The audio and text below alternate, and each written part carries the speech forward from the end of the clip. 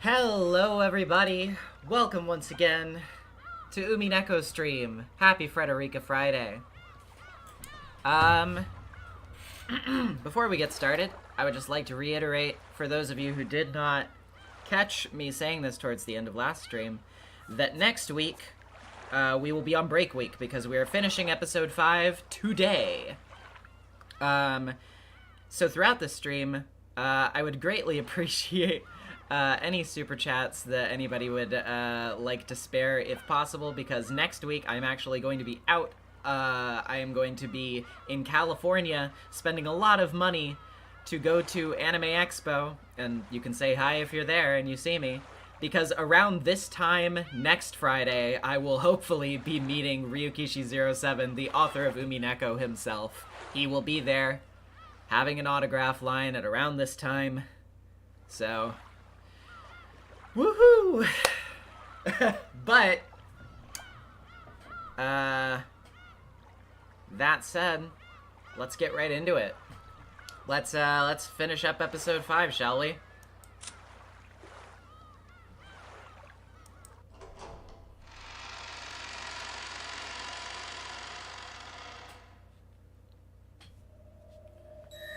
Pitiful woman. Now's the time for you to face the truth that you never gained Ushiromiya Kinzo's trust as long as he lived.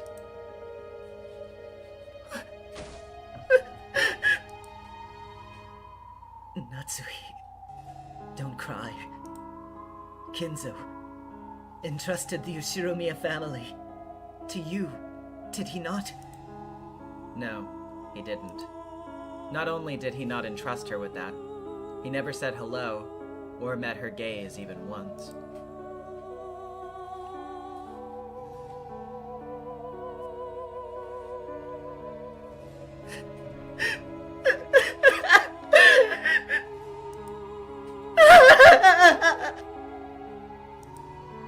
Natsuhi's cry, a mixture of sadness and many other emotions, echoed throughout the cathedral. Heartwolf with the $5. I preemptively welcome you to California. Watch out for fire and earthquakes. I'll try to look out. I'll do my best. Natsuhi could no longer stop her tears. Some last, faint element that had cheered her up until today, that had allowed her to endure as an Ushiromiya, as the wife to the head's representative, and as the final family head, had been torn to bits. Natsuhi no longer had anything left. Natsuhi could no longer allow herself to even call herself an Ushiromiya. The difficult days, the painful days, the days where she still gave everything she could for the family she'd married into, despite it all. The rare happy days that existed among them. All of these flitted through her mind, one after another, and disappeared. All of those once beautiful memories, now crushed by Bernkastel's red truth, smashed into tiny shards that scattered everywhere, buried themselves deep into her hands, and soaked them red with the blood of sorrow. It was red of sadness and truth. That is all. All it takes is the presence of this crime, and a deduction like this becomes trivial for Furudo Erika. Your thoughts, ladies and gentlemen? Lambda Delta clapped. Then a little later than expected, Bernkastel began to clap as well, looking satisfied.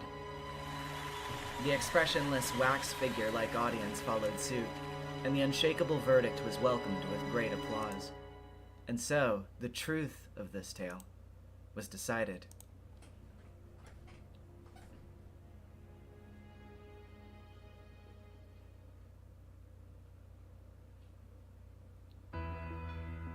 Oh, Discolor. I fucking love this track. Right now, no humans exist on this island except for those in the parlor. And with one exception, it has been shown that none of them have committed murder. And the culprit is among those people. Whoa. In that case, it's conclusive, isn't it? Unless the culprit is a witch who committed murder with magic, that is. It was you? You killed George? Killed my husband? Why? Why? I didn't kill anyone. I didn't do...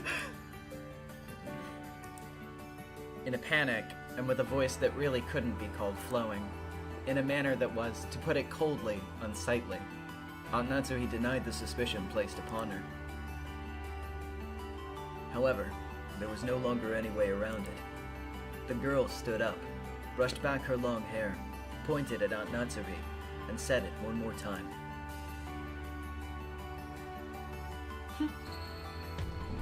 You are the culprit, Ushiromiya Natsuhi-san. Red-faced and tear-streaked, Eva walked up to Natsuhi and grabbed her by the collar. Then wordlessly, she slapped Natsuhi's cheek. Natsuhi, who had never been slapped in her life, was shocked by her first ever taste of iron. Arhabaki Gaming with the $2. Umineko when they cry Chiro. We truly are they. Uh-huh. It turned into a scuffle between Eva and Natsuhi. Battler immediately tried to stop them, but Eva planted a sharp knee into Battler's gut and he doubled over. Give them back! Give back George and my husband! Why did you kill them? You murderer! Murderer! Sobbing, Eva kicked Natsuhi, who had fallen to the ground over and over. Battler tried once more to cut in and stop them, but he was brushed aside. And after that, no one tried to stop them. Repeating her son and husband's names over and over, Eva kicked Natsuhi. Just a second, I'm moving my monitor slightly so I can see the chat better over the mic. Okay. And kicked her. Then she started grabbing whatever her eyes fell upon and throwing it. Natsuhi was hit with a steaming teacup, then a can of black tea whose tea leaves fell out all over her. She was kicked, her hair pulled and dragged up, her cheek slapped so many times that it started to swell.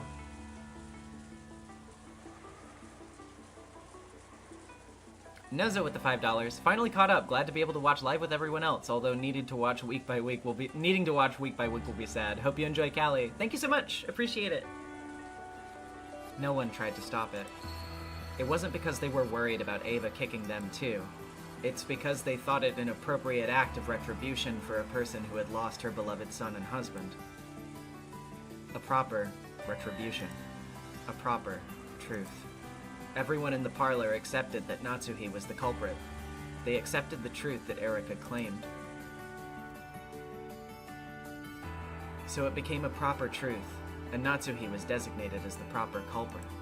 She had already lost the husband and daughter who would have protected her, and even Kinzo, who should have given her a final bit of strength, had already vanished like a bubble into the ocean of illusions. No longer would anyone protect her. No longer would anyone believe her, so she was now the true culprit. Ava's shoulders heaved with her heavy breathing. Apparently her anger still hadn't abated. Erika patted Ava's shoulder and made her take a step back. Of course, this wasn't to protect Natsuhi from violence. It was to further humiliate her, now that she had been branded as the culprit. Natsuhi-san, I've solved 2 of the 3 riddles. The whodunit, the howdunit, and the final riddle, the whydunit, must always be confessed by the culprit herself. Please follow the rules of the mystery genre and confess.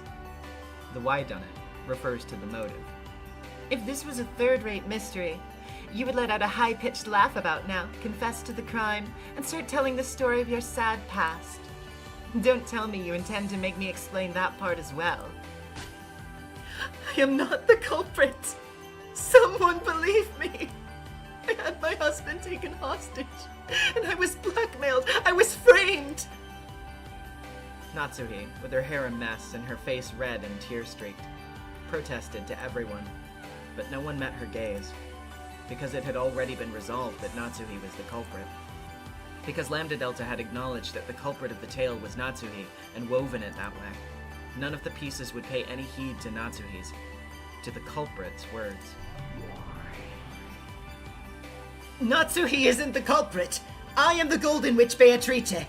I am the one who commands Rokenjima's night and who has reigned since long before the time you were all still scared of the dark. Why can't you call it my sin? Why must you suspect Natsuhi? Acknowledge me! I committed all the crimes. It cannot be the work of a human. It cannot be! Demi, thanks for becoming a channel member. The witch illusion had already been crushed, and Beato's voice didn't reach anyone. The verdict had already been announced. Everything had been decided. No one can hear you. You're a phantom, a mere illusion. Go back to being a simple portrait. You're a frail illusion of a witch born when the relatives shared in Kenzo's fantasy.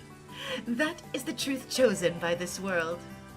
So, great Lady Lambda Delta, now's the time for you to bury this presumptuous and foolish illusion that calls itself a witch.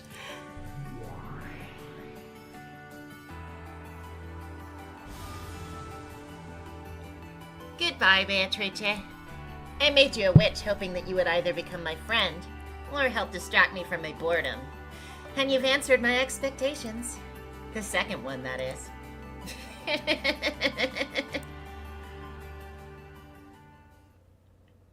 I am a witch.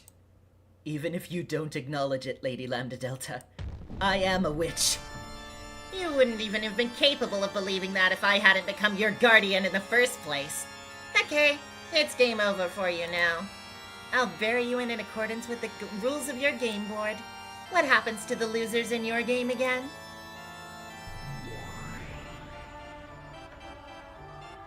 Beato has already shown that clearly in a previous game. Demi with the $5. Can't watch now, but thanks for getting me into Umineko. You were right. I can't stop seeing it everywhere I look. I told you. I told you. And thank you very much. You get tossed into the goat's dinner party as a lump of living flesh and are chewed to bits. Now there's a fitting end for you, Beatrice. And I did come all the way here just to hear the death cries of one as haughty as you.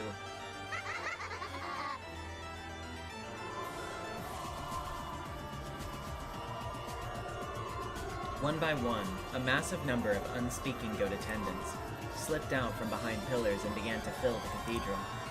The goats paid no attention to Natsuhi, who was seated in the center.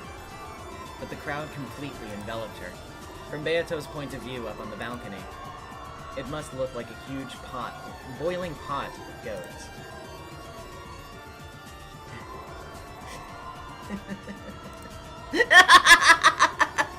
That's right. This was our contract from the beginning. Yep. Our contract said that whenever you stopped entertaining me, you would relieve me of my boredom with your life. Come, strip the title of witch from this woman and throw her into the pot of goats. Suddenly, there were goats standing right behind Beato. They lifted her up roughly. Let me hear some nice screams. You're a bottle of wine we've been saving for this day. Then remaining silent will be my final strike back at you. Yeah, yes, I made her say it. The screams of those who give me that line as their parting shot are the most gratifying of all. Now fall, Beatrice! Taylor Smith, thanks for becoming a channel member. Goats carrying Beato no longer viewed her as their master. After holding her above the pot of clambering goats, which were snorting heavily in anticipation, they threw Beato's slender body into the air. All at once, the squirming goats faced the heavens and raised their arms. It was almost as though devouring her flesh would allow them to forget their pain for just a short while. As she flew through the air, Beato tried to smile boldly, but it was so forced that it seemed even more pathetic. Greatly pleasing Bernkastel. When Beato fell into the pot, the goats caught her.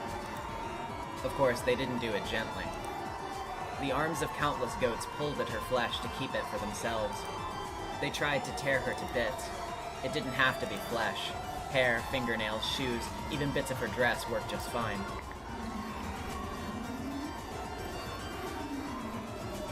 The mouths of those goats were the gateway into hell. However, Beato was too big to pass through that gateway, so they had to chew and tear her, into bits small enough to fit into it. Beato let out a bold laugh. She laughed from inside the pot of goats. However, her expression was very different from the one she had intended. It was an expression not of a witch, but of a single human screaming out for the final time.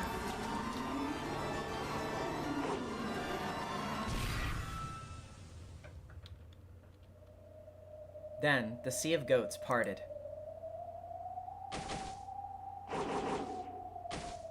Glenor leapt forward, slicing all of the goats in her path with a single flash of her longsword. It was a thin slice, like cutting through butter. The goats were surprised by Glenor's sudden appearance and stepped back. In the center, Beatrice cowered in tatters, sobbing. What's the meaning of this, Inquisitor Glenor? My apologies, but I have something to say. There is someone who has an objection to this verdict. His name is Ushiromiya Battler.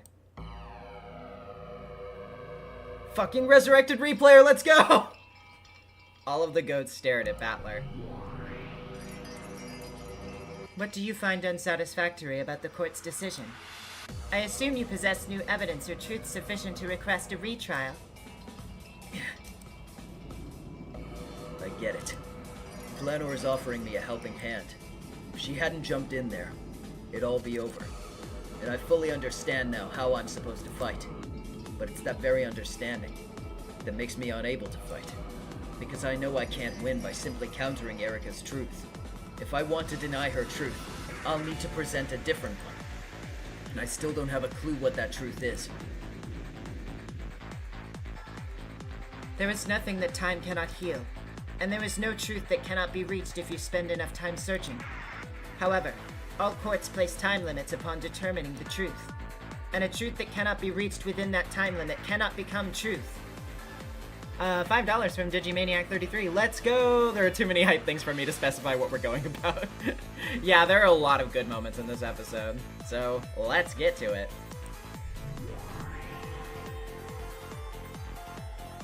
Yeah, I know that. By now, everyone is certain that Aunt Natsuhi is the culprit. It might be too late now, even for the real truth. Aunt Ava's violence will probably go unstopped, and no one is even thinking about protecting Aunt Natsuhi. It's no longer a situation where we can say, oh, the truth will eventually be found. And in this world, even the time allotted to us to expose the truth is very short. It's already midnight, and the end of the game. The police won't come. The truth won't be revealed. Only the truth decided upon here and now will remain.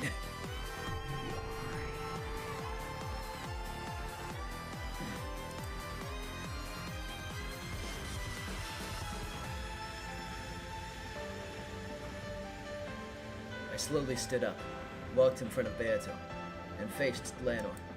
I have no plan. I don't know the truth. However, if I don't jump in now, I won't get another chance to fight. The red used by Erika's group is mercilessly strict. I seriously doubt that I can put together a truth where Aunt Natsuhi isn't the culprit without violating that red. Why the uncertain face? How pathetic. Damn it. Battler. I'll be the one to kill you. I want to keep that promise. And yet, right now, I don't have any plan at all. That's okay. In this world, there is no truth. The truth is made later on and overwrites what comes before it. Real truth doesn't exist anywhere.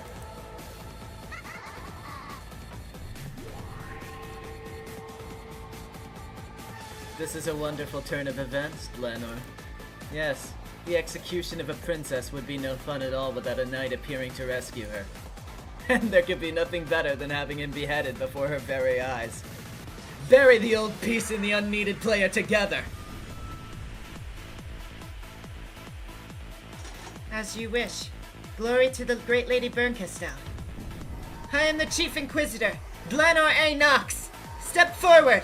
Ushiromiya Battler! Damn it. I've got nothing more to lose. If you want to see me struggle, here you go! The only reason Erika's theory is so strong is because of those seals. She was given red so quickly just because Lambda Delta easily bought the alibis created by those seals. But those seals aren't red truth. Just sticking paper in a door crack is far from perfect. There's no way something like that can prove anything with certainty. Begin, Battler. Ready to let those goats turn you into a pile of meat along with your beloved Beatrice? Oh, and I'll mix the leftovers from your precious sister into that pile. Wouldn't that make for a wonderful stack of meat? Then we can wrap it up in a dumpling, steam it, and maybe add some soy sauce. No, the best way would be to fry them in a pan with some eggs and ketchup. Daniel with the 2 pounds, the struggler. Thank you. Damn it! Can't we doubt the reliability of these seals of Erica's? Something like wedging some paper in a door can't create a perfect alibi. It might be that someone noticed by chance and happened to put it back in the same place. The blade of my blue truth should have slashed diagonally through Glenor's chest. However, Glenor's expression didn't budge in the slightest, and there wasn't a single wound on her chest. I was wondering what you'd throw out there, but this is ridiculous.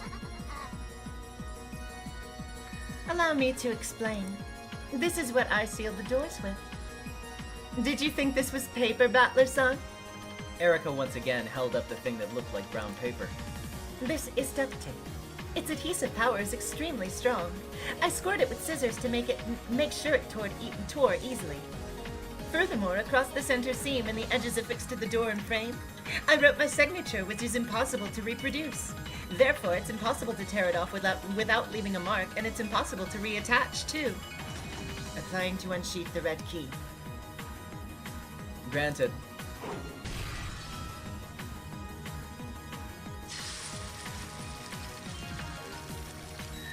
Due to the above, the seals are guaranteed to be perfect.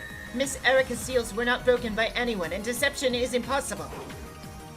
I'll acknowledge Erica's seals. However, Auntie Ava's seal on Genji-san's room should be different.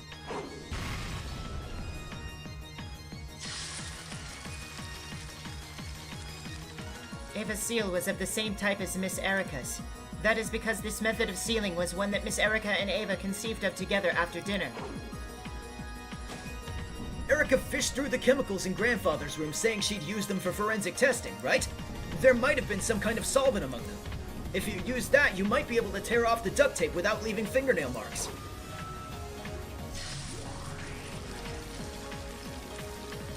For your attention, I beg to inform you of the following. It is impossible to tear off any of the seals by any method without leaving marks.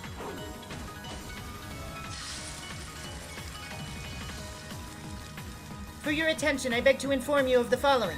There were no suspicious marks on any of the seals. This proves that there was no tampering done to any of the seals. Repetition requested. Yes, gladly. All of Erica and Ava's seals were not tampered with in any way that hindered their ability to act as seals, such as being scraped off. Damn it! Damn you, sticking duct tape all over the place that leaves marks on whatever it touches! Glenor isn't my only enemy. There's also her subordinates, Gertrude and Cornelia. And also Erica and her master, Bernkastel. And even Lambda-Delta, the one who hijacked Beato's game. Everyone in this cathedral is an enemy.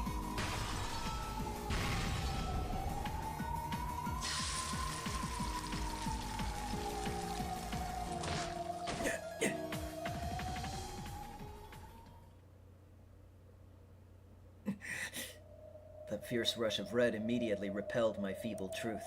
It's obvious why. I don't have any alternate truth, even at this final stage. I have nothing. Were the seals all that you had to discuss? You promised to give me everything you have.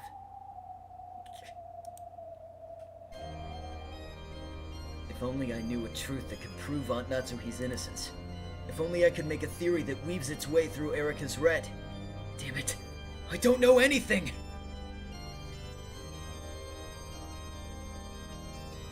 Do you have any chance of winning? I left it at home. Mind if I go back and get it? I've already lost. I'm prepared for my fate. I promised that I'd kill you, so I won't let anyone else do it. I never break a promise! That's a lie. I will never trust one of your promises again. Huh? When did I ever make a promise to you and lie about it?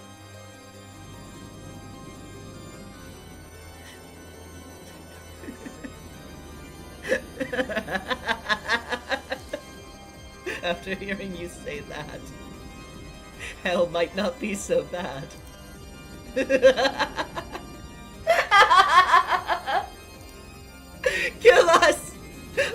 Stel, Lambda Delta.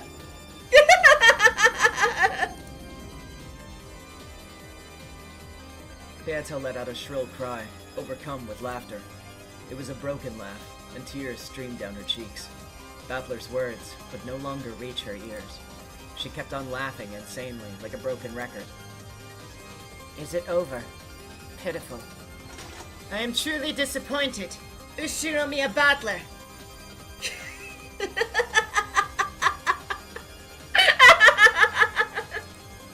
Kill me, Tlanor.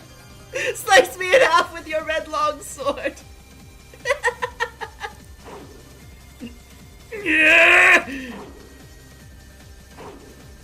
I postulate a method X that could lead someone to the upper floor of the guest house without passing through the lounge.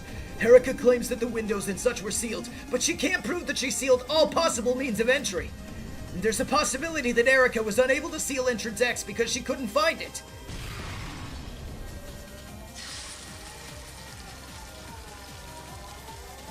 Noxus third. It is forbidden for hidden passages to exist, as the detective Miss Erica sealed all entrances. Passages that the detective cannot find are hidden passages. Therefore, there are no entrances that Miss Erica cannot find. I present the possibility that Erica's lookout in the lounge wasn't perfect. During the 2 hours Erica spent there, did she really observe everything without looking away for a second? It might have been possible for someone to pass through the lounge during a small window of opportunity when Erica at least wouldn't have seen them.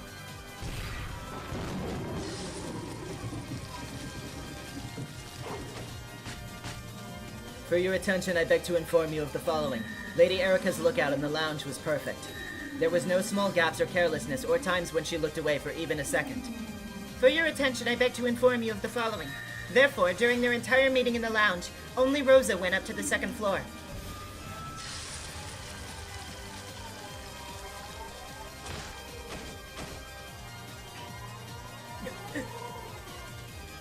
But was that really Auntie Rosa herself?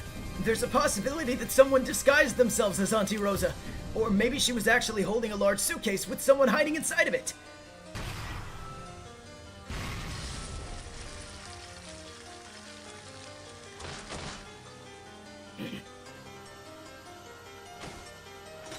Noxus 10th. It is forbidden for a character to disguise themselves as another without any clues. There was no foreshadowing suggesting that someone might be disguised as Rosa. Furthermore, Erica verified that Rosa was not carrying any luggage large enough to hide a human being. Aunt Natsuhi was being threatened by someone. The uninvited unknown guest X is the true culprit. How can you be so sure that we're the only ones on the island? The true culprit is someone else.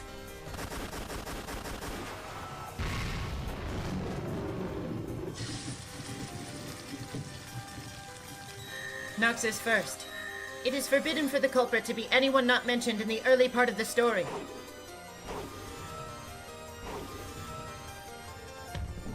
Maybe they were killed with poison in a remote murder. With a strange drug that can make a cut appear in the victim's neck when they die.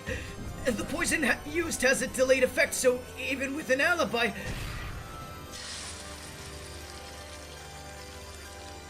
Noxus fourth.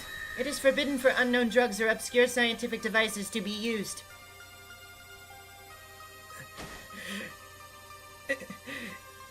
There's a chance that there existed a murder device X in the cousin's room in Genji-san's quarters that made a remote murder possible. It used a secret mechanism that still hasn't been discovered to...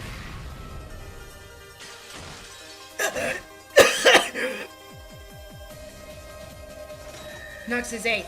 It is forbidden for the case to be resolved with clues that are not presented. I just know there exists a true culprit other than Aunt Natsuhi. If you deny that, then for each character, repeat in red that they aren't the culprit. Noxus 6. It is forbidden for accident or unaccountable intuition to be employed as a detective technique. You say that everyone except Aunt Natsuhi has an alibi? You're forgetting one! Who's gonna prove that Erica herself has an alibi? Noxus 7th. It is forbidden for the detective to be the culprit.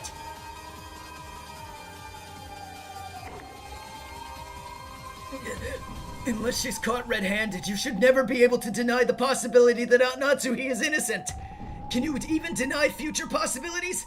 Like, if a piece of evidence X that Erika hasn't discovered proves Natsuhi's innocent.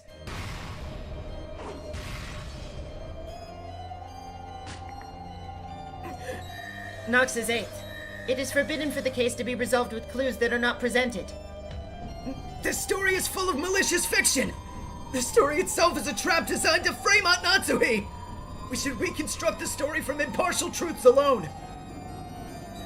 Nox's 9th. Observers are permitted to put forward their own conclusions and interpretations. Maybe I was the culprit, and I gave George Aniki and the others a slow-acting poison to make them die after midnight! Then silently slit their throats when I returned at 3 a.m. I could have done it so quietly that Erika wouldn't hear. Nox's 8th. It is forbidden for the case to be resolved with clues that are not presented. Everyone committed suicide! So there is no culprit!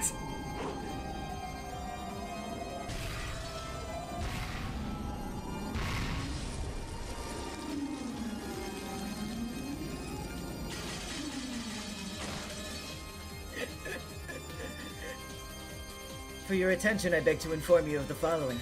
All deaths were homicides. Erika didn't personally examine the corpses, right? It should be possible for people who aren't the detective to make a mistake when examining the corpses. For your attention, I beg to inform you of the following. Be advised that no examination of any corpse is ever mistaken.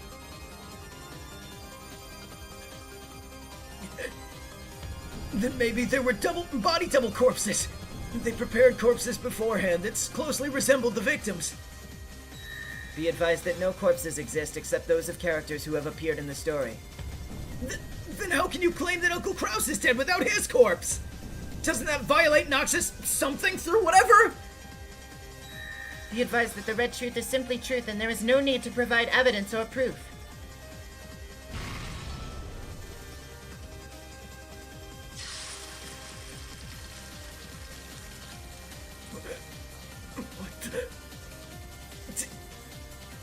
Damn it all! In the face of these insane arguments, all of my effort to overturn the truth treating Aunt Natsuhi as the culprit is completely meaningless.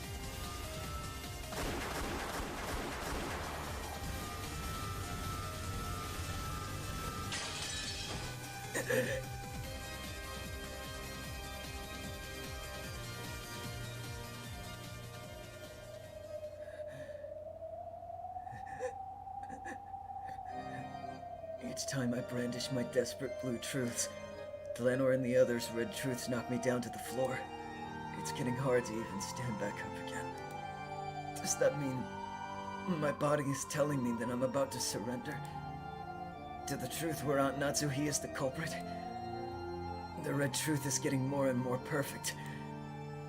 Each time I think I can slip through a chink in their armor, Glenor smacks me down with the red longsword of Nox.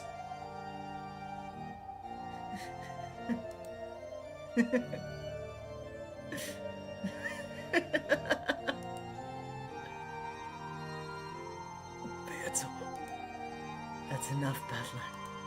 This will at last be the end of the eternal torture that torments me. No, us. Let us fall together into the depths. I don't want to see Beato like this. Her Majesty is the ruler of the Golden Land, and her enthusiasm as my adversary are completely gone. Atropos with the $2. Battler's cooking the way Keiichi was in episode 3 of Vigo. Oh my god, you're absolutely right. And Daniel with the £10. One of my favorite things in fiction is a character struggling to do something when they kind of know how to fight and are just shy of competence and damage themselves or the like trying to win. He sure is trying really, really hard right now. Sadly. She's just a pitiful woman who's been trampled all over and who has lost all hope, with tears streaming down her face and a tragic smile that I just can't bear to look at. Does your truth no longer exist? No. I have one last thing. And that is a different truth, where Natsuhi is not the culprit? No. All I can do is prove that Aunt Natsuhi isn't the culprit. I can't show what the real truth beyond that is at all. But even so, maybe you'll at least be saved that way. Why? I can show that without a doubt that Aunt Natsuhi isn't the culprit, but I cannot present a different truth. If Erika's truth is dispersed, the crime will return to darkness, and there might still be room for you to exist. Assuming you can pull it off. But if you can't present a new truth, that means you're incompetent and useless as a player. I'll have you vanish from this game board for all eternity. At this point, the Game Master has landed Delta, and she's there too. This probably doesn't mean defeat in a single game, but being banished from this game for all eternity as the loser. From what the witches have said in the past, I can faintly imagine the place pieces are sent when they're banished. It's known as the Depths of Oblivion, an eternal darkness that lies on the far side of an eternal oblivion, and where there is no concept of life or death.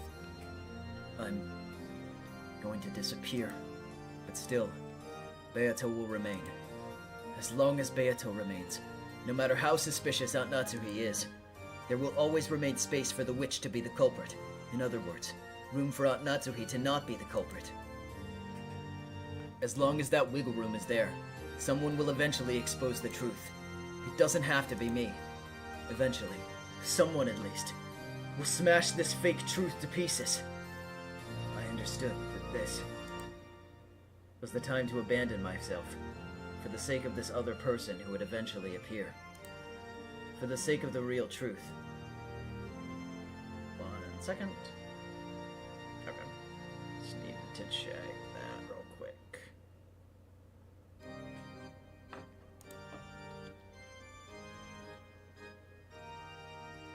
Well, it looks like I'll have to break my promise to kill you after all.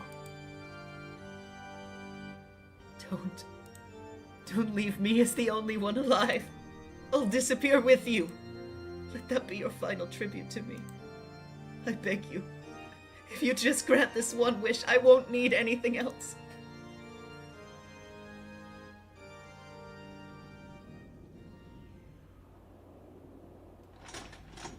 Have you said your last goodbyes? I really am disappointed in you, Ushiromiya Battler. Hurry up and put him out of his misery. We still have to get to my monologue exposing Natsuhi-san's crimes. You guys really are interesting. Beatrice, Ushiromiya Battler. But I've gotten tired of you. You aren't needed in our game.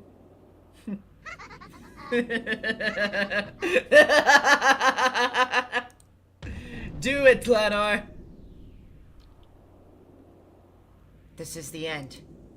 If you still have one last bit of power, let me see you muster it now in your last moments. It's small. It's a small but brilliant red truth. My last trump card, courtesy of Virgilia. Erika, this takes your theory back to square one! Go for it, if you think you can. Take this! Ushiromiya Natsuhi is not the culprit! The red truth is simply truth, with no evidence or proof required. This will make Glenor stagger. Even if that's all it does, it's the first and last strike I can make!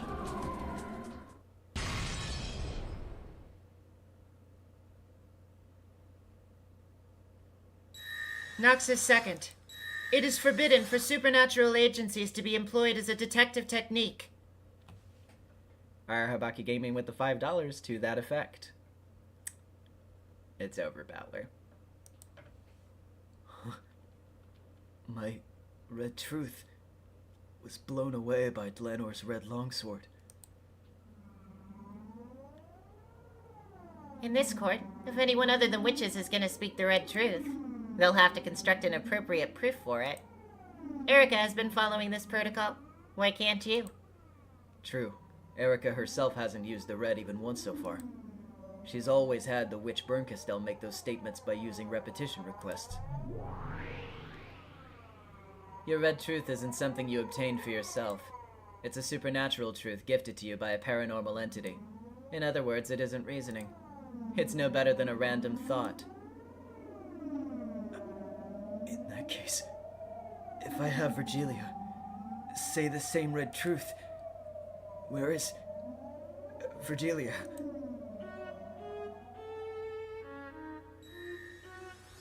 If you are to present that red truth, you must construct an appropriate argument. Can you do that? No. It's impossible. I just have the truth that Aunt Natsuhi isn't the culprit, without any basis or evidence. See?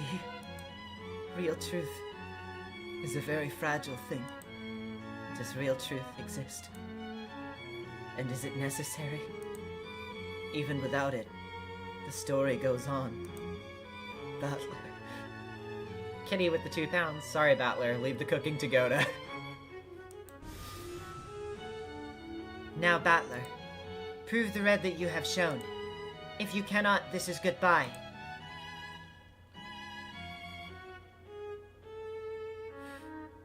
Then, this is goodbye. Sorry, Beato. Don't say that. Thanks for sticking around with me. It was such a blood-stained tale, but it was fun.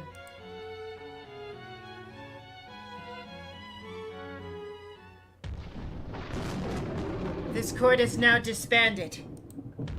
Dead! Death, death, death, death, death, death! Death, death, death, death, death, death! Death, death, death, death, death, death! Death, death, death, death, death, death! Death, death, death, death, death, death! Death, death, death, death! Death, death, death, death! Death, death, death, death! Death, death, death, death, death, death, death, death! Death, death, death, death, death, death, death, death! Death, death, death, death! Death, death, death, death! Death, death, death, death! Death! Die to death! Sentenced to death! Great equalizer is the death!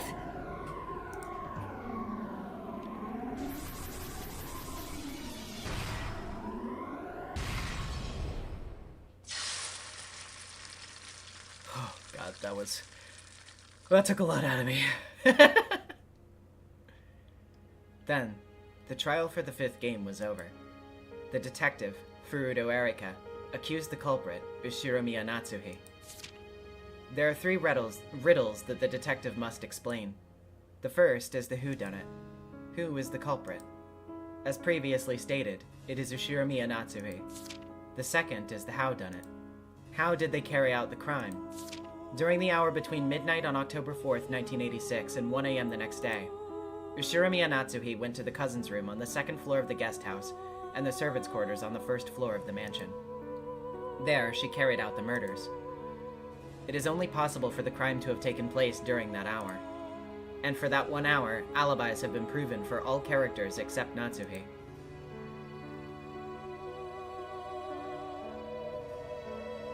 From the sky, a massive red longsword, even greater in size than the one Blanor held, came crashing down like a thunderbolt, and pierced through Battler's heart, pinning him in place while he still stood. In that instant, Beatrice vanished in a spray of gold, and her former minions disappeared as well. As the heartless witches looked down at the cathedral center, laughing coldly, all that remained was Battler, with the red longsword sticking through him, and Blanor. Rogue123987 with the £2. Some money for your deaths. Thank you.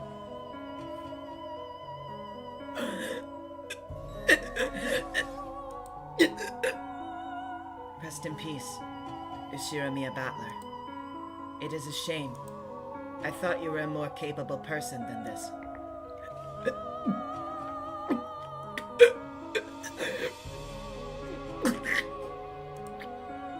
Battler blew bubbles of blood, closed his eyes slowly, and expired. Peanut Kicks with the $5. R.I.P. Funny Battle Man.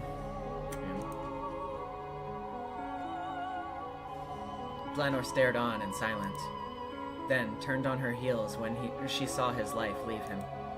After that, all that remained was the corpse of this sorrowful man, pierced by the sword that acted as a massive red grave marker, and lit by the faint glow let in from the cathedral's skylight.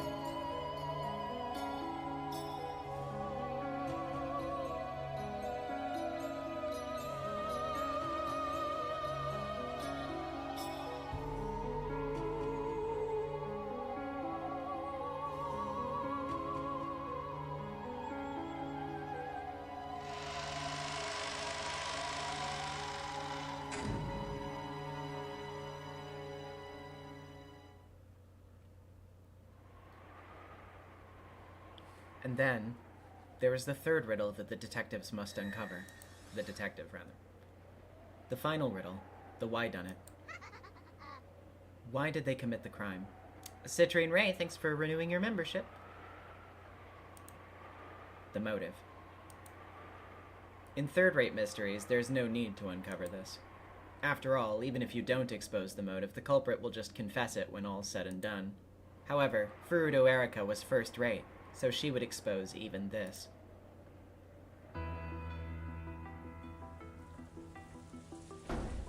Natsuhi was confined in the parlor, under everyone's watchful gaze. And Citrine Ray with the Canadian $2. R.I.P. Battler. He sure did. He sure did he sure did battle her. Then, with everyone's assent, Erika diligently and persistently searched all places, even Natsuhi's room, for clues about her motive. Well, now that we've all gathered, just what is it that drove Ushirumi and Natsuhi-san to commit these terrible murders? Through my investigation, I, the Detective Furuto Erika, have discovered the general outline that explains this. I would like to announce it now. Everyone remained silent, urging her to continue. Erika tossed some of Natsuhi's possessions that had been confiscated onto the table. First, these are past diaries that were discovered in Natsuhi-san's room. They've barely been used at all in recent years, but they describe in detail the period shortly after she became part of the Ushiromia family. Most of them were locked, but in order to find the full truth behind this crime, I used my authority, which everyone has acknowledged, to destroy the locks on all of them. Monster. Reading another person's diary. If we're monsters, what does that make you, murderer? A criminal like you has no right to privacy! And this is what I found from those diaries. Natsuhi-san ended up married to Kraus-san due to special circumstances. I imagine that all of you here know much more about this than I do. Habaki Gaming with the $2. Battler? I hardly knew her. I need to know her. Natsuhi-san and Kraus-san were not married because of love or as a normal arranged marriage. If anything, it was more like taking a hostage. That is not true! This is written on the 24th page of this red diary. I am a hostage being imprisoned by the Ushiromia family under the guise of marriage. However, if everything can be resolved this way, Natsuhi-san, right here, you've already admitted that you were a hostage. Kumasawa-san, you've served Natsuhi-san since the time she first came here, right? Could you tell me about what it was like at that time? Yes, that's correct. I did catch wind of something similar to what you describe. I think that by now the only ones who would know the details of Madame's marriage are Dr. Nanjo and myself. Very true. That was during Kinzo-san's golden era, when he did whatever he pleased. He defeated all of his enemies and expanded his financial power. Natsuhi-san's family was one of those enemies. As though the time to talk had suddenly come at hand, Kumasawa and Nanjo openly delved into territory that should never have been touched upon again. It concerned the period during which Kinzo was most feared for his ferocity. Although he was financially very powerful and had many connections, the elite looked down on him as an upstart, which gave him a complex about his social standing. To combat this, Kinzo wanted to find Kraus a wife from a noble family, and use this to raise the Ushiromia family's status. He waged a financial war against Natsuhi's family, beat them down, and then proposed that a marriage be performed as a method of reconciliation. And the person he picked was Natsuhi. She was a veritable princess, raised good and true by a family of Shinto priests. By choosing her, not only did Kinzo cause them the worst possible humiliation, he also won what he considered to be the greatest possible trophy. So that marriage proposal was humiliating to Natsuhi from the very beginning. Regarding the events of this period, both Kumasawa-san and Dr. Nanjo's claims just now match with the contents of the diaries. Therefore, since the time Natsuhi-san first took the name Ushiromiya Natsuhi, she held a strong animosity towards the Ushiromiya family. What do you have to say, Natsuhi-san? Do you admit this? All of the cold gazes turned to face Natsuhi. It's true that I thought that at first. I thought that I was being forced into a marriage without love, a hostage under the guise of a bride. However, my husband never viewed me as a mere hostage. He understood what I had gone through and gave me compassion and affection. My husband was the only person who could understand me. I see. That makes sense. There are indeed a number of places in your diaries illustrating that Kraus-san knew of your difficulties and showed concern for you. However, on page 47 of this diary here, you describe these moments as being unpleasant, correct? Let me read aloud. When Kraus tries to show consideration, it only makes me feel more wretched. Sometimes I think he might even be trying to humiliate me further. From this, we can tell that Natsuhi-san was repulsed by her husband and the concern he showed. Wait! Yes, I may have thought that at the beginning, back when I lived every day in fear for my future. I couldn't accept his concern as true. And yes, I may have written of my distrust from time to time, but I eventually realized he was sincere and grew to accept his feelings. Well, nothing like that appears in any of these diaries. I never even wrote it down. Those feelings were so secret. Multiple diverse pieces of evidence and testimony make it clear that you had an intense hatred for your husband. On the other hand, your claim that you eventually accepted his feelings is unsupported by evidence. I loved my husband! You can't find any testimony or evidence that can be used to elevate that statement to the level of red truth, can you? Does a person need evidence to say they're in love? Nothing can be trusted except for red truth. Statements that aren't read don't count as evidence at all, and they can't be trusted at all. All text that is not read is a falsehood that exists to deceive me. I love him? Who would believe a profession of love in white text? No non-read words can ever be trusted. The only things that can be trusted in this world are the red truth and the pieces of evidence I offered to my master to obtain it. You lying humans can't speak the truth. Humans lacking the red truth have no right to speak of love or the heart or truth. Did you know? Men aren't as stupid as women think they are. Men never really take it seriously when a woman says, I love you. What a pitiful person. I see you've never really truly loved someone. Romance is unnecessary for a detective. I don't think I've ever used the word romance except for to explain the motive for murder. No matter what you say, we loved each other. I owe my husband an apology for always writing down my complaints and nothing else. But I gave my heart to him, even if I can't prove it with evidence. That is the truth. Overruled. You just don't know when to give up, do you? From evidence and testimony, it's clear by now that you hated both your husband and the Ushiromiya family. That's right. I can't even count the number of times I've heard you complain. Don't we all? I remember there being days when you talked behind Hideyoshi-san's back. You killed my husband! How dare you say that! Die. Die you so you can apologize to my husband in the afterlife. Please cease your violence, Eva-san. This is my delectable moment where I question and convict the culprit. It's not yours, okay? Now then. For the next several years, she appeared to have gotten used to her new way of life. But in actuality, an intense hatred still lurks in her heart. Taking that into consideration, there would be nothing at all about her deciding to take revenge. Don't act like you know what I'm thinking. Each time Erika read from Natsuhi's diaries, she exposed another of Natsuhi's emotions during those painful days. Natsuhi hadn't written them down to record them for posterity. She had written to forget those memories and seal them away. That was why, after writing down her feelings during those painful days, she had locked them up and sealed them away for all eternity.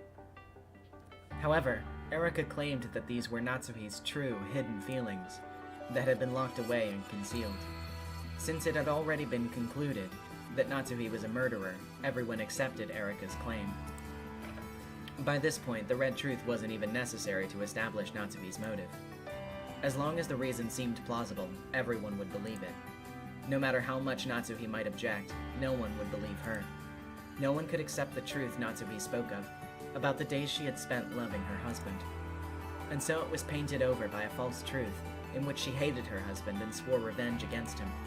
The pen of the gods that composes the truth had been given to Erika. And so what?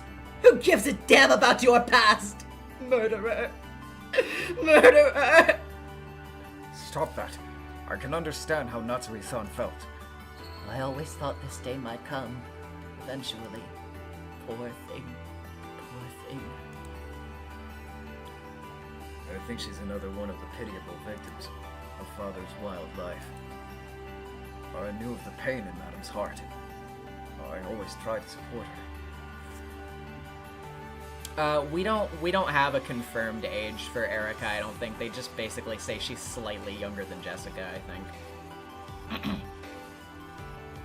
I always tried to support her, but I failed. And look what has happened. I don't even understand the emotions of love and hate.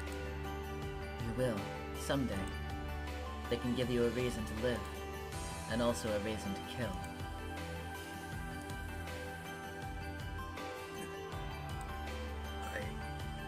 Is that Natsuhi?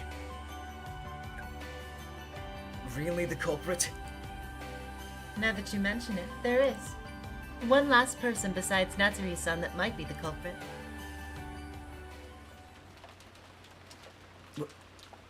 What? Hey, are you serious? Why the hell didn't you say something that important sooner?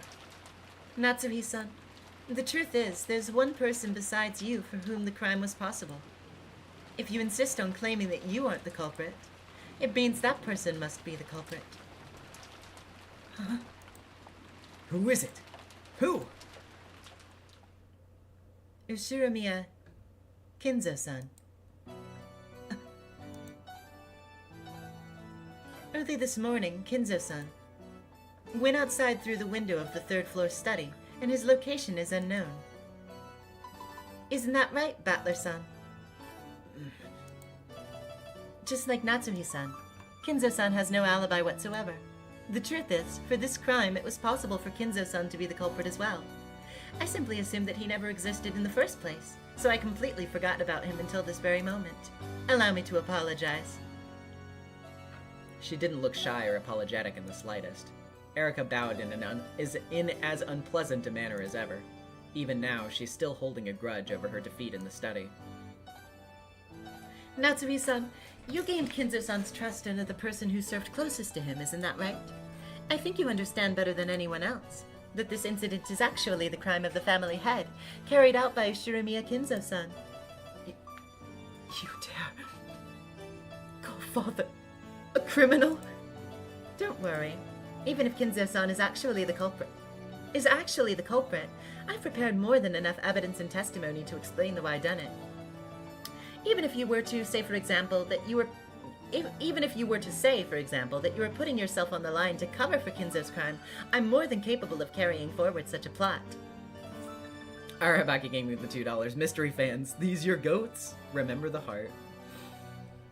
Oh, they're your goats, all right. Even the theories created by the detective can sometimes change the plot itself. You really can't afford to be careless in this day and age. Branding father as a killer is something I will not allow. Natsui-san, calm down. Place your hand on your chest and think carefully. If you accuse Kinzo-san of being the culprit, the entire case will be resolved. You will no longer be held accountable for another person's actions, and your honor will be restored. In other words, by pushing the crime onto Kinzo, Natsuhi would be saved. However, I have been entrusted with the honor of the Ushiramiya family. Bye, Father.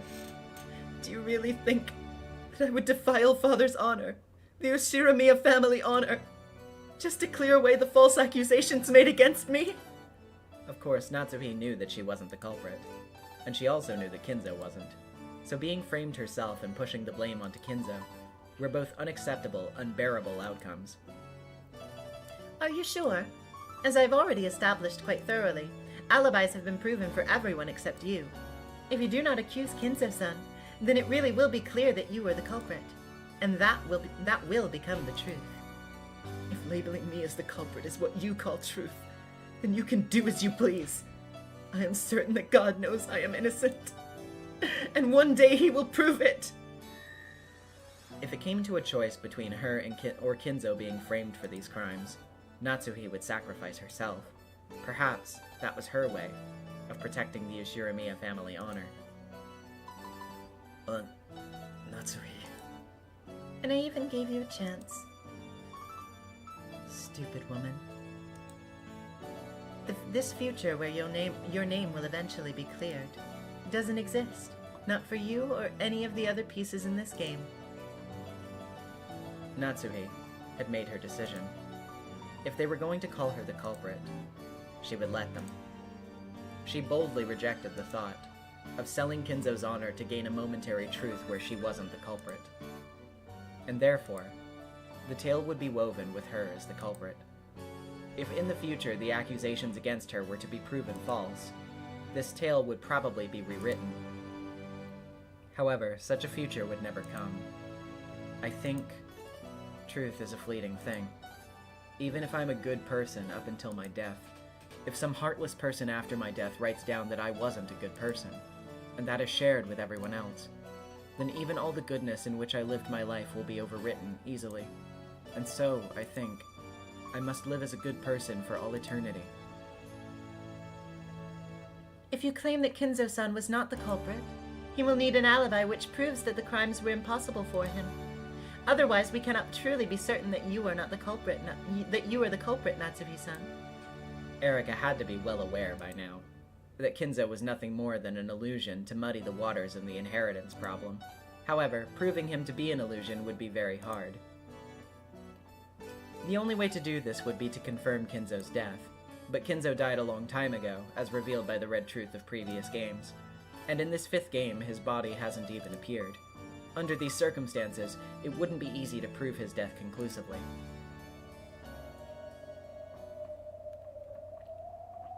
If Kinzo's death could be confirmed, it would practically erase that defeat in the study.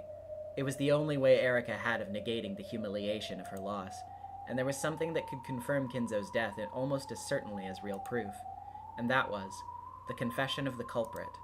She wouldn't have Natsuhi herself admit that Kinzo no longer existed in this world. That way, it would be acknowledged that Erika's reasoning in the study was correct. That loss would be painted over, and it would be rewritten as Erika's victory.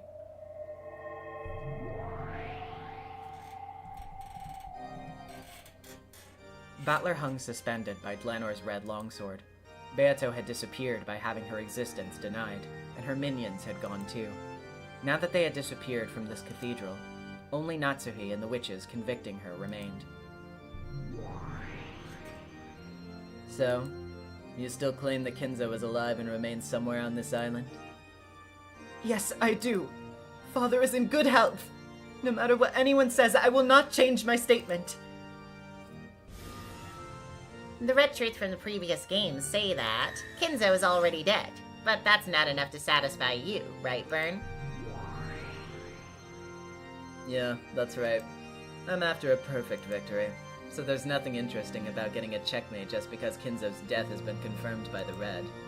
I want to win by forcing Natsuhi to say that she's resigned. Then why don't you try it? Show me what you got. My master, let us now achieve a perfect victory.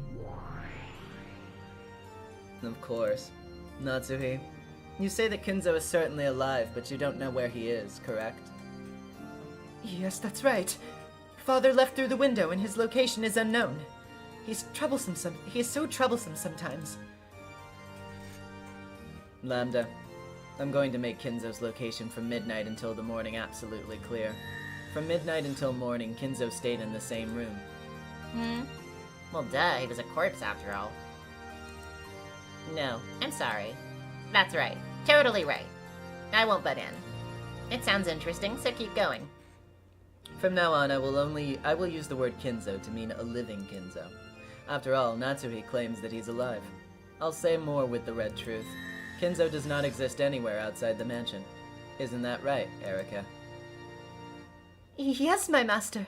I searched for Kinzo all over the premises outside the mansion. However, I was unable to find him. Because of the detective's authority, Erika could find all clues. Therefore, if Erika was unable to find a hint that Kinzo existed outside the mansion, it was the same as proving that Kinzo didn't exist outside the mansion. Therefore, Bernkastel repeated that truth of Erika's. Kinzo does not exist outside the mansion. So, Natsuhi, that means that if Kinzo exists, he must be somewhere inside the mansion. Do you have any idea where Kinzo might be hiding? How could I know? After all, think of the weather. After getting out into the courtyard, it would not be surprising at all if he hid somewhere in the mansion to escape the rain. I'm going to repeat that same question several times during this process. I'll give you many chances for an honorable surrender.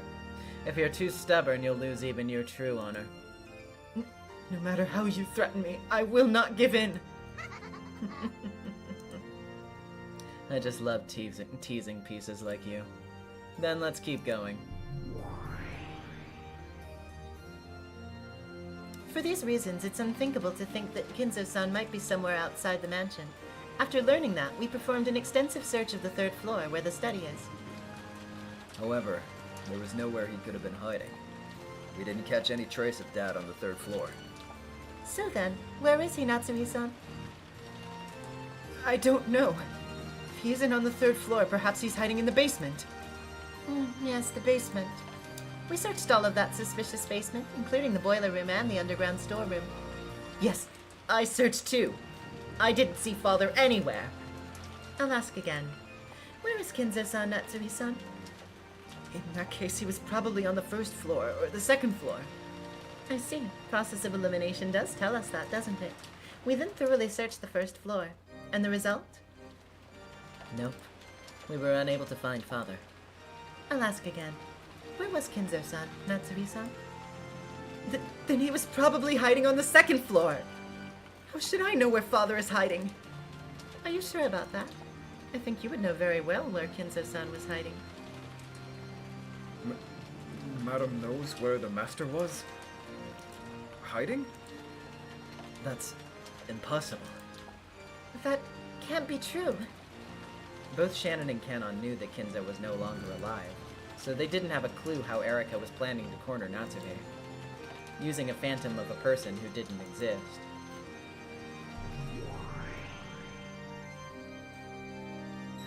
Kinzo is nowhere outside the mansion. Kinzo isn't on the 3rd floor. Kinzo isn't in the basement. Kinzo isn't on the 1st floor. Therefore, the only place Kinzo could possibly exist is the 2nd floor. I accept that red truth. Natsuhi, Kinzo should still be somewhere on the 2nd floor. Will you still not tell us where he's hiding? No matter how many times you ask, it won't change the fact that I do not know. Erika, investigate the entire 2nd floor, starting from one end and going in order. Use the detective's authority to avoid missing a single clue and to see through all types of hidden doors and hidden rooms. Yes, my master. Natsuhi-san, you're quite slow, aren't you? Can you still not see where we're going with this? No need to give it away. Come on, Erika. Take everyone with you and begin the investigation.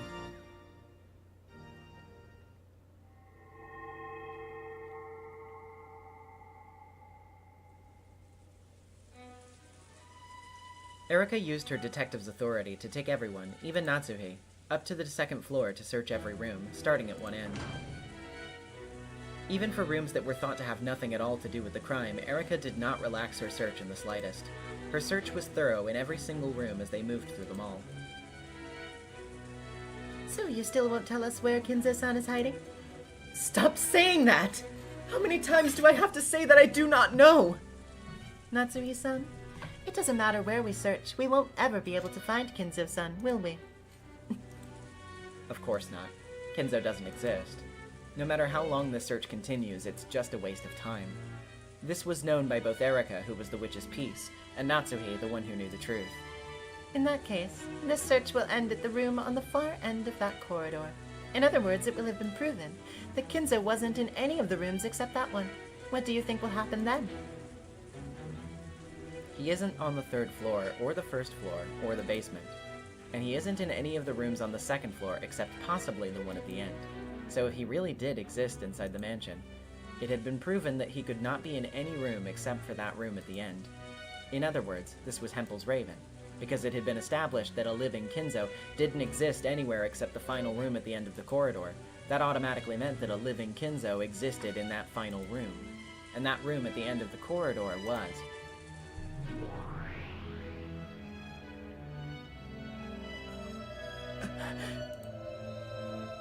Which room was at the end of the corridor again? Lambda Delta was munching on another refill of popcorn. That's Natsuhi's room, Lady Lambda Delta. In other words, Kinzo had no place to hide except inside Natsuhi's room. Do I need to say it in red? Of course.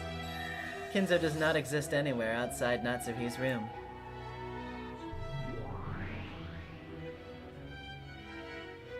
Well then, that means this room is the only place left. From everything we've learned, we now know that Kinzo-san isn't anywhere outside this room. But this is my room! Where exactly in my room do you claim Father is hiding? In a rage, Natsuhi unlocked the door to her room and pointed inside. Of course, Kinzo was nowhere to be seen. Do you see Father anywhere in here? Look! Yes, it seems as though he isn't here.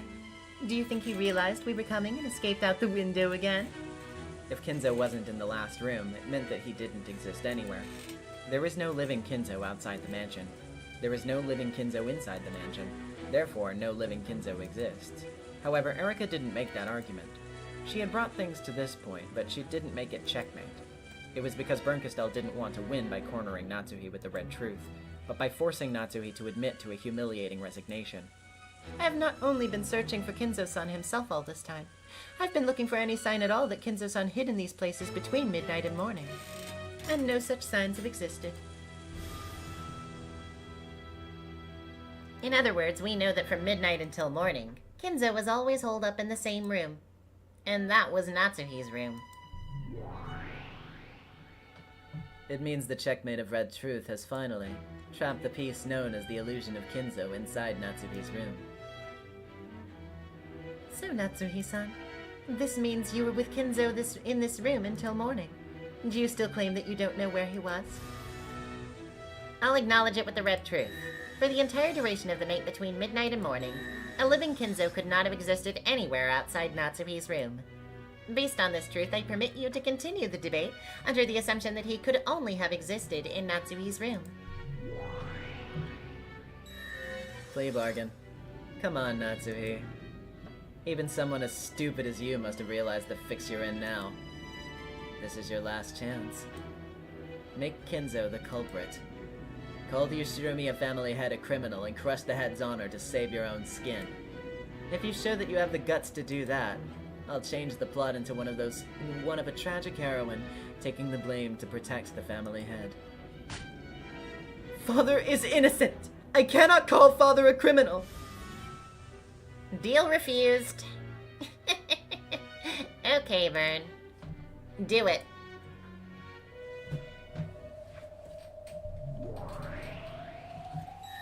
For the entire duration of the night between midnight and morning, a living Kinzo could not have existed in any place except inside your bed.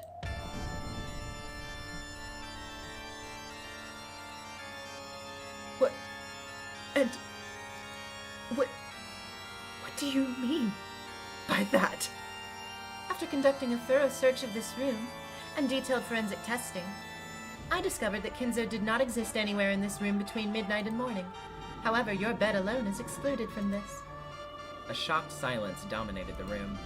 Natsuhi completely forgot to close her open mouth. Last night, at around the time the gold was discovered, I estimate 11 o'clock, Kinzo-san escaped from the window on the 3rd floor and snuck into the bed in your room. And, as an even more unfortunate result from my investigation, it has been proven that you were also sleeping in that bed. I'll repeat that. For the entire duration of the night between midnight and morning, a living Kinzo could not have existed in any place except inside Natsuhi's bed. And last night, Natsuhi also slept in that same bed. Wow, look at how close they were. So you two were so close to each other you slept sharing the same pillow? Blue truth.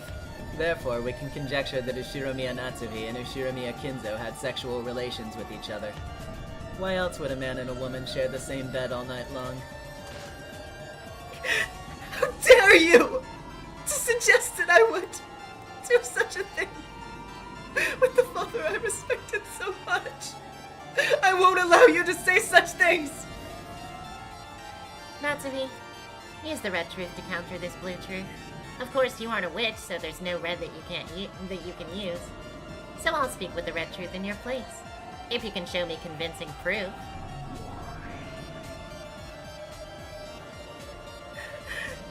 How could there possibly be proof of that?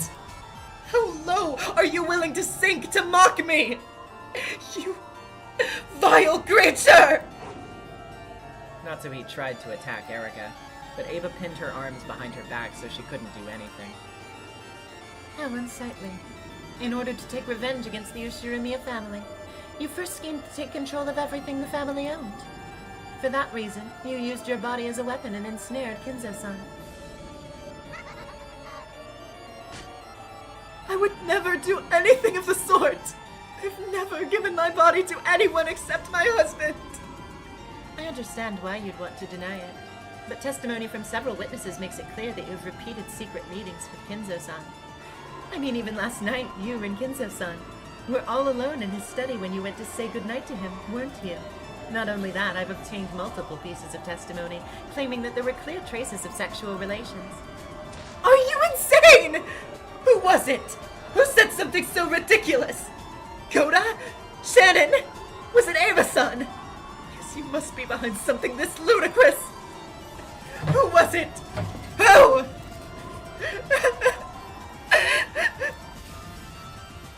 I acknowledge receipt of the relevant party's testimony. Wow, this is pretty fatal. No room for doubt now. Hey Natsuhi, looks like you don't even have a scrap of honor left now. I'll give you one final chance before I weave you the worst of all possible fragments. Say to me that there was no Kinzo. Yeah, Natsuhi, you sure are stubborn. The Ushiromiya family has already been torn to ribbons, right? Are you really that desperate to confuse the inheritance problem by pretending Kinzo exists? This is my final trial, entrusted to me by father, in protecting the honor of the Ushiromiya family. My husband's business will definitely bear fruit. Until we can use that to repay our debts, I cannot hand over the inheritance of the Ushiromiya family. I will protect father's honor and my husband's. This is my mission. Wanting to protect the honor of the dead is an admirable trait. He's not one of the dead. We're talking about the honor of a convenient delusion inside Natsuhi's head. The real Kinzo never once ordered Natsuhi to do anything like protect his honor.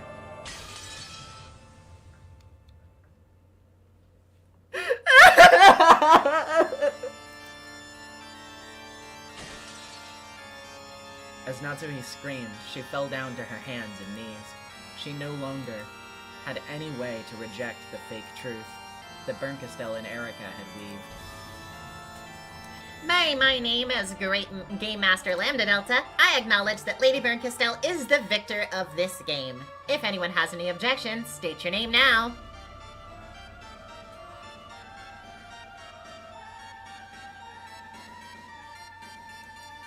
Of course, there were none. All of those who might have objected had been erased. Kitty with the 2 pounds, the Yuri is especially toxic today. Yep. Did you say Game Master? I mean, you could interpret it that way too, that's also true. No objections. You win, Vern. And what a win it was. Now weave the fragment of truth.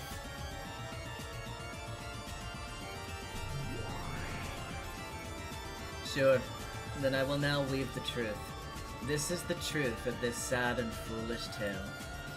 Although what I really wanted was for Natsuhi to admit to her crimes while smiling through tears and then tell her own story. After all, that's standard in the genre, right?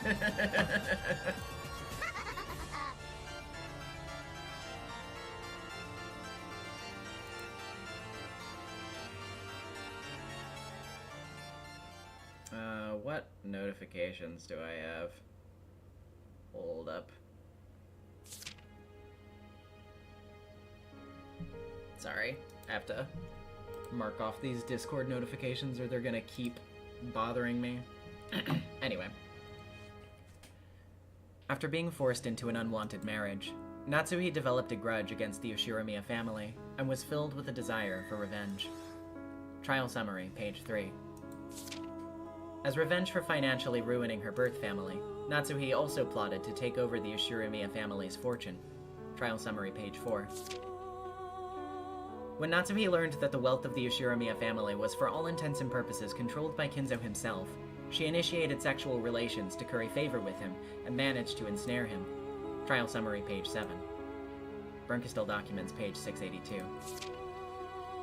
To curry favor with Kinzo, Natsuhi repeatedly disguised herself as Beatrice, a witch, and figment of Kinzo's imagination, and engaged in sexual acts. Kinzo saw Natsuhi dressed as the mistress from his past and was easily ensnared. Additionally, a servant happened to witness her in this outfit, forming part of the basis for the legend of the witch.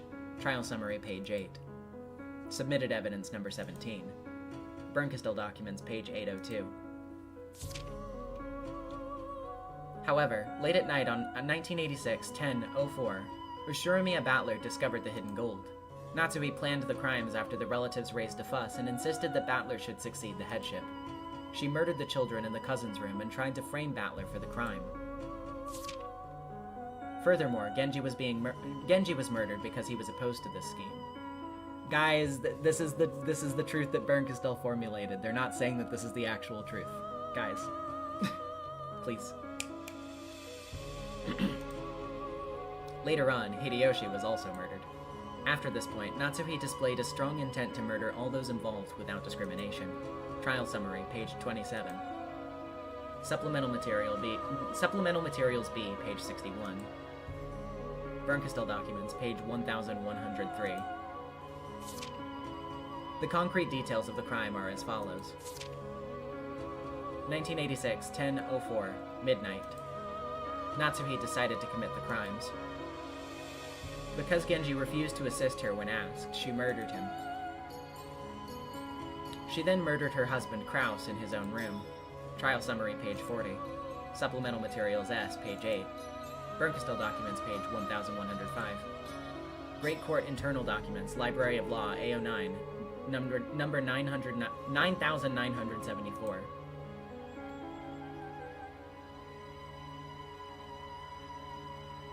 Afterwards, she went to the cousin's room on the upper floor of the guest house, waited for Rosa to join the rest, and killed George, Jessica, Maria, and Rosa.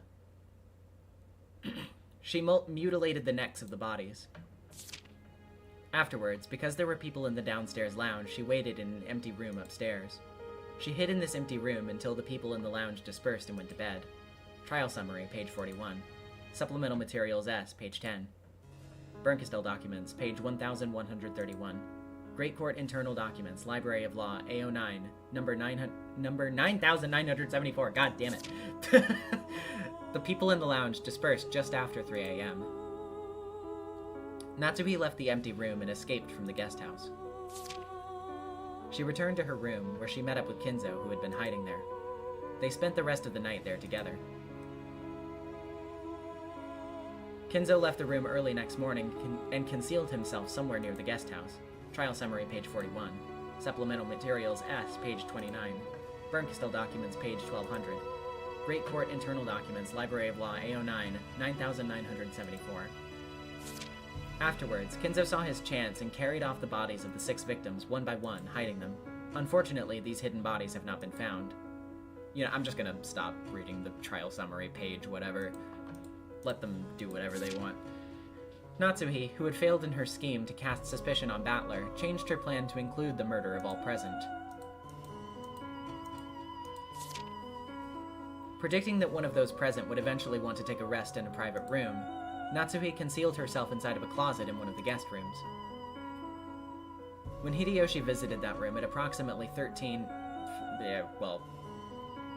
p.m., she murdered him.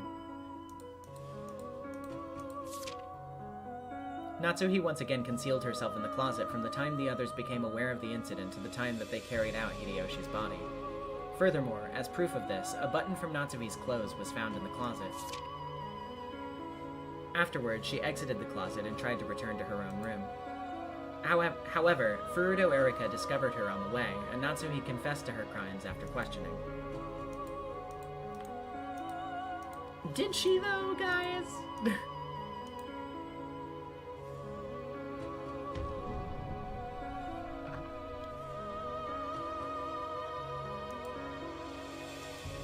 Okay. Trial of Illusions decides as follows. Ushirumi and Natsuhi confessed to the crimes. For a period of 13 months following this announcement, related documents may be perused at the Great Court Legal Offices, Document Management Center, First Subsection. Great Court Deputy Attorney General, Chief Inquisitor, Blanor A. Knox.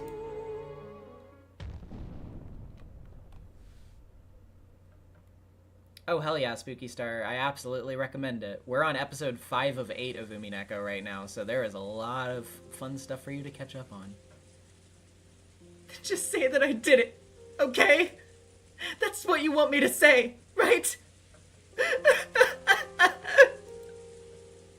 As though she had given up and decided that it would be useless to try and talk her way out of this any longer. Aunt Natsuhi said that and... Oh, I guess this is Battler. Aunt Natsuhi said that and screamed. It was a sad incident. I wanted to believe that, despite the pitiable circumstances which led to her marriage into the Ushiramiya family, Aunt Natsuhi had been able to find some small measure of happiness with Uncle Kraus and Jessica. But instead, by Aunt Natsuhi's own hand, Uncle Kraus, and even her beloved daughter Jessica, had been heartlessly killed.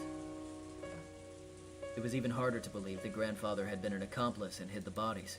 However, several people had given clear testimony that Grandfather's mental state for the last few years had been far from what anyone would consider normal.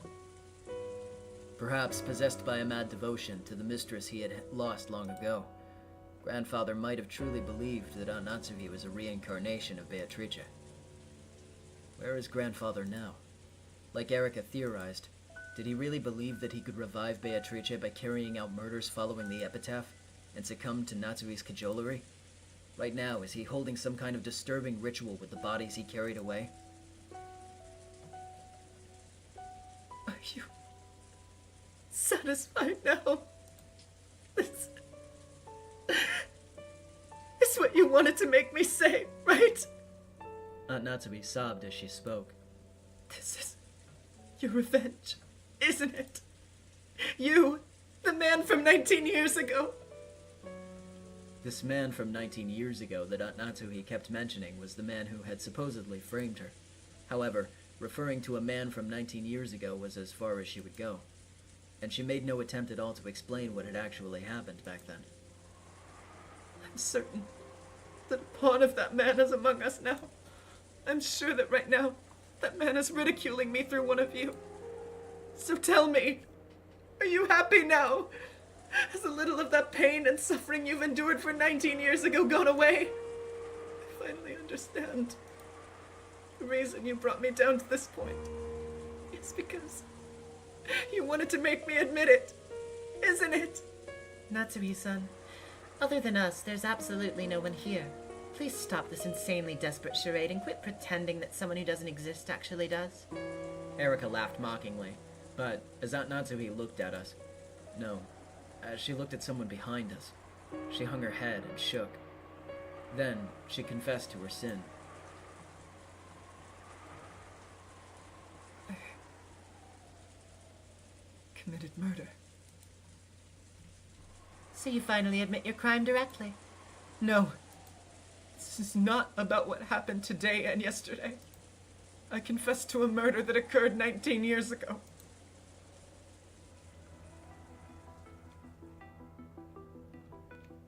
The adults all whispered together, wondering what this was about, because they had never heard about a murder case 19 years ago.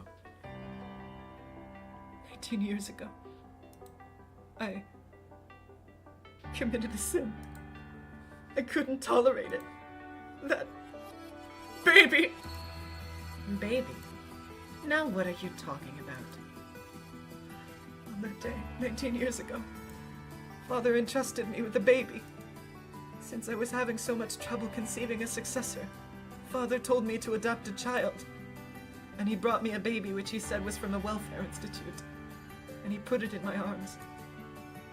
Do you have any idea how humiliating that was to me as a woman? With a mix of conflicting emotions of anger, sadness, regret, and possibly defiance, Aunt Natsuhi confessed the humiliation as a woman that others had given up hope on her ever bearing a child. And so, the indescribably unpleasant feeling of being made to nurse a strange baby. It caused her great sadness and rage, and before very many nights passed, it ate a hole into her heart. And then, I sold my soul to demons. It happened when I went on a walk through the rose garden to the harbor, along with a servant holding the baby. I wanted to be alone, but that servant woman holding the baby faithfully followed me everywhere. I was unable even to tell her to stop following me, and therefore unable to escape from the child's crying. That day marked the beginning of 19 long, headache-filled years. Then, we were by the fence overlooking the cliff. And by taking that baby and throwing it down onto the rocky beach far below me, I could make all of this go away. I really did hear that demonic temptation in my ear. And in the smallest of moments, I thought of how wonderful it would be if I really could do that, and lent an ear to that temptation. And that was when the servant holding the baby stepped on a large rock, twisted her ankle, and staggered. She leaned against the rough fence, and at that moment, I thought I heard the fence creak loudly. I told her to look out and went to grab her shoulder. No. I shouldn't be so vague. I'll repent. I'll confess. At that moment, I'm sure that as I told her to look out, with both hands, I reached for that servant's shoulders, and with that, I pushed her away hard. The rough fence snapped from the base, and the servant, along with the baby held in her arms, fell down towards the rocky beach below. Even though I remember that moment vividly, for some reason I recall a vague and very strange feeling. It almost felt as though instead of falling, the two of them were silently swallowed up into empty space. So I never even heard the sound of them crashing to the rocky beach. No, I must have heard it. But because I wanted to think they'd simply disappeared, I must have erased that sound from my memory.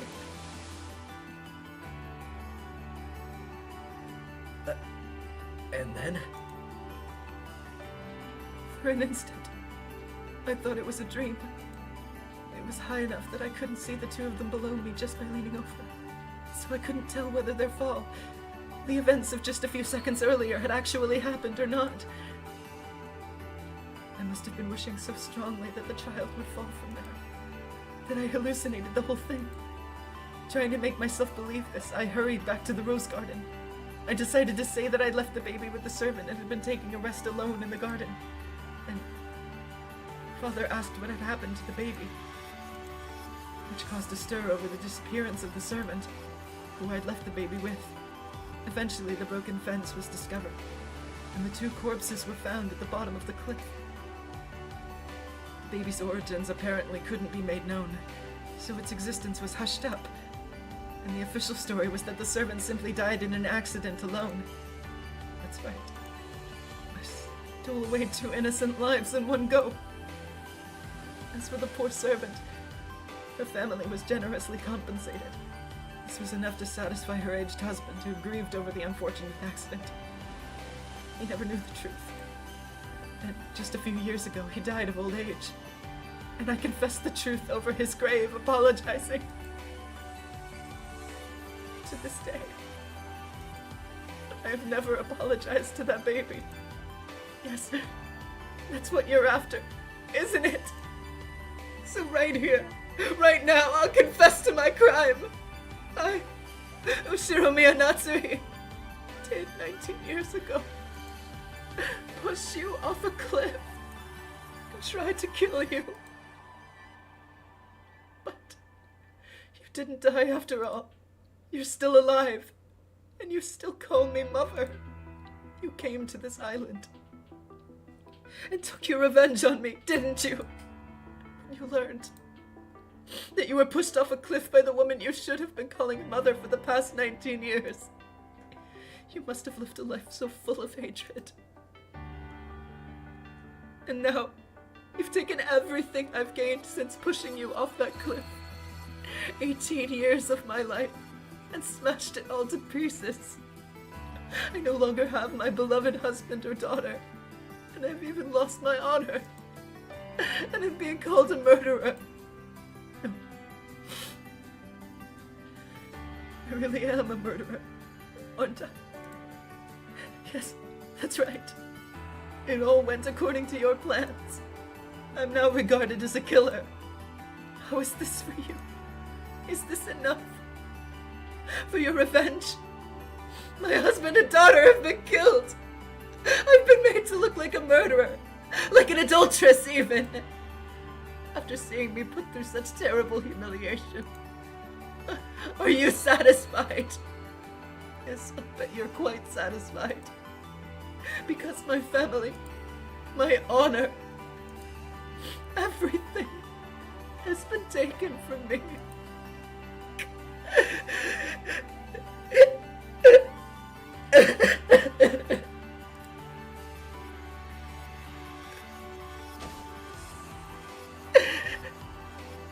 After all this, you still claim that you were framed. Seriously, you just don't know when to give up. Can you hear me? You, the cursed baby from 19 years ago. Are you satisfied now? You've taken everything from me. What more do you want? Please, just forgive me.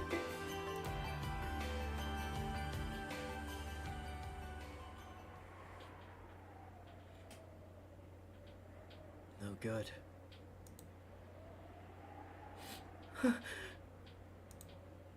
Battler-san, did you say something? No good at all. Battler-kun...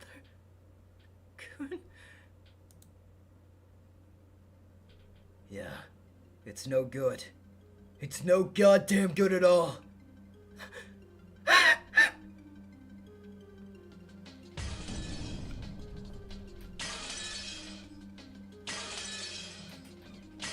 And that is the end of the main episode, but we've still got both tea parties left, so stick around, because, as before, the tea parties are kinda long. Digimaniac 33 with the $10, Zen Damida! And Daniel the Fan with the £2, no goddamn good at all! But yeah, please stick around for the tea parties, because the tea parties are gonna be the majority of this stream, probably. We're still not even close to done with this stream yet.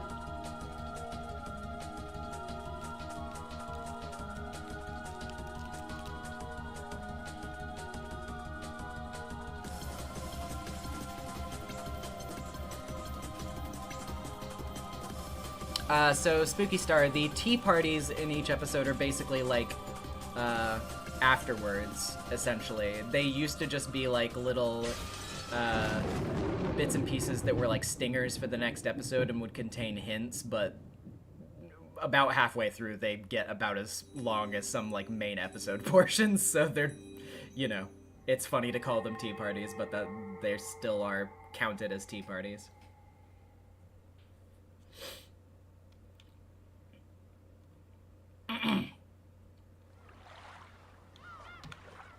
All right.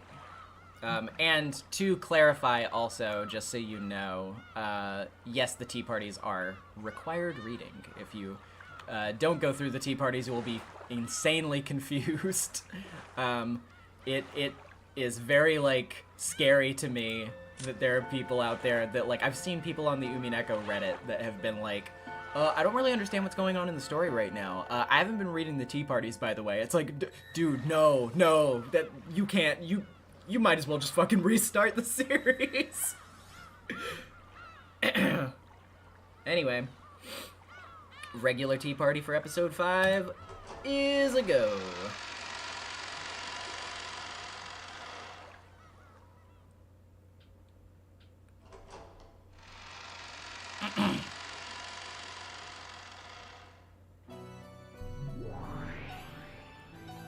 Erica, Blanor.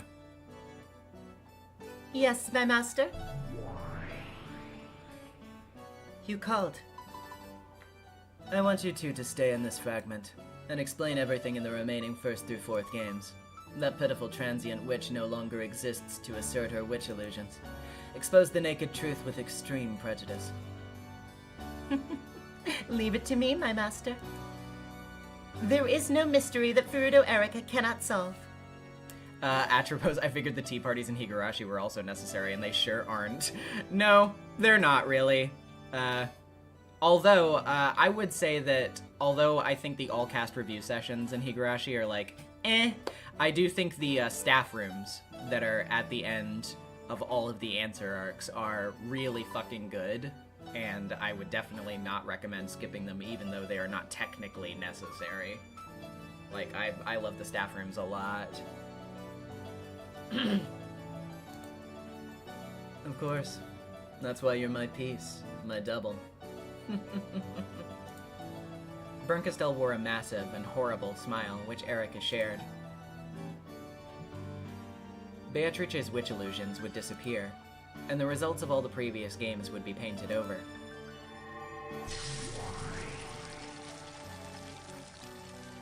It had been crushed in every way possible, and only the naked truth remained. To Erica, such a weak truth might as well have been a fish on a chopping board. All 4 prior games can be explained as either Natsuhi's crimes or freak exceptions. I won't let anyone talk about them as the crimes of some witch called Beatrice again. I'll start compiling it together at once and present you a first-rate tale. You mustn't leave even a single fragment of Beato's legend of the witch behind. The rumors among the servants, the way people talked about unexplained events as though a witch was the cause. The witch illusions used alongside the illusion of Kinzo. Deal with all of them completely. Of course. I'll get to it right away. We currently have the furniture in custody. We're hurrying to identify their vessels. The 7 Sisters of Purgatory had already been taken into custody. Those noisy sisters who had served Beato now faced nothing but denial. What sort of fantasy were they based upon which allowed them to manifest? Everything would be exposed. And denied. Eisern Jungfrau has already begun its investigation. Our most recent findings indicate that there is a high probability that they were produced during the 1960s in New York or somewhere nearby. An aide has already been sent to the location. The 1960s. The 7 Sisters of Purgatory are made in USA. Even though they bragged about being furniture connected with King Solomon and serving a 1,000-year-old witch, they're a total sham. So what are they? According to the report, there's this group of big-time swindlers who make money by selling high-priced imitation goods to rich fans of the occult. The deceived millionaires resell the articles with invented histories, and this may have caused the items to become falsely deified among collectors. We are rushing to find confirmation and further details. Shiramiya Kinzo is apparently a big customer of theirs who'd pay exorbitant sums for the most blatantly fake objects.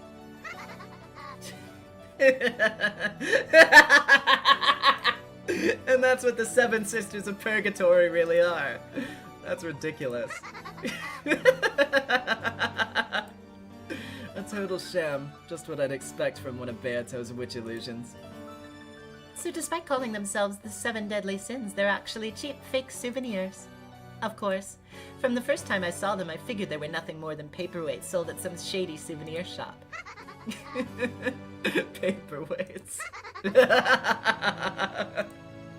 Have you confronted the 7 sisters with that truth yet? No, not yet. They still seriously believe that they were created by a great magician over 1,000 years ago. I can't wait to thrust the truth and perfect evidence in their faces. And let them know that they're mere paperweights worth less than $30 US.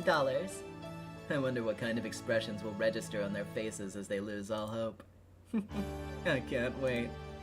Call me when you do it. I'll come to watch with some of the best black tea and dried plums. Beato's witch illusions had already been seen through, and it had been proven that every one of them was simply the result of a human fantasy. What kind of fantasies created them, and what was their basis? The illusions would be confronted with this perfectly proven truth, and at that time, they would disperse like smoke, and be completely annihilated. This was called an execution. An execution is not a show. As a general rule, it is not open to the public. This is an inspection by the great Lady Berncastel, member of the Senate, so she can observe the Great Court is performing its duties satisfactorily.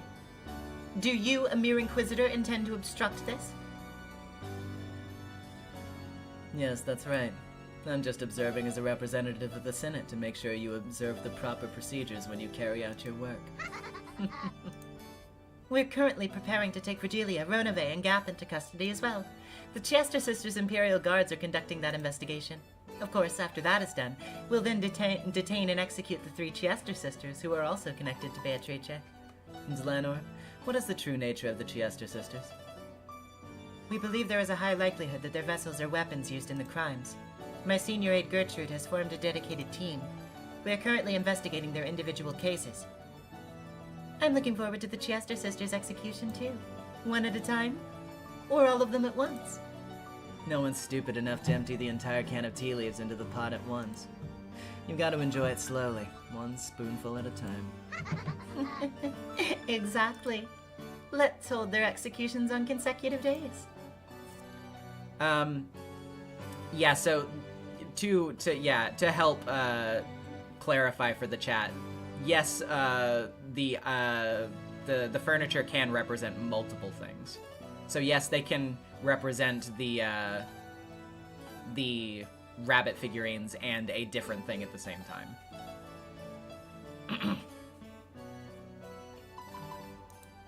I'll present you with a new execution show every day. Wonderful. After all, there really are a lot of them. Looks like we'll be able to enjoy ourselves for a full 2 weeks. Maybe we could let them decide among themselves which of them to execute first. Make sure you think up something great for the execution concepts. I'd like to enjoy executions both old and new from the east and west every day. The rules state that the method of execution is to follow Great Court regulations. Leave it to me, my master. I will most certainly prepare you a fascinating execution show. I expect quartering at the very least. Of course. I shall make a list of the highest forms of execution from countries across the world, from Europe to Asia, which were used by the kingdoms east and west for nothing less than treason against the king. I'd like to propose an execution method myself. Pondering that will be the perfect way to relax on those sleepless nights. I'll come up with an idea and send you a letter soon. Certainly, my master. Then we'll use the Berncastel style execution for the grand finale. At the very, very end, when all of the illusions have been broken and Beato's system of magic has been completely crushed, I shall present you with the finest execution you desire, at the execution of Beatrice. Thank you, Erica. Thanks to you, it seems I'll be able to forget the pain of my illness for a little while.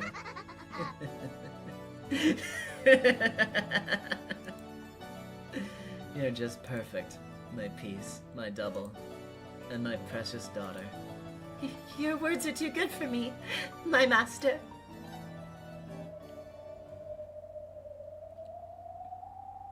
Erica, I will give you honor and a reward. Beato's greatest symbol, the portrait in the reception hall. Take it down, smash it to firewood, bake a cake over that fire and eat it. Then you have my permission to put your own portrait up in the empty frame.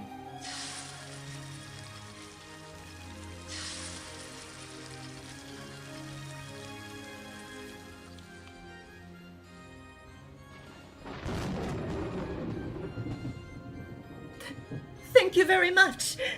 It is the greatest of honors. You will eradicate and erase Beatrice's name and all traces of her. Until that's finished, I order you to become the master of this sealed-off Rokenjima. By the name of the Witch of Miracles, Bernkastel, I hereby grant you the rank of Witch until that day arrives. From now on, you will call yourself Erica, Witch of Truth. Witch of Truth. Thank you very much, my master. I vow to work even harder so that this honor is not wasted. Even though she was nothing more than a piece, she was being granted the honor of calling herself a witch like her master, if only for a brief stretch of time. Erica was so moved at having her hard work acknowledged in this greatest form that she trembled. Blanor, continue to aid Erica, and report on her progress to me. As you wish. By the way, where's Lambda? She is over there. From the guest seating on the second floor, she pointed downwards.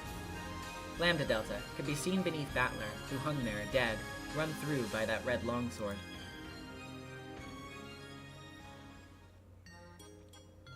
Hishirimiya Battler, you were an interesting guy. You could have been so much more interesting. Such a shame. I think it was a wonderful way to die. Erica, you can hang Battler's corpse in the mansion's reception hall. The next time I come to visit this fragment, welcome me in front of it. Certainly, my master. I'll make that foolish man an eternal monument to your victory. That sounds wonderful. Super stylish. Maybe you can coat him with plaster and make a beautiful white statue. And it'd be even better if you decorated him all cute. Yes, Lady Lambda Delta. I'll strive to answer your expectations. Congrats on your witch promotion. Even though it's only temporary, I welcome you as a friend. Erica was so overcome with emotion that tears came to her eyes, because no greater pleasure exists for a piece than having its efforts acknowledged by its master. In the end, I'd like to have Beato stuffed too. Then I'll have her displayed on high in the reception hall. Lake Shirakawa? The human hunting count. The human hunting count. Let's figure out what that reference is. Lake Shirakawa is a reference to... I need to change the screen size so I can see that. Onmoraki no Kizu, an award-winning 2003 novel by Kyogoku Natsuhiko. The human hunting count is a reference to Galaxy Express 999. You know, I read that back when I wasn't a witch. I wondered, how can humans who obtained eternal life become so cruel? I always found that strange. At the time, I honestly couldn't relate. After becoming a witch and living 1,000 years, I fully understand it. That writer could understand our cruelty really well in the truest sense. Where to next? I guess we'll go off in opposite directions like always. Only because I don't want to bore you. Thanks, Bern. But you can be sure that I'll count to 100 and then start searching for you again. You never let me get bored, do you? That's why I like you. Love you. Let's meet again somewhere. Of course, that might be 100 or 1,000 years from now. Or never again for all eternity. It'll work out. The Sea of Fragments is tiny to a pair who love each other. The third man? No children of paradise, of course. If each time you smashed one of those countless fragments that glitter like a starry night, you could escape the poison of just a single evening's worth of boredom. Even you would want to count the stars in the sky. Oh, not bad. The witches known as Voyagers travel across the countless glittering futures of possibility, and gobble them up, trying to escape their illness called boredom for as long as they can. The tiny, tiny fragment created by the human known as Beatrice had now been gobbled up by the two witches, and had lost its glitter. The two who had earlier called themselves rivals in front of Beato now stopped that charade and laughed together playfully. Erica, the new ruler of this fragment, weave the truth, and create the tale that leads up to this world's demise. The next was the 6th game, right? Yes, it's the 6th game. Decide the title for episode 6 yourself. After all, you're already the spinner of this tale as well as its master. Digimaniac with the 5. One last time, happy Pride Month. Happy Pride Month, everybody. Enjoy your canon homosexuals. Thank you very much. Actually, I've already decided on one. Oh, already? Then let me hear it. What's the title? It is episode 6. Actually, I'd like to tease you a bit, but I'll tell you. Come on, stop being a smartass and tell us. A newbie witch like you shouldn't be teasing your seniors.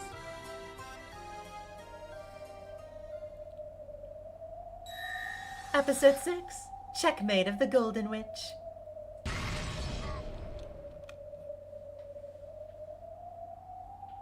But unfortunately for Erica, we've still got the Witches' Tea Party left. And also unfortunately for Erica, it's kinda long.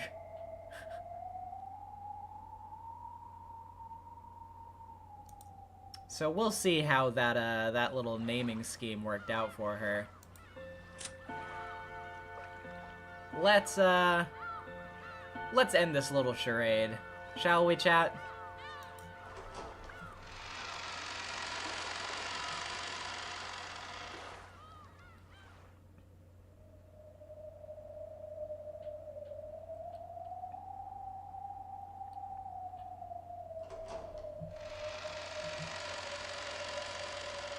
In the cathedral devoid of people, a figure could still be seen staring up at the heavens. Its chest pierced with a long red sword which pinned it in place to the ground. It was the figure of Battler. Ironically, it looked just like what he had done to Beata with blue wedges in the 4th game. Atropos, I'm guessing that this will probably be somewhere around like 2-ish hours, I want to say. Like an hour and a half, 2 hours, something like that. We'll see. Battler had died quite some time ago. No, in this place, the concept of death means nothing except that one has stopped thinking. Therefore, in a sense, Battler was not dead. After being defeated in a fight over the truth, he no longer had the strength to think of a way to resist. And so, he was dead. Glanor's massive longsword, which had been left in place of a tombstone, fastened Battler to the spot even after his death.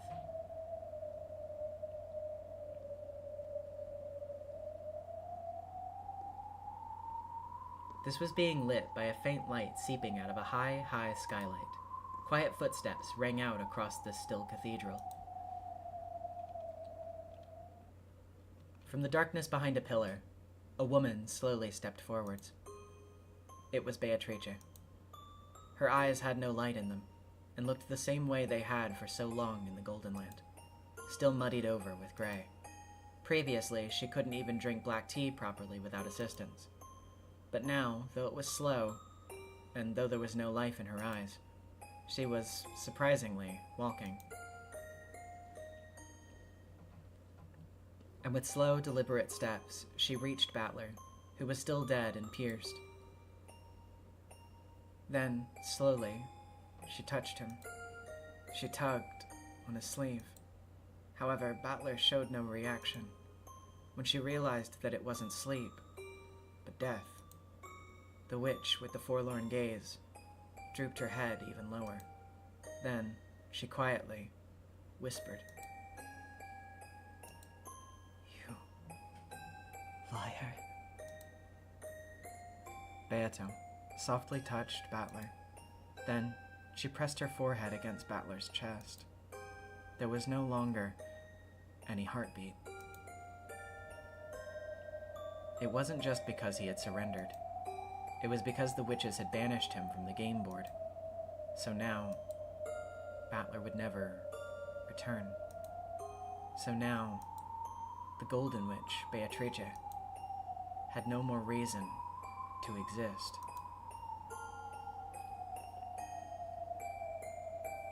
Thank you, liar. Goodbye, and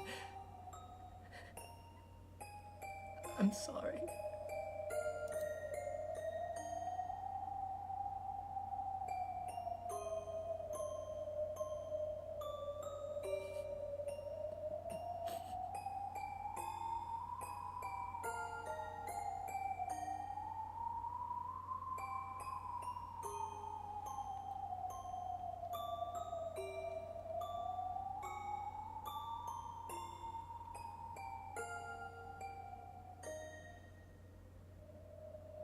Then, the Golden Witch, her task completed, scattered as a spray of gold.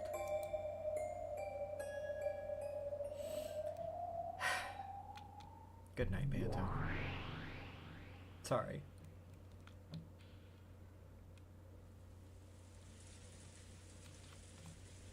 In the Golden Land, the gray rain gently continued to fall. There was a faint aroma of good black tea. Beato stared blankly at the surface of the tea. There was Virgilia, continuing her knitting, along with me and Lenore talking to each other. This is a flashback. A flashback to a memory of battlers which Dlanor's sword must have given him as it pierced him. A flashback of that time Dlanor had come to visit the tea party in the Golden Land.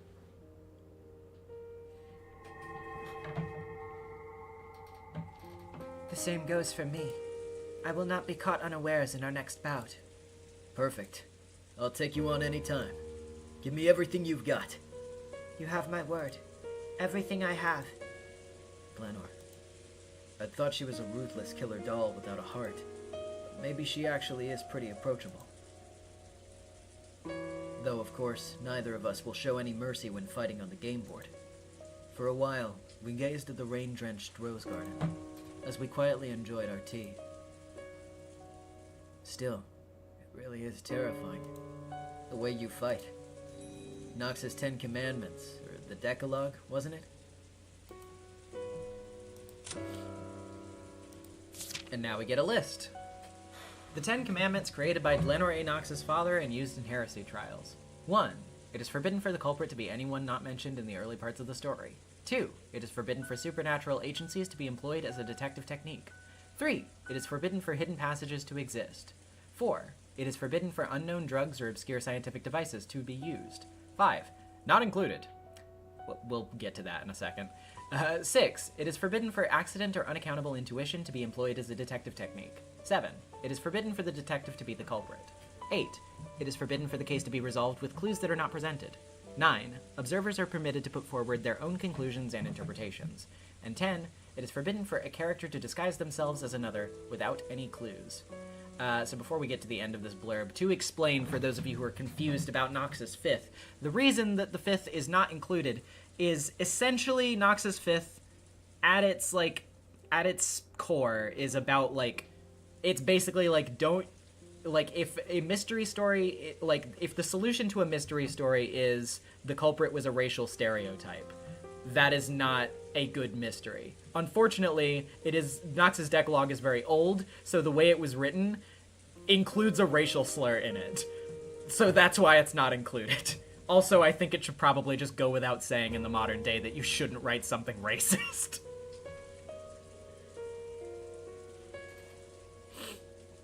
The debate over the interpretation of these laws continues to this very day, and it has become the source of countless unfair controversies. While fundamentalists call any infringement upon these commandments heresy, revisionists point out that many canonized geniuses have violated these rules. Those fallbacks of the mystery genre, right? Yes. They are commandments conceived by my father. Hidden doors must not exist.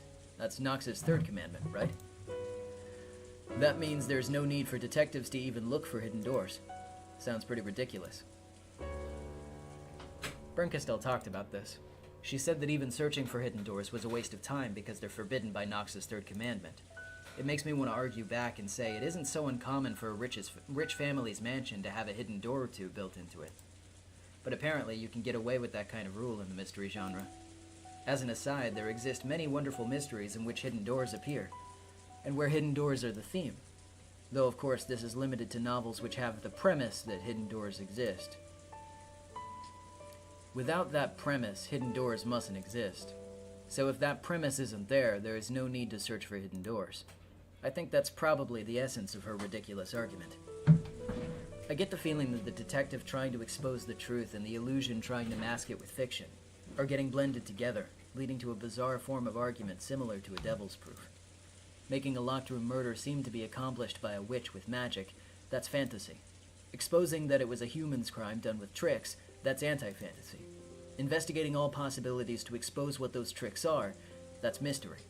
But claiming that possibilities with no hints supporting them are unworthy of investigation, that's also mystery?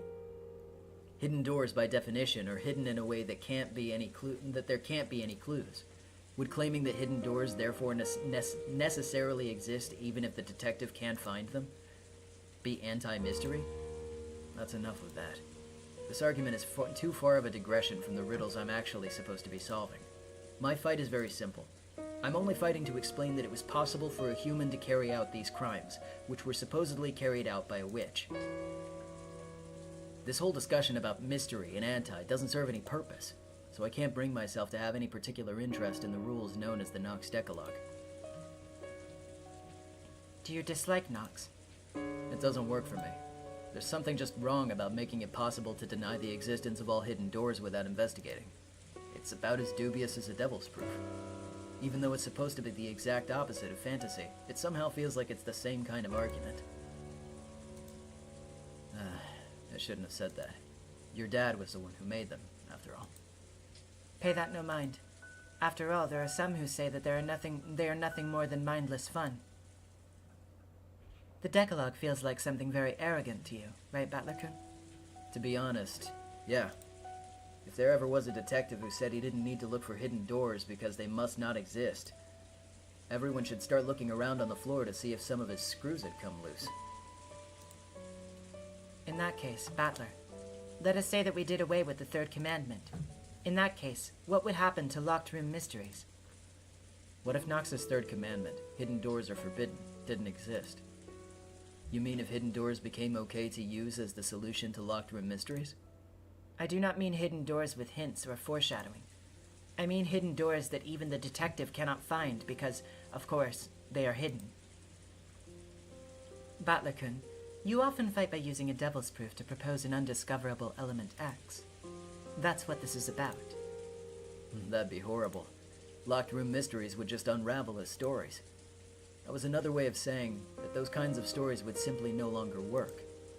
No one would want to try solving the mystery in the first place if they knew the answer might just be an unforeseeable hidden door. If you aren't first given some guarantee that no hidden doors exist, you don't feel like trying to deduce anything. I see. Nox's third commandment is needed. Without it, locked room mysteries wouldn't even be worth anyone's time. If you don't feel like trying to deduce anything, what does that mean? It means you don't even feel like reading to begin with. That is correct. Humans are weak creatures who cannot even think unless they have assurance that reasoning is possible. That reasoning is possible. In other words, they need encouragement that they can solve it if they do their best.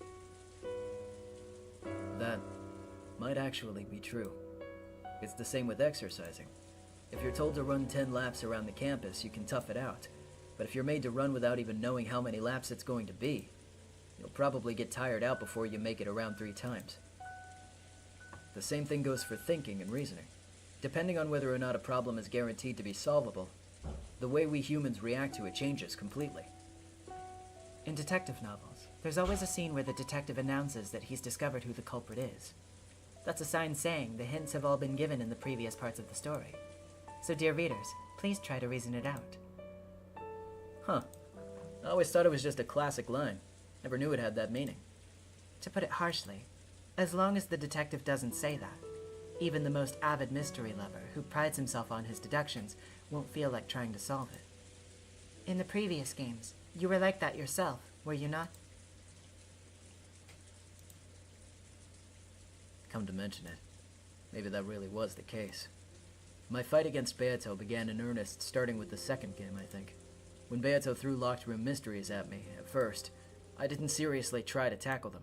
After all, I knew nothing except that people had died in a locked room, and the windows and doors were all locked from the inside.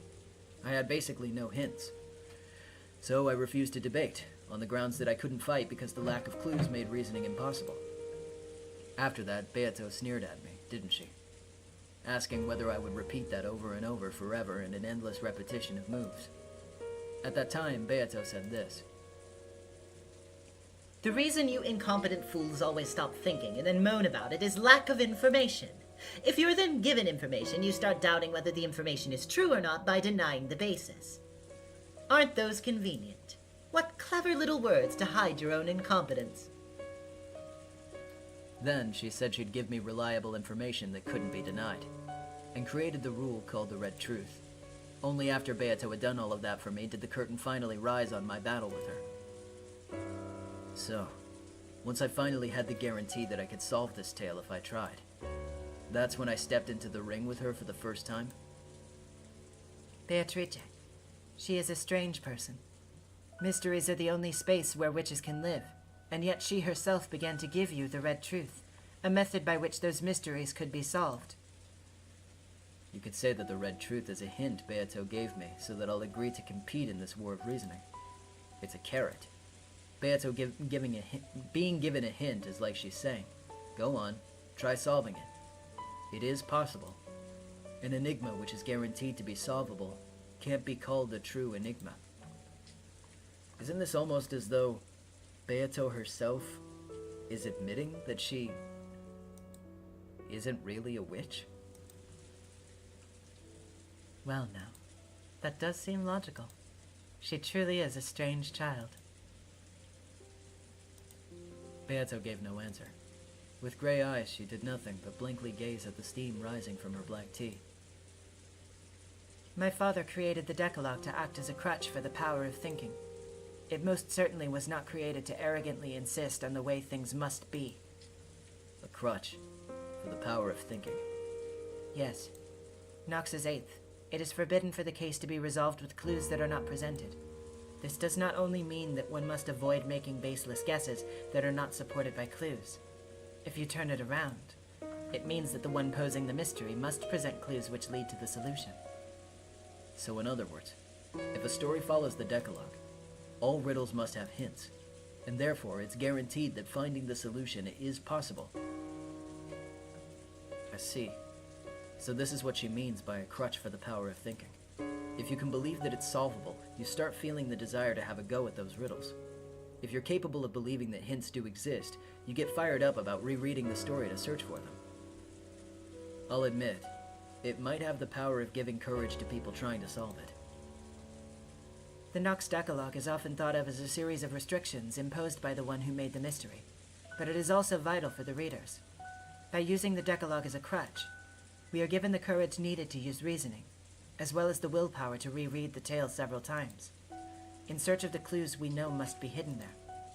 It's like the lid of a jar of jam which is too tight and won't open.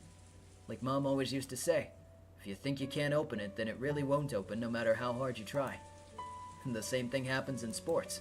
They say that whether or not you have a strong image of yourself and believe you can win no matter what, has a large impact on the records you set. In that case, the Nox Decalogue isn't really a set of arrogant and strict restrictions. You can also see it as a way to encourage readers who are trying to solve the mystery by telling them to give it their all since it's definitely solvable. That's an interesting way to interpret it, but I've heard that not every detective novel in the world necessarily follows the Decalogue. If you ran into one of those, wouldn't you feel betrayed? Even the Decalogue is nothing more than a single interpretation, and it does not apply to all mystery stories. Though among fundamentalists of my father's work, it seems that there are those who harshly criticize works which violate the Decalogue and call them heresy. There's no end of arguments like this in the mystery world. Is this or that famous detective novel a fair mystery? In other words, one that follows Nox's 10 Commandments? That sort of argument is already an eternal theme of the mystery world. In fact, in mystery discussions, arguments like these sometimes become more heated than talk about the actual solutions. I can understand the criticism. You try your best to solve a mystery, trusting that it follows the Decalogue and can be solved, but then it turns out it was never made to be solvable in the first place. You can understand how irritating that must be. That's right. When fighting with the Decalogue, there's just one thing you want to be guaranteed from the beginning. And that is, the guarantee that the detective novel will adhere to the Decalogue. If a work labels itself as an orthodox mystery, then you have nothing to worry about. However, the mystery genre contains many unorthodox subgenres within it.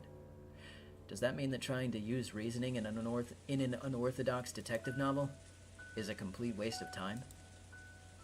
Looking at it that way, it really does feel arrogant. Yes. I also find it extremely sad that my father's Decalogue has been used as such an elitist weapon. So, You just fought Beato using the Decalogue as a weapon.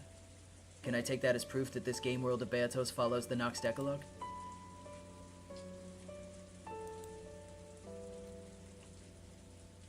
When I asked that, there was a strange silence. Virgilia, Glenor, and of course Beato all remained silent for a while, almost as though my question had touched at the core of something. That is something I cannot answer myself. Why? This is a game that this child made. A game to determine a winner between you and her. She called it a confrontation between mystery and fantasy. But unfortunately, she has never called it an orthodox mystery. That means you have no guarantee that it follows the Decalogue. But at the same time, Miss Beatrice has said that this game is a contest between you and her. That means there is room for you to achieve victory. In other words, you're trying to say that it's possible to deduce the solution? If you asked her that question, she would probably say that it is. However, just as she is the challenger and you are the challenged, the two of you are different creatures. Something Beato might have proposed thinking it is solvable may or may not be something that is solvable for you as well. For example, let's say we pose a simple riddle that any Japanese person would be familiar with. However, if the person we're telling this riddle to is a foreigner with a Japanese-English dictionary in their hand, it might be almost impossible to solve. In other words, it's possible to have a one-sided solvable problem, which might be easy for the questioner, but extremely difficult for the person trying to solve it. By the way, do you know of the foreign riddle, why do dragons sleep all day? The answer is, because they fight nights. It's a riddle from the English realm, so it might be a little tough for a Japanese person.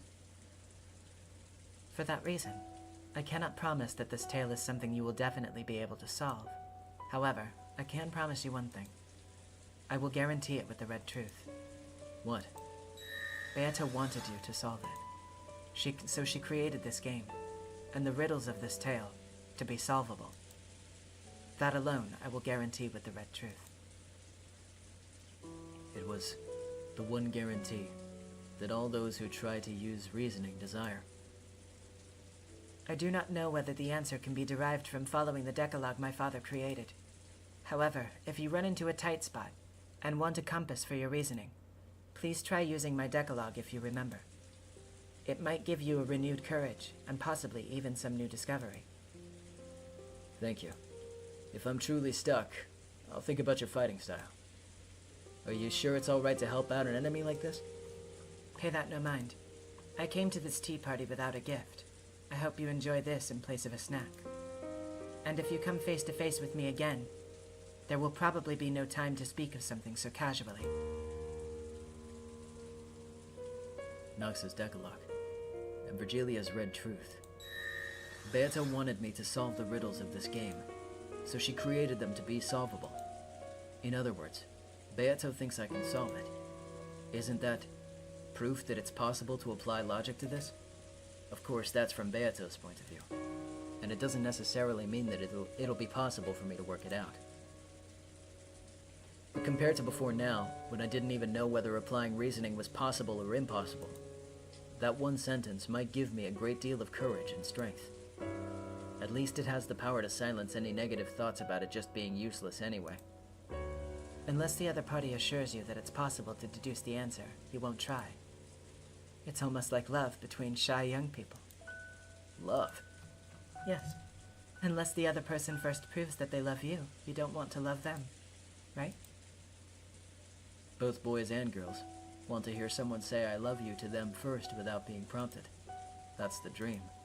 They don't want to love another person until they're sure that person will love them back. After all, there's nothing as painful as a one-sided love, and the emotional scars of a love that doesn't work out last a long time, because they're afraid of that pain.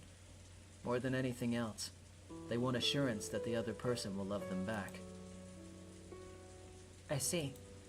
That is an interesting way to explain the relationship between writer and reader in a detective novel. Yes.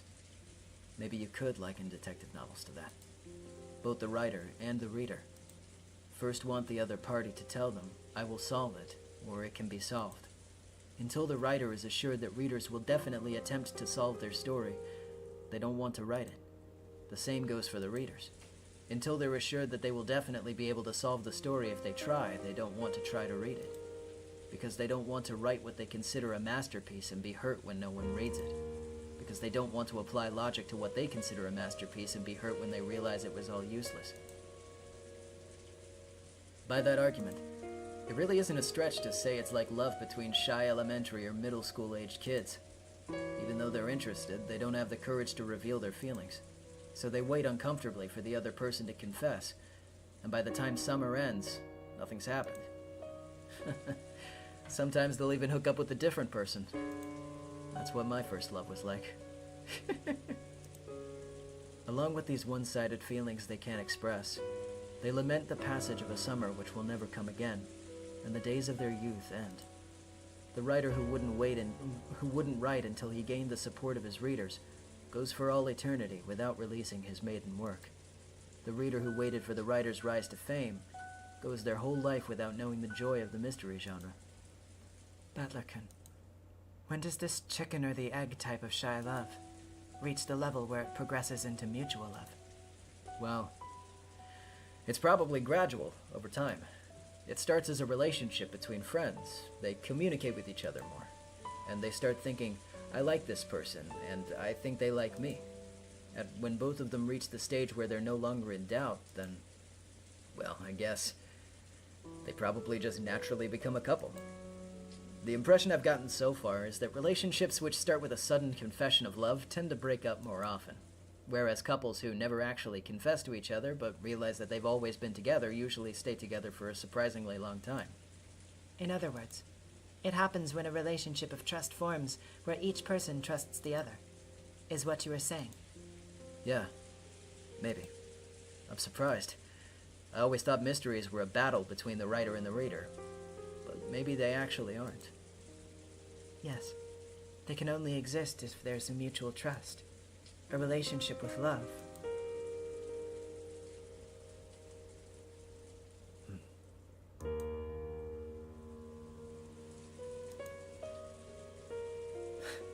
Then you're saying that me and her aren't in a battle to the death, but a loving relationship? Though it doesn't look like anything more than a pair of elementary schoolers bullying each other to me. Virgilia joked at us in a middle-aged woman sort of way. Still, though I'm not expecting friendship or a trusting relationship, I can accept her as a rival.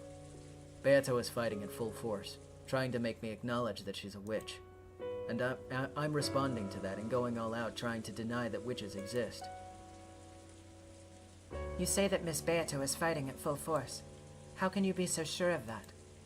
I mean, you can tell by looking, can't you? It is not as though she proclaimed in red that she was fighting you at full force. And yet, you have no doubt?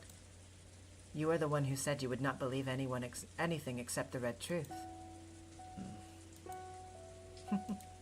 This must be a stage where communication increases and you learn not to doubt your relationship, as you mentioned earlier. Virgilia and Glenor giggled together. One guy, multiple women. The topic is love. Wait a sec. Isn't this the worst formation for getting made fun of? I tried a couple of times to change the subject, and clumsily brought up more refined topics in an attempt to return the mood to something more suitable for a tea party in the rainy Golden Land. But each time Virgilia saw right through me and laughed at me. Even amidst this, Beato kept looking downwards with those gray eyes, staring into her black tea.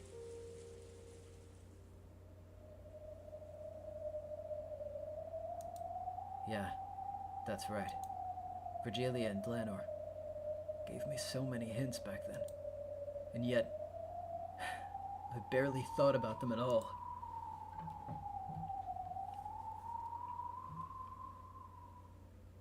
It's way too late now, but let me think. Now that it's too late to change anything, and I have an endless amount of time on my hands, let me think. One more time. Let me think about the red truth Virgilia gave me, and the crutch called the Decalogue that Glenor lent me. With the red truth, Virgilia guaranteed that at the very least, Beato left enough room in this tale for me to achieve victory. That red truth guarantee will give me the power to start my heart beating once again, And there's the crutch of the Decalogue, which Glenor lent me.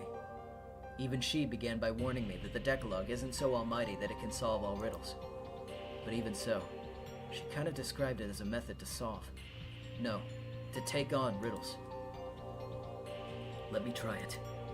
Even though there's no guarantee whether this tale is mystery or fantasy, let me believe that I'll definitely be able to solve it. That it is a solvable tale. A mystery. And let me make one last attempt.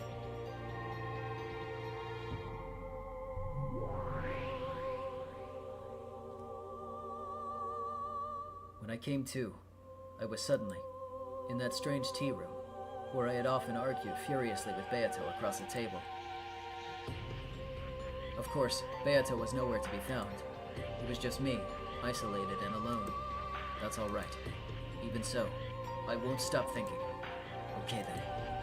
What were Nox's commandments again? I'm sure Glenor explained most of them when slamming me with them. Of course, even I recall them vaguely. What was the first one again? I beg to inform you of the following. Nox is first. It is forbidden for the culprit to be anyone not mentioned in the early part of the story. When I muttered about what that first one was, Glenor's subordinate appeared, as if to answer my question. Without bothering with an unnecessary hello, she told me nothing more or less than what I wanted to know. Yeah, that's it. The first commandment. The culprit has to be one of the people mentioned in the early parts of the story. Does that mean that by the end of the first game, the culprit must have appeared already? True, that is the most basic of basics in the mystery genre. A given. A given? Have I really kept that as a basic assumption? With each new game, the number of people in this tale keeps increasing. That violates the closed circle rule. From that moment onwards, everything is screwed up. Did I give up on the inside, thinking that the true culprit or mastermind must not have shown up yet and that reasoning was therefore useless? If I read this tale as a fantasy, new characters keep showing up to the point where even having demon kings or gods or divine creators appear wouldn't be strange at all. Even if the true mastermind first appeared in one of the last episodes, I'd just accept it as that kind of story. However, if I read it as a mystery and stick with that conviction, then there's no need to worry at all about anyone who shows up later, because Nox's first clearly rules them out, stating that it's impossible for the culprit to be anyone who appears later on in the story. Of course, there's also what both Glenor and Virgilia said. There's no guarantee that this tale follows the rules of the Decalogue. So, of course, I can't deny the possibility that the culprit first appeared in the second game or later. However, this is one way of thinking. This time, I'll forget about the Devil's Proof completely, and try to borrow the power of the Decalogue in my thinking. After all, I know by now that I'll never be able to reach the truth without looking from multiple perspectives. In that case, that means the culprit in all of these repeating games is one of the 18 people. From the very beginning, there was no need for an illusion of a 19th person. Even the first of Nox's commandments denies the existence of an unknown person known as the Witch from the very start. If I had followed that in the truest sense, I might not have suffered so miserably in the second game. Nox's second? I beg to inform you of the following. Nox is second. It is forbidden for supernatural agencies to be employed as a detective technique. Glenor's other subordinate appeared without a sound, and gave me an answer to my question. That's right. A detective can't go around using magic. So, if this is a fair battle, does that mean that, like the detective, the culprit also isn't allowed to use magic? I beg to inform you of the following. Know that the interpretation is up to you. Figures. Right.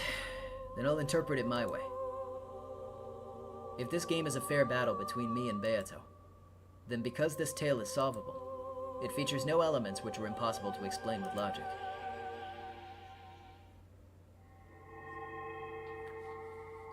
In other words, magic cannot, must not, exist.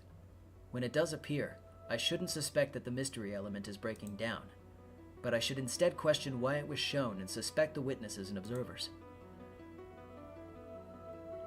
That's right. That was Beato's greatest weapon in the second game. Depictions of magic that have no place in a mystery. By showing me that, she forced me to think that this tale wasn't a mystery, and therefore that reasoning was impossible, and I surrendered. However, If I had believed unshakably that it was a mystery, it would have been completely obvious to doubt the witnesses who claimed to have seen those things. Also, at the end of the first game, it was revealed that this tale had been passed on to people in the future by means of a message bottle. Someone wrote down the incident in the form of a story. In other words, this entire story is a world which includes the personal opinions of an observer, namely, the person who wrote that message in a bottle.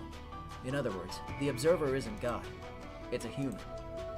Therefore, there's no guarantee that the descriptions are truly impartial. By the end of the first game, it had already been made clear that the text violated a constant premise of mystery stories, that they must be told from a God's eye view. For that reason, it's possible to doubt not just the witnesses, but the observer as well. If I could have doubted this much, then no matter how many seemingly unsolvable displays of magic appeared, I wouldn't have to blindly accept them and give up. However, that raises a question. Is it even possible to solve a story written by an observer who isn't impartial? All reasoning ends here if you get obsessed with this. That's why it's so important for me to believe.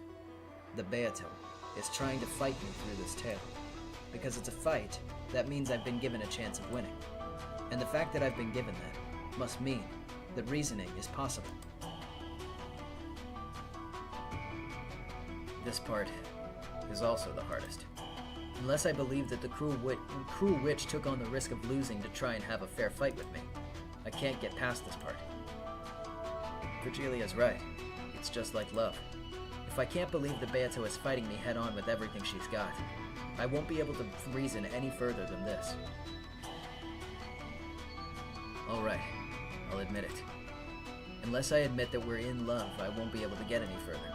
When Virgilia ran out of patience with the two of us, shy and incapable as we were of admitting that out loud, she gave me that red truth instead.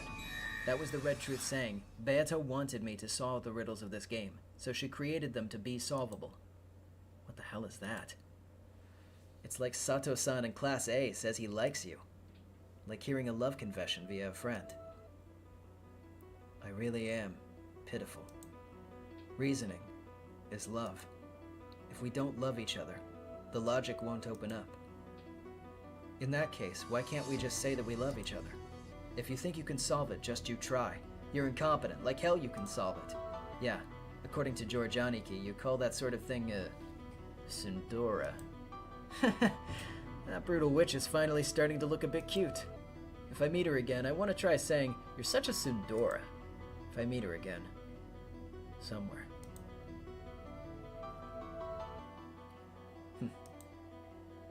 Tell me the other parts of the Decalogue. I don't care about the order. Give me something that seems useful. I beg to inform you of the following. Nox's 8th. It is forbidden for the case to be resolved with clues that are not presented. I beg to inform you of the following. Nox's 6th. It is forbidden for accident or unaccountable intuition to be employed as a detective technique. It must not be solved with clues that aren't presented. And it must not be solved by luck. If this tale is made to be solvable, then we can read this the opposite way. In other words, clues must have been prepared so that the tale can be solved, and it has to be made in a way that it can be solved without relying on luck. If I can believe strongly that Beato is challenging me to a fair game where reasoning is possible, I can be sure of that. The Beato has already concealed clues, hints, and messages within the tale so far. Daniel with the 5 pounds. Are you trying to tell me that without love it cannot be seen? Yeah, they might have said that a few times before this point. Might not have caught it. It isn't from the Decalogue, but Erica or someone said this. There are 3 riddles to be exposed in a mystery. 1 is the whodunit. Who is the culprit? 1 is the howdunit. How did they commit the crime? 1 is the whydunit. Why did they commit the crime? All of this means that clues related to these 3 riddles are already present inside this tale. No, strictly speaking, it's like this. Beato scattered hints about because she wanted me to solve those 3 riddles. You're not gonna reach anybody in this chat with the word count of the Bible. Let's give everybody something a little bit easier to compare the length to. Reading Umineko from back to front with no pauses would take you about as long as it would take to watch One Piece from episode 1 all the way to, like, Water 7 Annie's lobby. That's a good comparison for you. Though whether I'm capable of catching those hints or not is another matter. Even if you pose a riddle of thinking it's easy, it might be difficult for the person trying to solve it. Therefore, it's only natural for there to be a difference in how difficult each person thinks it is. That's why. As Beato went through each successive game, she watched me closely and tweaked the game as needed to get a good arrangement. When Beato realized that I'd completely surrendered in the second game because it was too hard, she secretly worried.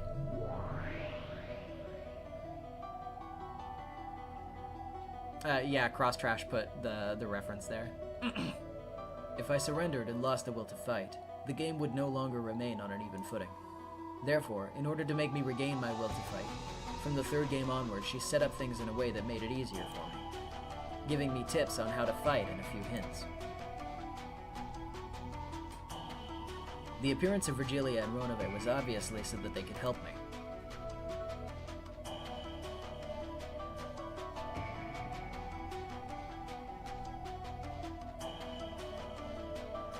Also, though we still had the usual crazy magic shows, she gave me the metaphor of the Braun Tube trial as well as tips on how to fight back.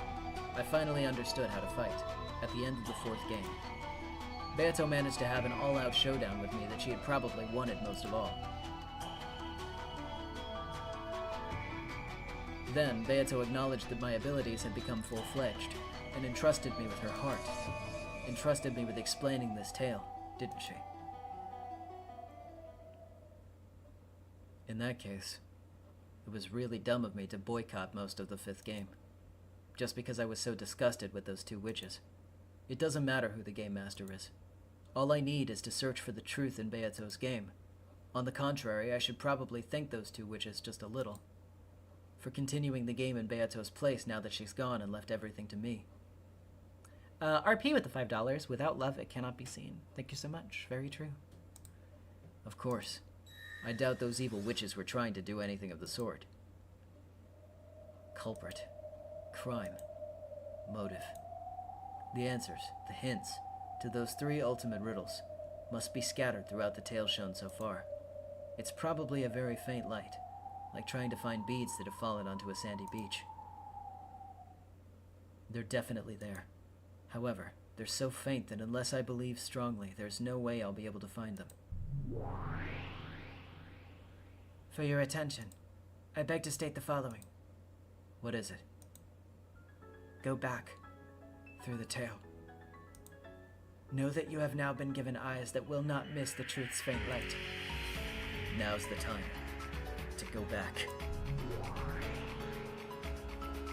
Be advised that for reasoning to be possible, a trusting relationship is required. Yeah, I know. In fact, I might have just realized that at last. It's something that's been repeated over and over again throughout the tale. Persistently so. Without love, the truth cannot be seen. Slowly, the tea room dissolved into darkness. Then, as though I was slowly sinking into a pitch-black sleep, I passed through the cracks of the long journey I'd taken with Beato, and kept on falling and falling. It was a bizarre experience, like crossing over the boundary of sleep while still conscious.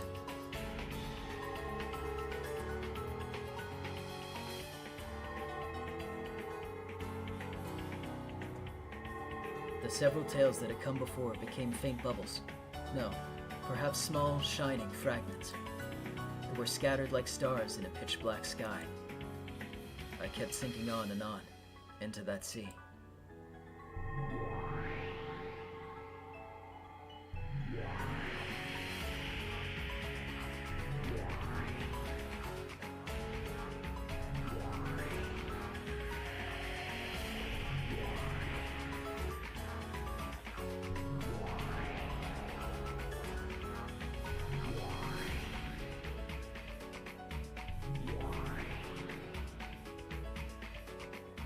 Tales up until now, one after another.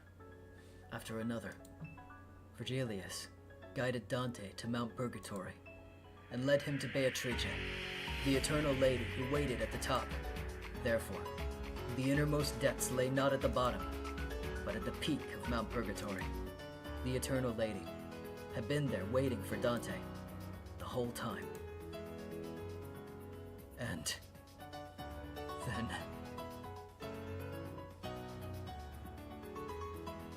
I knew.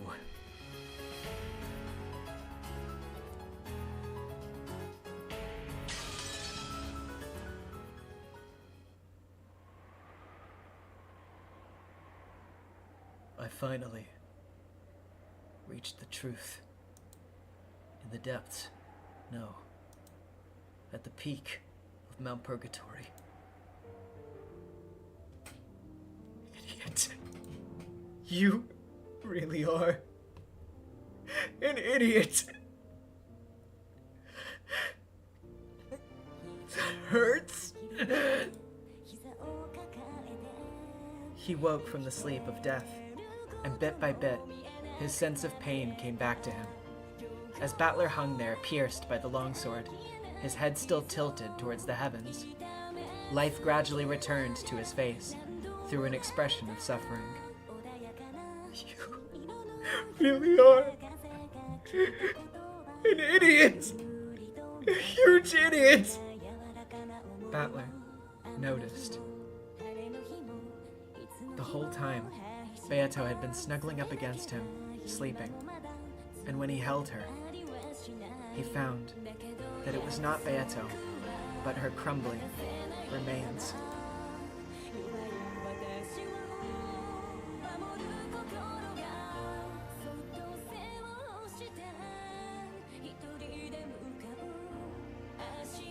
And because her form was as fragile as ash, when Battler tried to hold it, just like a sandcastle made on a beach, being washed away by a small wave, it fell apart and lost its form.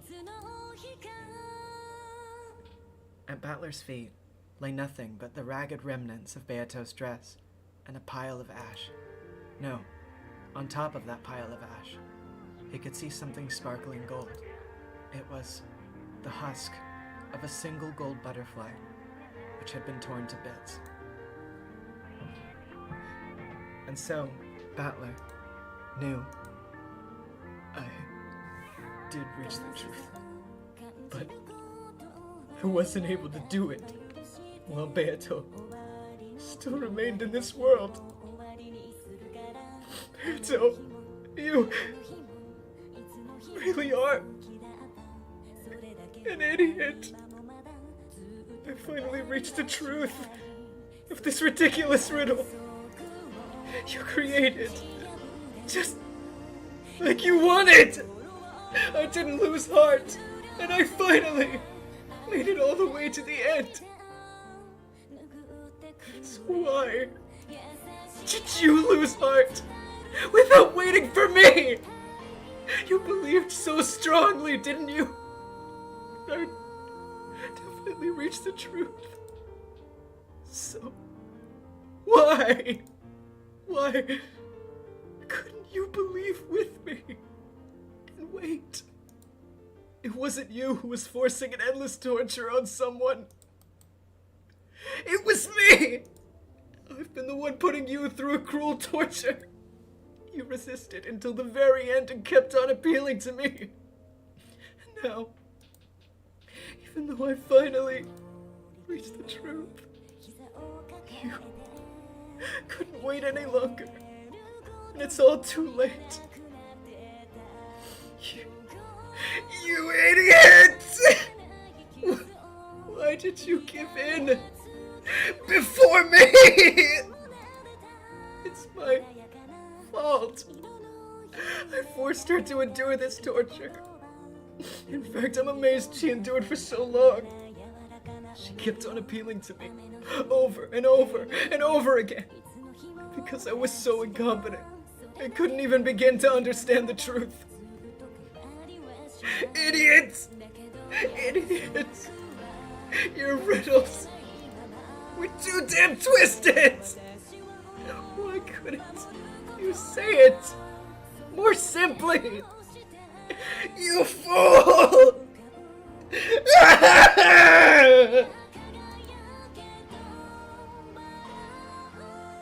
His scream of pain filled this cathedral of sorrow. The sad witch who wasn't able to let Battler know of the truth. The sad man who wasn't able to understand the witch's truth. Battler howled in anger and sadness for both of them.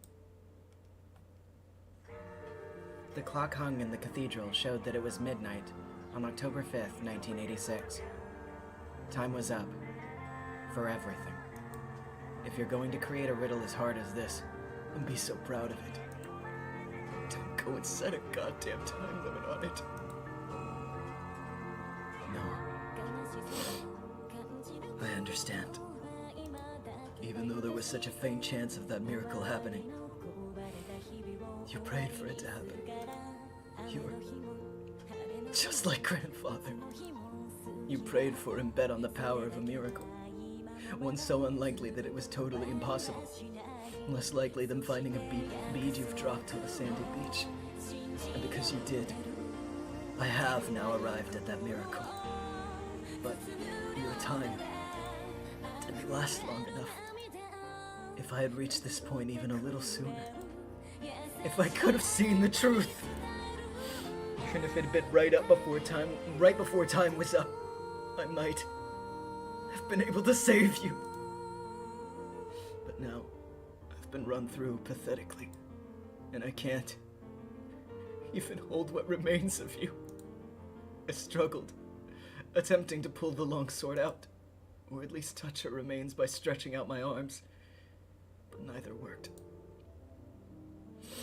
Shit! Damn it!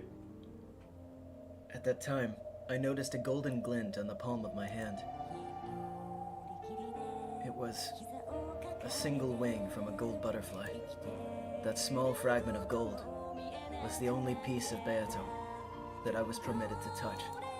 I cried with all my strength, gripped that fragment, and pressed it against my head, apologizing. Why couldn't I reach the truth earlier?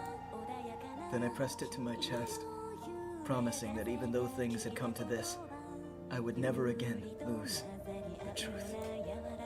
When I pressed my hand against my chest, the sword piercing my chest cut my wrist and blood dribbled out. That blood spread throughout my fist, and it must have soaked that gold fragment with my red blood. It must have been the only way of telling her that I'd found the truth she had wanted to tell me. I clutched the wings of the gold butterfly with my freshly bleeding hand and pressed it against the red sword that impaled me. In this moment, Yoshiromiya Battler knew and understood. He had arrived at the entirety of this tale.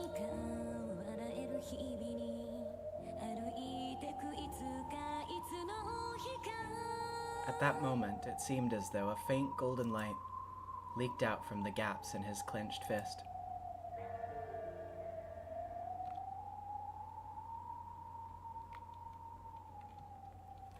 The two witches had their back turned, and Erica was laughing at Battler's corpse. What a disgrace you are, Battler-san. Your foolishness will be immortalized in this statue. Huh?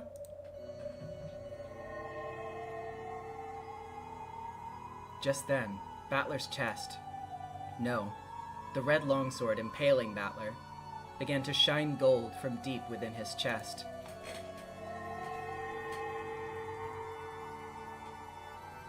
That bright golden light began to change the red sword's color, turning it gold.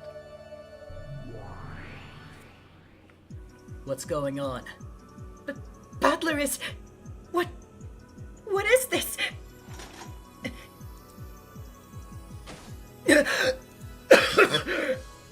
Battler coughed up blood and groaned. His consciousness came back. His will to live, his will to fight, came back. The red longsword impaling Battler could no longer be described as such. By now, it had become a golden longsword. Then, slowly, it pulled itself out of Battler's chest.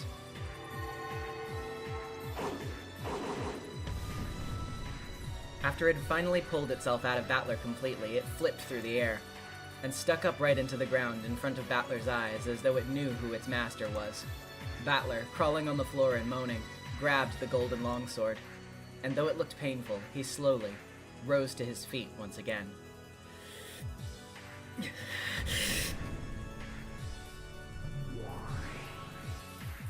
This sure is an elaborate act. Is this one of your tricks, Lambda? That glow. It can't be. Lambda stared wide-eyed at that bright golden glow in awe. Noticing that Battler's resurrection wasn't part of a script Lambda had thought up, Byrne also frowned slightly.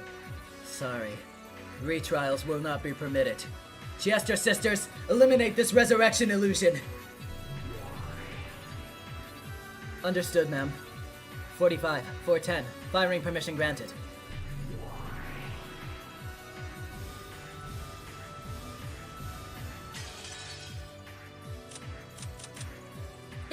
It's unable to target! IFF error! Code 999! Whoa! 3 9s? Impossible! The Chester sisters hesitated, unable to carry out Berncastell's orders. Lambda, what kind of farce is this? The witch illusions have been completely destroyed, and the trial ended with our victory! Sorry, Byrne. You'll have to stick around a bit longer. Isn't that right? Is Shiromi a battler? Yeah. Sorry to keep you waiting, Erica. Berncastel. Now, it's time for my truth! I accept your request for a retrial. The Coven retracts the adjournment of the Court of Illusions. Objection! The trial has already been concluded and the verdict has been announced. Objection overruled. All verdicts are overshadowed by new truths. Objection! Not only has Battler been banished as a player, he also doesn't hold the rank of a witch. He has no right to appeal. Objection overruled. The thing is, he does now have that. I acknowledge it by the name of the Witch of Certainty, Lambda Delta. Is Shiromi a battler? I acknowledge you as the new Golden Witch. No, as the new Endless Sorcerer. Is Shiromi a battler? What did you say? Battler got the rank of a witch? The rank of a witch, which he had desired for so long, had been granted to Battler so quickly. And on top of that, this wasn't anything temporary. This was an official, proper authorization by Lambda Delta. Erica couldn't accept it, and her face turned bright red.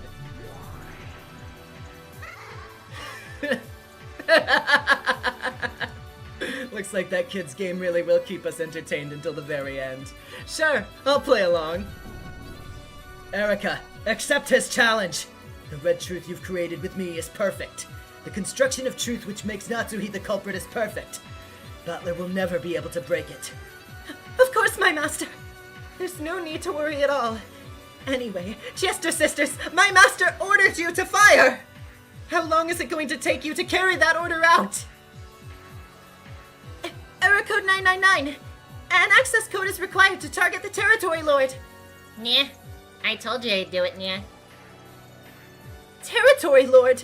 Who is? Who controls this fragment? I do. Territory lord. You don't mean... Battler is... Yes. Ushiromiya Battler has been authorized as the official territory lord of this fragment, ma'am. Yes, that's right. You still don't understand? You don't know what that golden glow signifies? Battler has reached it. He's made his way to the innermost depth of all truths.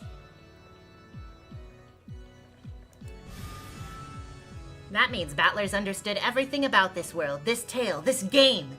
In other words, he's reached the position of the game's ruler. I'll bet you don't want to believe it, right, Byrne?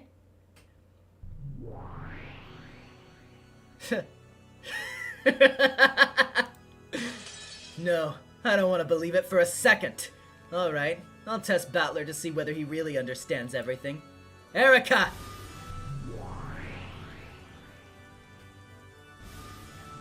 Too bad, Erica. I know you're excited to be appointed as the territory lord of this fragment, but I am stripping you of that title. The new territory lord of this fragment is Ushiromiya Battler. Is it awful? Tell me, don't you feel just awful? How does it feel to have that title ripped away from you when you only just gotten it? How's it feel?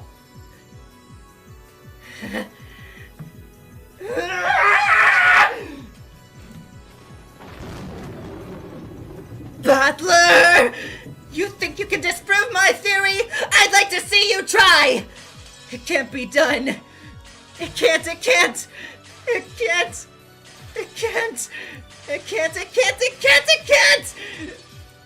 I can't keep that going. That's gonna hurt.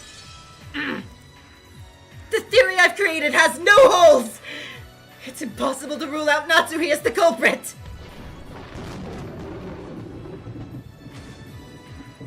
I can construct a theory with someone other than Natsuhi as the culprit. It may be that your truth is impossible to disprove. If so, that means your truth won't be able to deny my new truth either. Battler spoke with the red truth allowed to him by his status as a sorcerer. A culprit other than Natsuhi? And how? Glenor, please entertain Battler-san's delusional rambling.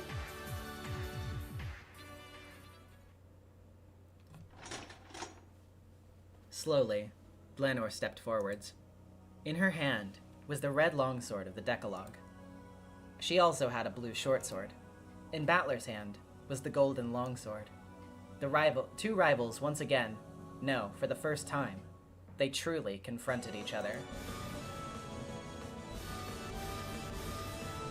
Battler, I have been waiting. Yeah, sorry to keep you. Not at all. Your return was sooner than I anticipated. Kill him! Glenor Nox! Glenor's form disappeared in an instant, as though her slow, dignified movements from before were only a lie. The trail drawn by the longsword of Red Truth burned itself into the retinas of those who saw it. Before anyone had enough time to follow that trail, it was already approaching Battler's chest. Lady Erica's reasoning has solved the fifth game. No new facts exist to overturn this logically derived truth.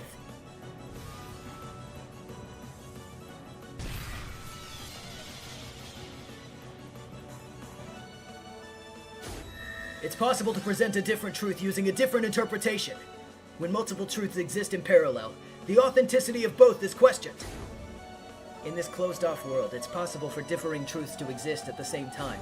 Furthermore, as long as multiple truths exist, it's impossible to claim that any of the truths are the single truth. In other words, even if I can't overturn Erica's reasoning, by questioning its credibility and conquering it, I can defeat it! Burns' reasoning's perfect. You won't be able to overturn it easily. But still, if you can present a theory on par with Burns, this fight will come down to a verdict. That means it's possible that either of the truths will be defeated and denied. This plot twist is truly laughable. I'd expect nothing less from a demon script. Then let me ask, if not Natsuhi, who do you theorize is the culprit? Battler's golden longsword drew both red and blue trails at will. It's possible to construct a theory in which this was the revenge of the baby from 19 years ago, mentioned by Aunt Natsuhi in her confession. Nox is first. It is forbidden for the culprit to be anyone not mentioned in the early parts of the story. A person first introduced in the fifth game cannot be named as the culprit. What if the baby from 19 years ago was among us since the very beginning? For example, what if it was me?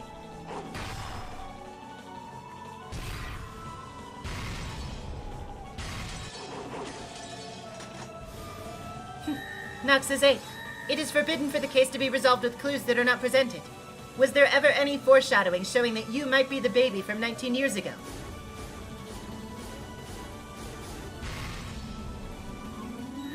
The red truth from the fourth game that I am not the son of my mother Asumu. The feeling that Dad was hiding something in both the first game and this game. In particular, in this game it was made clear that there was some special circumstances having to do with my birth. Battler proposed that he might be the baby from 19 years ago, and announced that he would reconstruct the crime with himself as the culprit. As Glenor cautiously held her sword at the ready, she'd gauged the distance between them. Now that Battler had inherited the position of this world's territory lord, and even attained the rank of Endless Sorcerer, his movements surpassed human understanding. By now, the physical distance between them probably counted for nothing, because their extremely agile battle was surpassing the point where the concept of distance made any difference.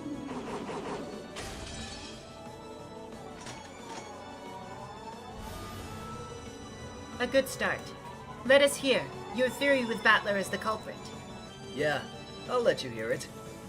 I'll prove that this explanation also works, and that you can't be certain that Aunt Natsuhi is the culprit.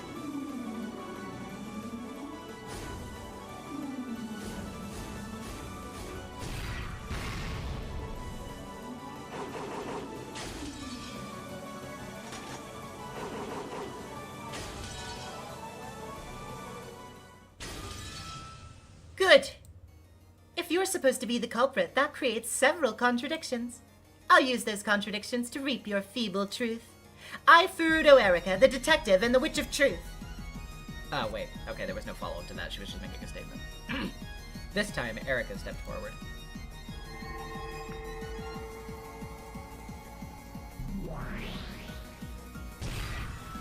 Oh. In her hand, there appeared a scythe like one a Grim Reaper might hold. A ruthless scythe for reaping everything that threatened her theory. It is only possible for the crimes to have taken place during the single hour after midnight. During that 1 hour, you were in the dining hall of the mansion. Therefore, it was impossible for you to commit the crimes.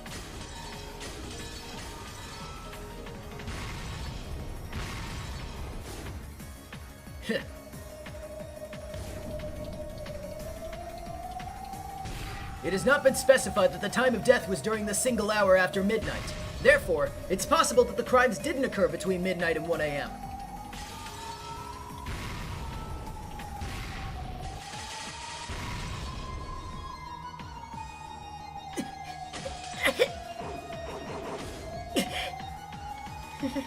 I'll speak exclusively about the murders in the cousin's room.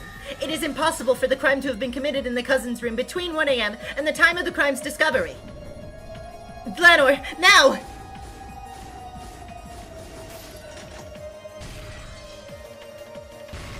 Nox says 8. It is forbidden for the case to be resolved with clues that are not presented.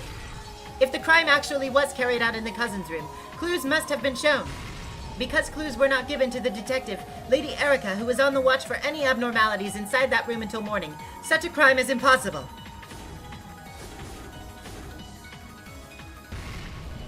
The time of the crime's discovery refers to the point at which I let out a scream and everyone gathered there. Even if it was impossible to kill them before that point, it was possible to kill them afterwards. Battler used a blue flash to deflect both of the red truths that Erika and Glanor had flung at him. Erika's eyes went wide. After all, what he had said was completely absurd. At that time, they still hadn't been killed? Even though corpses were lying there with their necks sliced open? The deaths of the 4 in the cousin's room have been declared with the red truth. Are you trying to use a witch illusion? Are you trying to resurrect George and the others by using a concept of magic, even though they were dead at the time? I see. Since you believe they were dead by that point, it must look to you as though the dead are being brought back to life. So, this will probably be magic to you. In that case, I won't be the one to take the next shot at you. Shut it! How often do I have to say it? The deaths of the 4 in the cousin's room have been declared with the red truth, and their dead bodies are witnessed by a large number of people. It's already been declared with the red truth that no examination of any corpse is ever mistaken. Take that, dead people!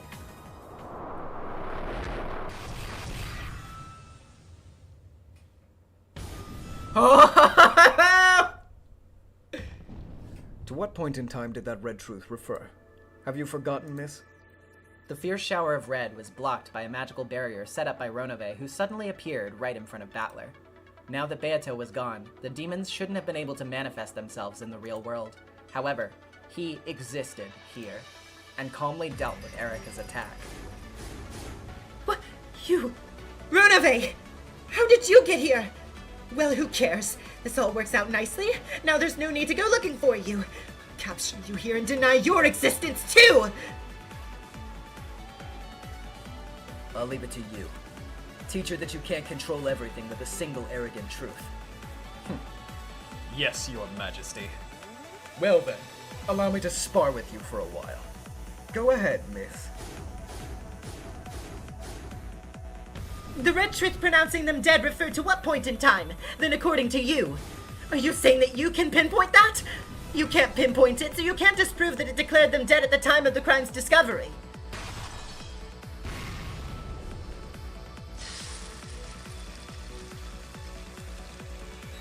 When this court was opened, Lady Lambda Delta made a proclamation. She said that this was a midnight answer session. They were pronounced dead at midnight on the second day. In other words, at the end of the game. That does not deny the possibility that the murder occurred after the morning of the second day, after the so-called discovery of the crime.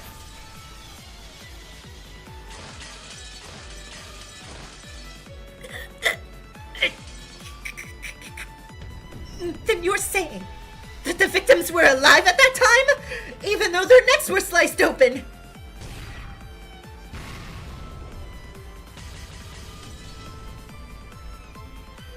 Did you see that yourself, Miss Detective? True, it has been said that no examination of any corpse is ever mistaken, no matter who performs it. But it has never been said that there was a rule against describing something other than a corpse as a corpse. Erica swung her scythe recklessly, but Ronove blocked everything with elegant gestures made with the shield on one of his hands.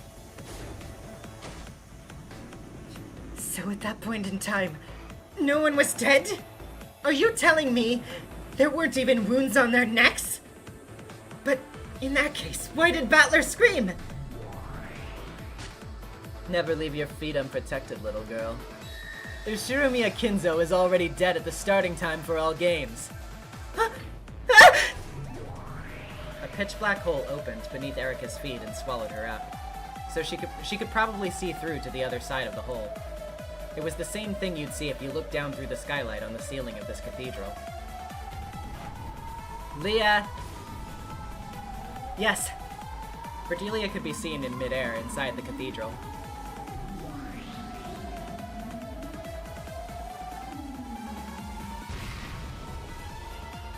As Erica fell from the heavens, Virgilia was right below her and thrust upwards with her divine spear glowing blue. Shouldn't you rethink your reasoning? Kinzo doesn't exist. Therefore, the way for the bodies to disappear in your theory breaks down. Correct. Unless someone other than Kinzo makes the corpses disappear, your theory unravels. Damn it! This is nothing!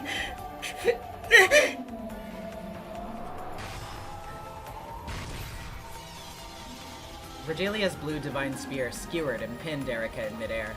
Erica struggled, filled with hatred, but she couldn't get it out easily. Then, all around her, several small, fast things clanged off the walls and surrounded her.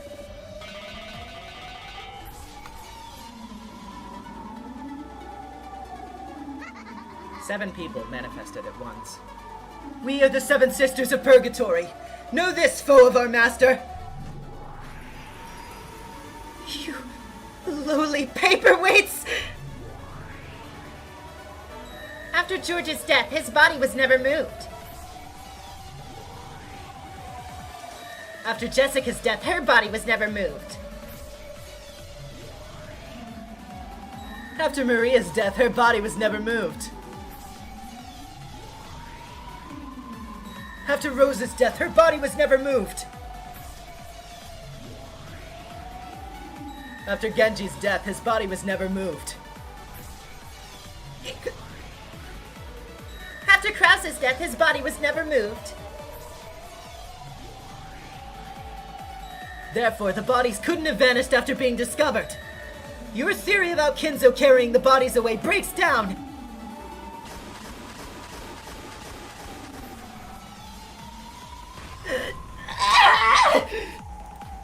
And so what?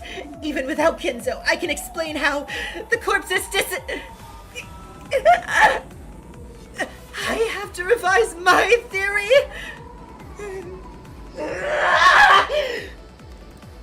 Me, the detective? Not gonna do that again. Even with Kinzo's existence denied, Erica was probably capable of escaping this pin by making only a small revision to her theory. However, to her, having to revise a theory she had already created was extremely humiliating. Looks like you toyed around with your plan too much in order to corner Natsuhi like that. You played around too much with your reasoning. At this point, your master isn't the only one who can speak of Kinzo's death with the red truth. This is what you get for playing around in the witch's darkness. Know that, Furudo Erika.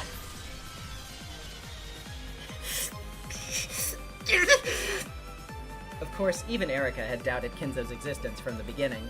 However, in the trial that had taken place before, no one except Bernkastel, as well as Lambda Delta who was going along with her, had been capable of denying Kinzo's existence. And because of their willful silence of those two, she had been free to shape the truth about Kinzo in any way she desired.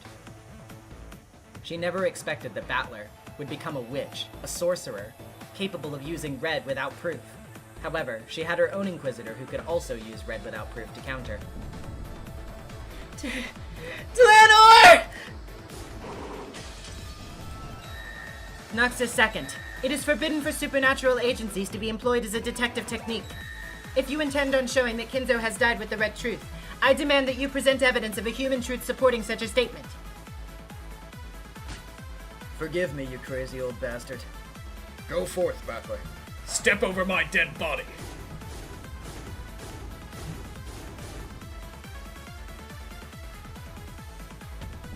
Presentation of evidence. I present a body which can be identified as Ushiromiya Kinzo. Can you prove that this is Ushiromiya Kinzo's body? No matter how much it resembles him, unless you can prove that it is him, it is possible to claim that it is a substitute corpse from someone else. Can you show that it is Kinzo's body with human truth alone? In this one case, I will treat any rebuttal that uses only the red truth as invalid.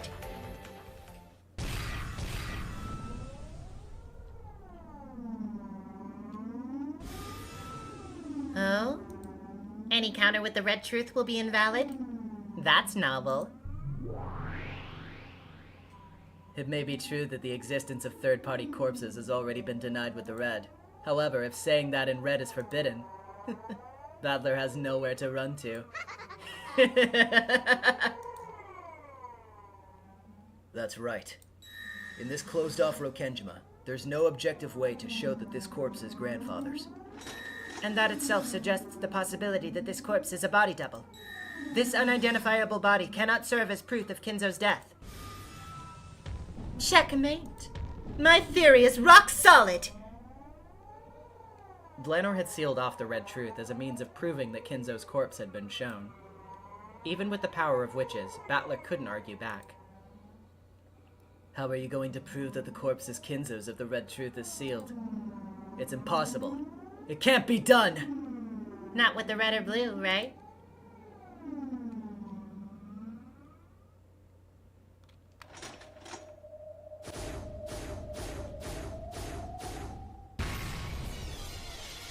I guarantee that this is the corpse of Ushiromiya Kinzo. Then, when Dlanor met with Battler's golden flash, she was unable to fully block it with either her red longsword or her blue shortsword, and she was blown backwards into the air. It was a direct hit, without any miscalculation, though she had always seemed as firm as a small giant before now.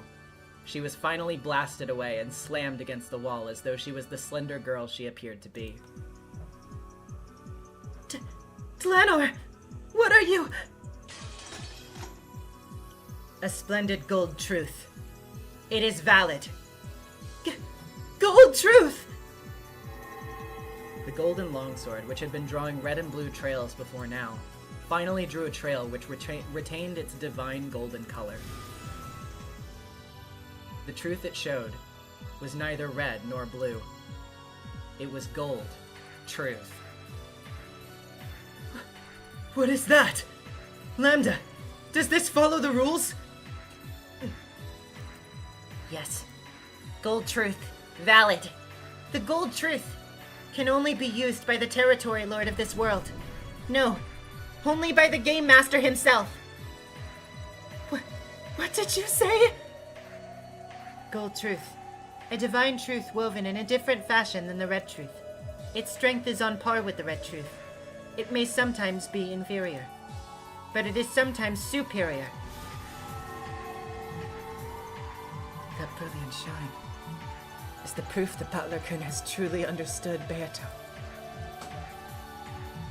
I've shown it. Shown that the corpse is grandfather's. Yes. Gold truth. Accepted. Unless Lady Erica's theory undergoes some revision, it will be destroyed. What the...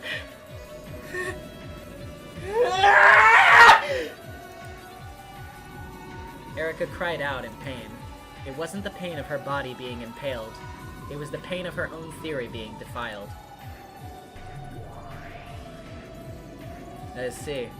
I thought this was nothing but a mishmash of narrative tricks.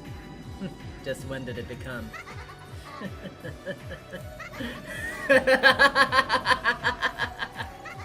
What a crazy string of great works! Battler, it would be beyond boorish to say more. Even without saying another word, you've made your truth about the corpse's disappearance fully understood. Yes, what you're thinking of doesn't conflict with any of the read in this trial so far. I completely understand and accept your truth based around the revenge of the man from 19 years ago. I proclaim your truth established. What the... Why is that? Great Lady Lambda Delta! He still hasn't explained everything! I still have many ways to argue back, like Hideyoshi's locked room, the seal in Natsuhi's room, and the button in the closet.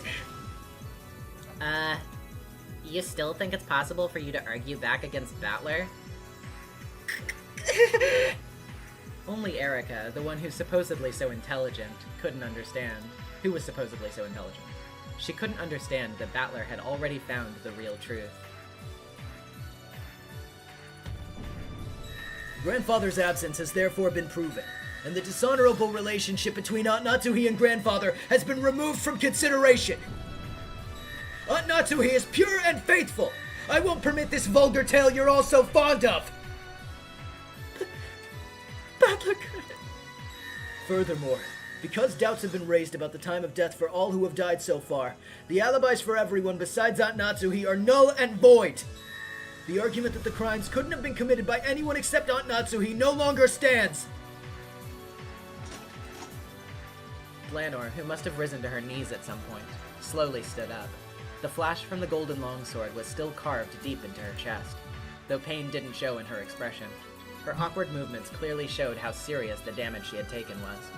Even though she herself knew that this spelled the total end of the match, Glanor didn't abandon her duty. However, in the cousin's room, you witnessed dead bodies which were impossible to misidentify. Are you trying to say this was a falsehood? Noxus 7. It is forbidden for the detective to be the culprit. Arhabaki gave me the $2. Aunt Natsuhi is pure and faithful. The detective is obligated to have an objective point of view. Your theory violates this obligation.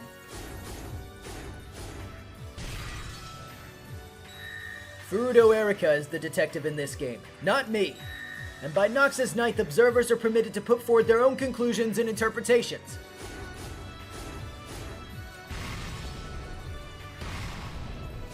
Nox's 8th. It is forbidden for the case to be resolved with clues that are not presented. Until now, you have been the detective. Was it ever shown that you were not the detective this time, and that you were an observer with a subjective viewpoint? Unless it was, you do not have the right to falsify your point of view. In this game, when I figured out the device of the epitaph's riddle, I witnessed grandfather. As has already been shown in red, grandfather doesn't exist. It was impossible for me to witness him. Therefore, it has already been shown that my viewpoint wasn't objective. It is possible that it was a sheet or something fluttering in the wind, which you mistook for Kinzo. It cannot be used as a foreshadowing to form a basis for Nox's 9th. Mistaking things for something else is a right permitted to all observers. There's the dread truth which Beato showed during the 4th game. No person would mistake Ushiromiya Kinzo by sight. It's the red truth Beato used to counter my blue truth claim that someone disguised themselves as grandfather, and thereby made it seem as though he had appeared. In other words, on this island, anything which might lead someone to visually mistake something for grandfather, including someone else pretending to be grandfather, cannot ever work. The scheme Aunt Natsuhi once put together to make it seem as though grandfather was alive only involved her saying things like he was just here a second ago, or he's in his study alone now. Cleverly exploiting the relatives' blind spots to pretend he was there. She never tried to make anyone mistake something they saw for grandfather himself, so there were no contradictions. If she had tried to dress one of the servants in Grandfather's robe, it would probably have been seen through in an instant. It had been guaranteed that none of the characters in this tale would mistake something for Grandfather by sight. If someone still claims to have seen Grandfather, it becomes a falsehood. Everyone's permitted the right to falsify their observations, but there's one person who does not have that right, and that person is the detective. Because of the right granted by Nox's Ninth, everyone is allowed to make a mistake, mistake a sheet in the wind for something else and talk mistakenly about what they saw. However, mistaking it for Grandfather in particular is not permitted in this game due to the red truth. So, once you claim to have seen Kinzo, it was no longer misrecognition, but intentional. In other words, this disproves the objectivity of your viewpoint, is what you were saying. In this case, unintentional misrecognition is not permitted by the rules of this game. However, it is possible to intentionally lie about seeing something you never saw. And that is an action not permitted to a detective burdened with the responsibility of an impartial perspective. Forgive my crazy argument. This is the end. No, it is all right. If a man like you had been in the world, you would surely have protected the fragile truth from any kind of arrogance. Faced with the tyranny of a single plausible truth claiming to be the sole truth and exterminating all the fragile others, you would surely have protected the real truth. Battler's golden longsword drew a massive blue arc as though splitting the heavens. I am glad to have been able to fight with you. Therefore, my perspective in this particular game is based upon the 9th commandment, not the 7th. The fact that I claim to have seen Grandfather is proof!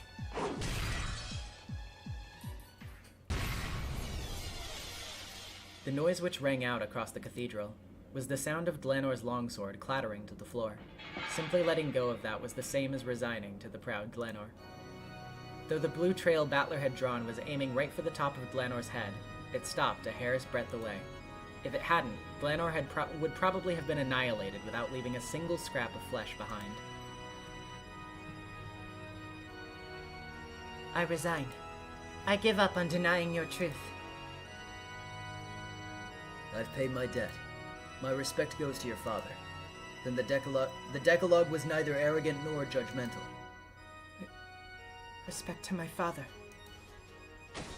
Dlanor sat down on the floor and completely abandoned her will to fight. What are you doing, Dlanor? Shameful! Pathetic! You stupid half-wit murder doll! You tainted the honor of your own father! Shame on you! You still call yourself Mysteries, Wedges? You're surrendering to magic? The history of the mystery genre forbids it!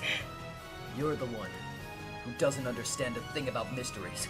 If you see mysteries as nothing more than a weapon with which to sneer at your opponent intellectually, I won't let you ever speak of them again! Battler! I present a truth that conflicts with yours. Aunt Natsuhi was threatened by a phone call over the internal line made by the man from 19 years ago. Me. His goal was to make Aunt Natsuhi look like a murderer.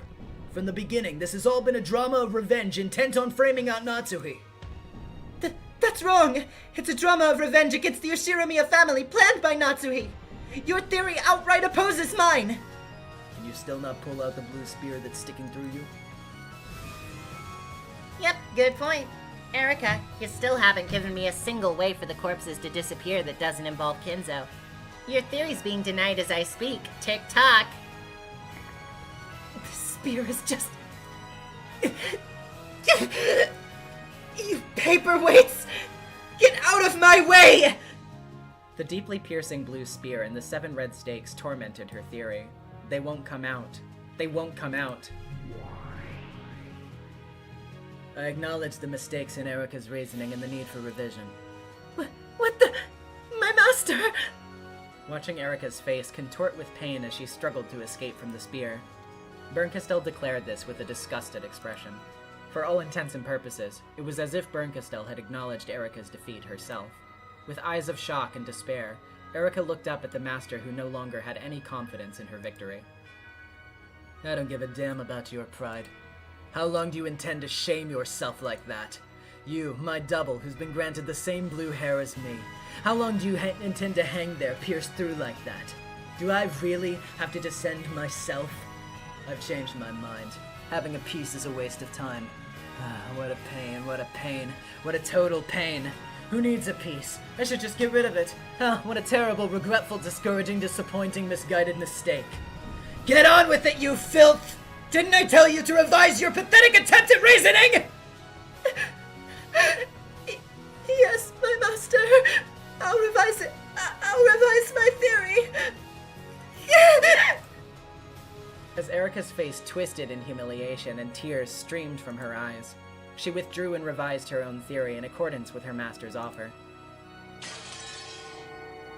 Mumbling quietly, she made various revisions with the Blue Truth, had them acknowledged by Lambda Delta, and finally had the Blue Spear smashed and was freed. Though that Blue Truth did indeed explain how the bodies had disappeared, it was truly shabby reasoning that reeked of desperation. My master, I've taken it out. My theory is perfect. Are you kidding me? It's woefully pathetic, but I'll forgive you.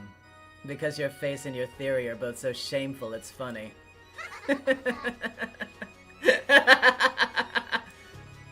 Erica was taunted by her master, who wore an ugly expression. She thrashed about on the floor, crying bitter tears.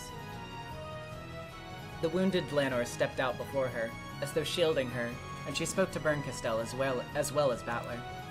Regardless of how shabby it might be, Lady Erica's revised truth is valid. Yeah, that's right. Regardless of my truth, yours can exist at the same time. That's what this world is like. No one can disprove them, so even if they're various truths, and even if they contradict each other wildly, they can exist at the same time. Here, as many truths exist as you can imagine. No one can unilaterally deny them. Yes, that is true. I will not allow anyone to deny Lady Erica's truth. Dlanor. As long as I am here, I will protect that truth. No matter how shabby it might be, I will not laugh at that truth.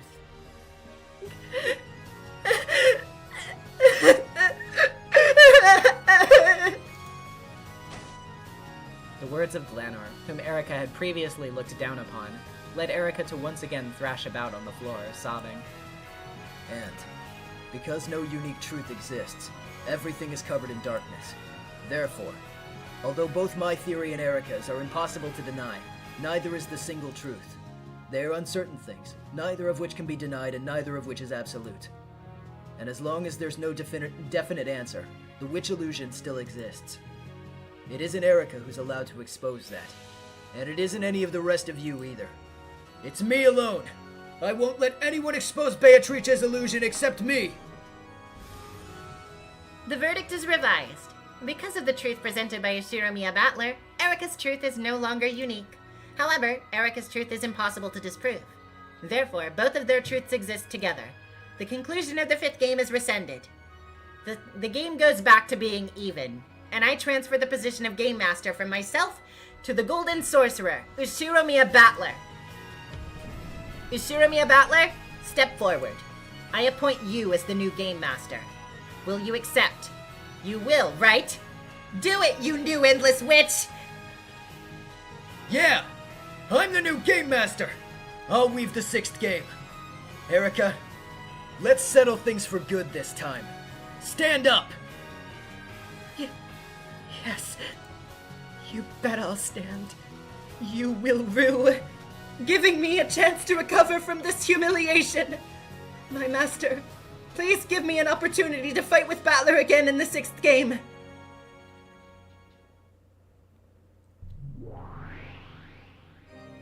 Sure.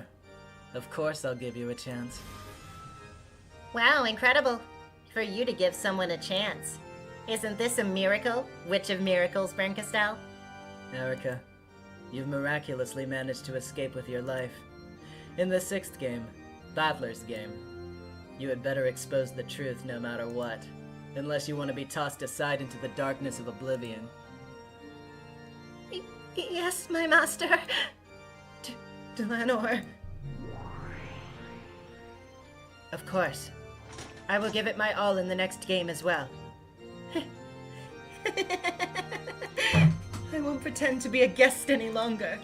Together with Dlanor, I will tear your game to bits. Sure. I'll invite you to my 6th game. Sorry, but that title of yours, Checkmate of the, isn't cutting it. It's your game. You can decide the name yourself. Just bring it on! I, Furudo Erika, am a detective before I am a witch. I acknowledge you as the new master of this game, and I declare war! I swear I'll expose everything you tried to hide! I'll kill you! Golden Sorcerer! Ushiromiya Battler! Yeah, come at me with all you've got! Furudo Erika! Just watch, Beato. I'll take charge of your game. And in this next game, I'll prove that I completely understand all of your riddles! Ugh!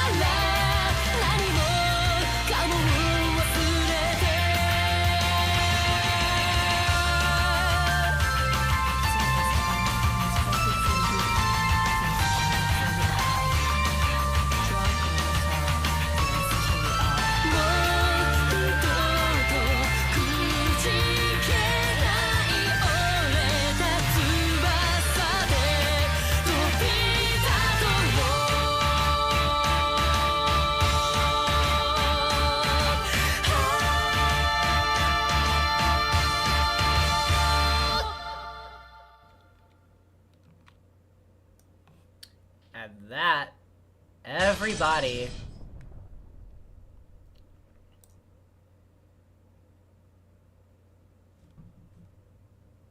come on, was episode 5 of Umineko no Naku Koro ni.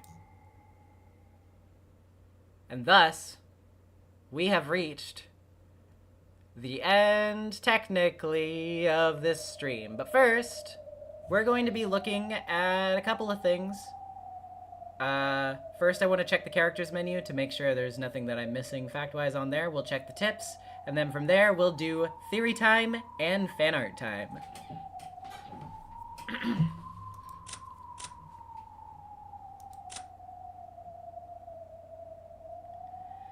Okay, so, let's see.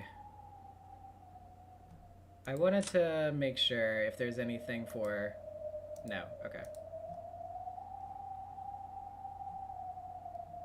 Nothing for that.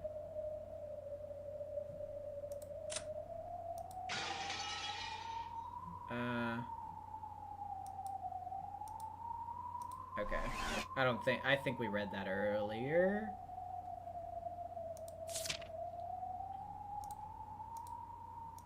Nothing for Battler there.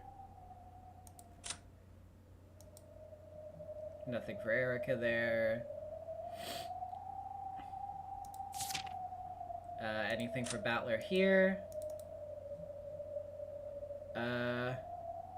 Nope, don't believe so. And obviously, you know, Aizo Jungfrau don't have anything.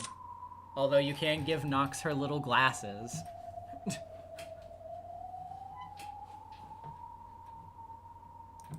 Okay, so I think the character menu doesn't have anything that we have to look at.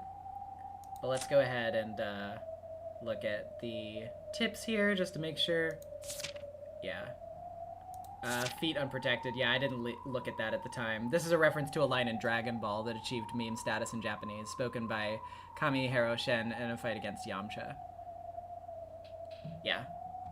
I actually did remember that, but now that I think back on it, I think I do remember it.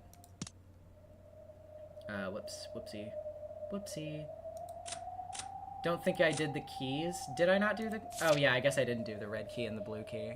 The red key, a weapon for emergencies used by official inquisitors belonging to Eisern Jungfrau, Dlanor's primary weapon. Unlike a normal weapon, whose purpose is to cause physical damage, this special tool is known as a conceptual weapon, and it is used to deny the existence of concepts. It is impossible for the target to use any defensive concept, whether physical, mental, or conceptual, to defend against this weapon, including such concepts as physical barriers, mental isolation, and conceptual inheritance. Because the weapon denies concepts themselves, even the concept of resisting an attack does not exist, and it is impossible for the target to persist regardless of their stamina. Similarly, all supernatural forms of persistence are also impossible, including transference, time reversal, recurrence, and inheritance. Because concept denial conforms to the verdict procedures dictated by the Great Court, any future concepts that employ superlegal methods will also be denied immediately upon appearance. In addition, when the red key forms a complete barrier, no concept of evasion can succeed either. Defense is impossible, evasion is impossible, persistence is impossible. This ultimate conceptual weapon is the embodiment of these three impossibilities. Strict screening by the Great Court of Heaven is required for usage of the red key. Because of this, the very act of dispatching Dlanor, who arms herself with it, is equivalent to a death sentence. In this world, Senator Lambda Delta has placed restrictions on its use and power. And the blue key. The primary weapon used by official inquisitors belonging to Eisern Jungfrau. Like the red key, it is a conceptual weapon, but instead of denying the existence of concepts, it is used to create self-doubt and forces others to deny themselves. For this reason, it is called the blue key of reflection, in contrast with the red key of judgment. Unlike the red key, it is possible to evade and defend against it. However, while the red key has severe restrictions regarding how it can be used, the blue key can be wielded with great ease and used at will in all situations. Furthermore, because the shape of conceptual weapons is also purely conceptual, their outward appearance differs depending on the individual inquisitor. In Dlanor's case, they appear as a long sword and a short sword, but some of them use them in the form of spears or guns, while others make them take shape as phenomena, such as magic or miracles. The red and blue charms used by Gertrude and Cornelia are yet another shape taken by these keys. Don't worry, Mark Zero, we're not going to be, like, continuing.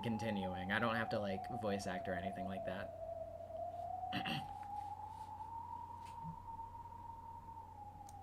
But so, that's that. Okay, so I guess I'm just gonna go to the characters menu and put up Erica MatPat. You guys, it is now time for Theory Corner. Give me your theories, and I will give them a look while I pull up fan art.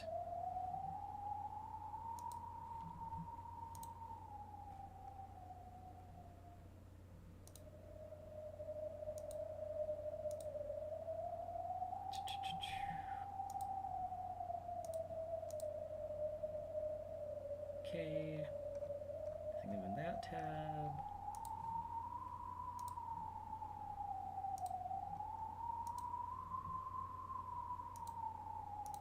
Anything in here? Yes.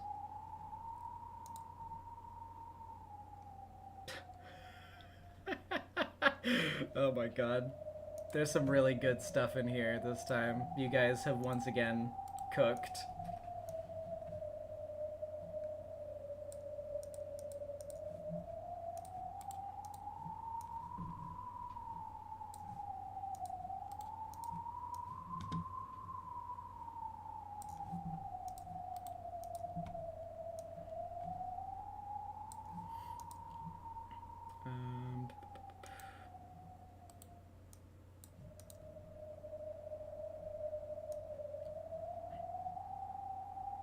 Okay, that should be updated now. We've got quite a bit of fan art for today.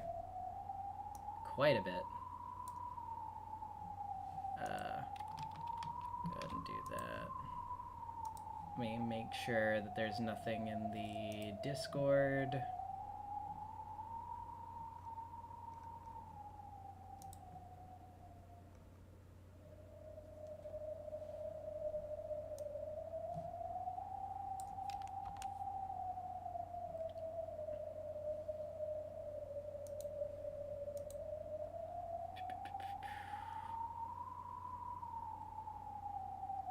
Okay. Got that. Alrighty. Let's take a glance at some of your theories.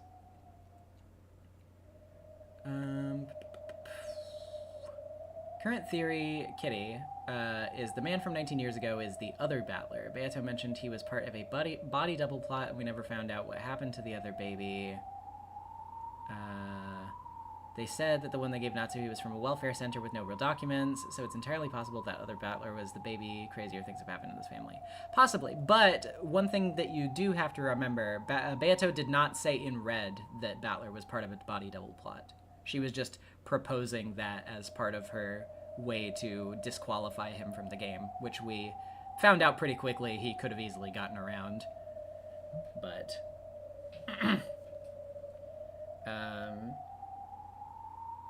thank you, Spooky Star, for the good point, or the good job on voice acting. I appreciate it. I have to bring everything I have to this. Okay. Atropos. We've been collectively cooking on a Sayo Shannon canon being one person and the culprit in the Discord. I have seen you guys been going at that, so I wonder if anybody's going to put forward a confident, laid-out theory with that one. I'm very interested by it.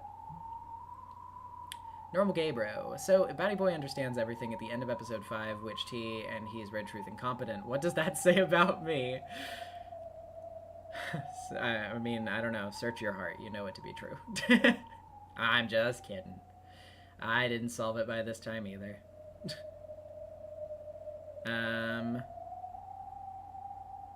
Nightlight. Theory. I'm going to go back and reread this week and hopefully have some idea what's going on.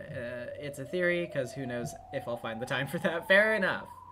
But Ryukishi is practically begging the reader at this point to go back. And I mean, hey, you guys have a week off, so... you have some time. Daniel, if we're allowed to use story concepts as reasoning tools, then I reasoned this, the Battler culprit theory, even though I was harping on it for at least 3 episodes, will not be the definitive truth, since the novel has not yet concluded. Okay, fair enough.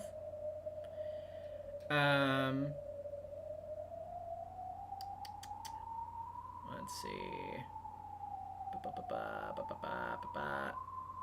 It scrolled me down, as it always does.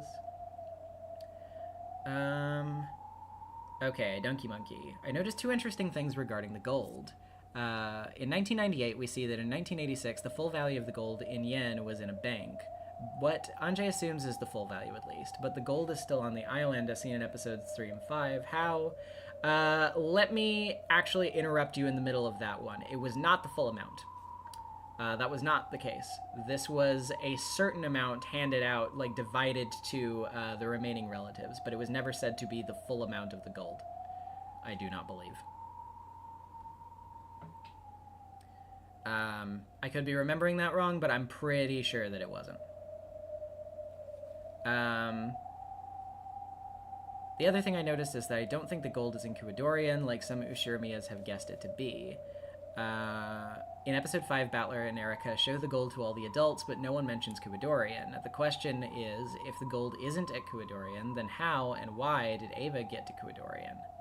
That is an interesting question.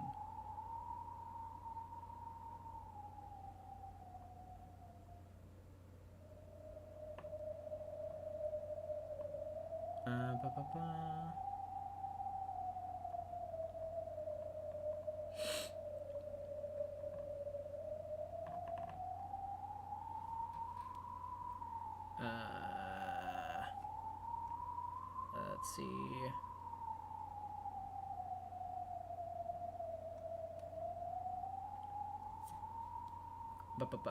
Kitty, they said that the one they gave Natsuhi was from a welfare... Oh, yeah, I already read that. Okay. Yeah. I feel that at this point in time, you couldn't repetition request that assuring me a battler is incompetent. Yeah, Daniel, has the composite Sayo theory been brought up here? A few people were proposing that Sayo was Beato due to the whole promise thing, but Atropos offhandedly remarked that she could also be canon, and we couldn't actually think of a reason to deny it, at least in the first 4 games. I would be interested to see your, like, like your notes on that, because that's a pretty out there one, isn't it? I'm not gonna confirm or deny anything. I just, I'm very interested to see, the math thing. Show your work. um,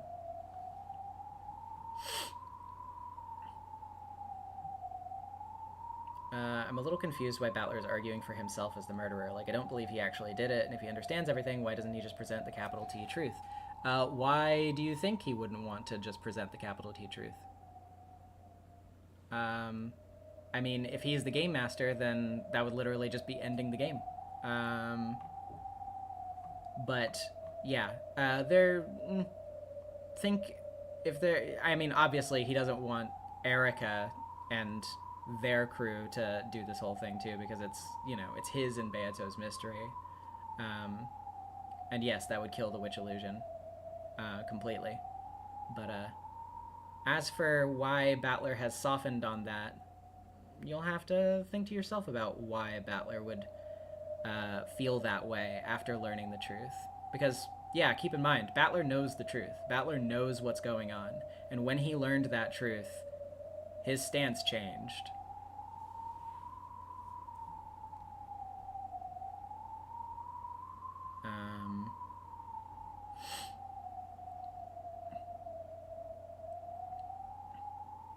A lot of the viability of the child being alive depends on how old the baby was at the time, I feel.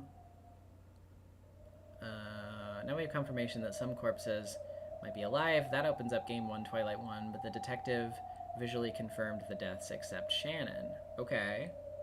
Interesting.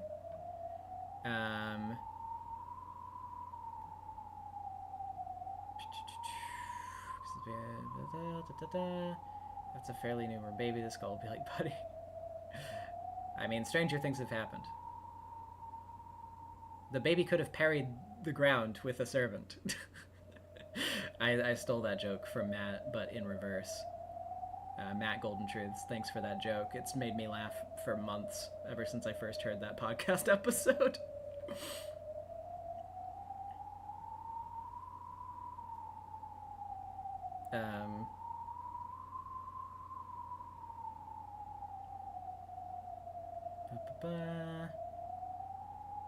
Okay, Atropos. I think that if we interpret Canon as being an extension of Sayo, we can see him as a manifestation of herself where she just doesn't sit back and take things. The reasoning has to do with the way Canon's body is basically never spotted, and I don't think we see people who aren't the servants witness both of them together. Very interesting. And I mean, I guess, like, I could try to be pedantic and be like, oh, but you see them standing next to each other in episode 5. But I'm pretty sure a lot of you in chat are probably smart enough to disarm me on that one. I'm pretty sure you know exactly why that wouldn't work.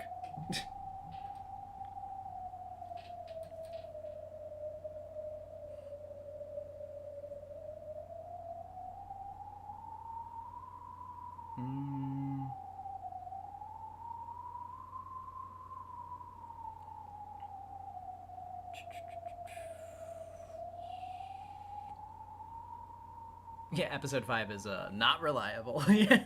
Yep.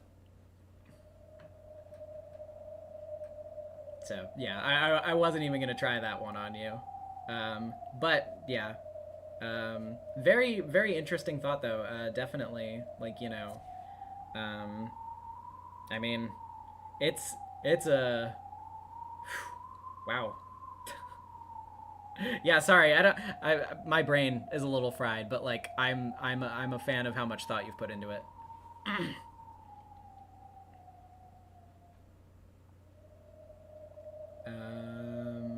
I wonder if the cousins were pretending to be dead, or were they drugged / passed out? Were they accomplices, or were they threatened into it? Who knows? They did presumably die at some point, so would they be an accomplice in their own murder? Question mark. But.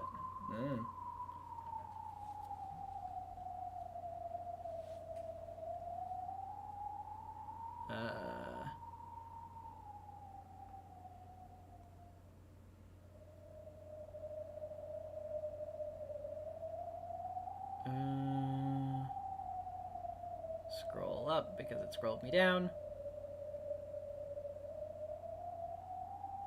If Battler's the culprit, he just became like a billionaire. He could offer them a lot of money to cooperate and then just betray and kill them.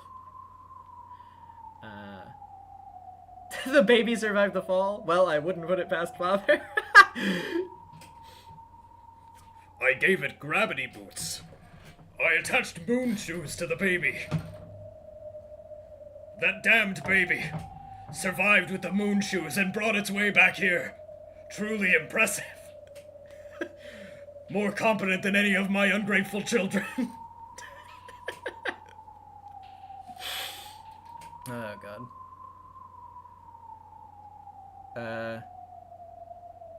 This is less a theory and more an interpretation of the prose, but I really love how Ryokishi frames the conversation between the writer and the reader of a mystery. I think it's kind of beautiful as a writer of mystery for him to set it up as like a conversation of love and trust. I 100% agree. That's probably one of my favorite things in Umineko is like that framing of the mystery genre. It's such like an uncynical and kind of like very nice way to look at it. Like it's very, and it goes hand in hand with Umineko's themes so perfectly.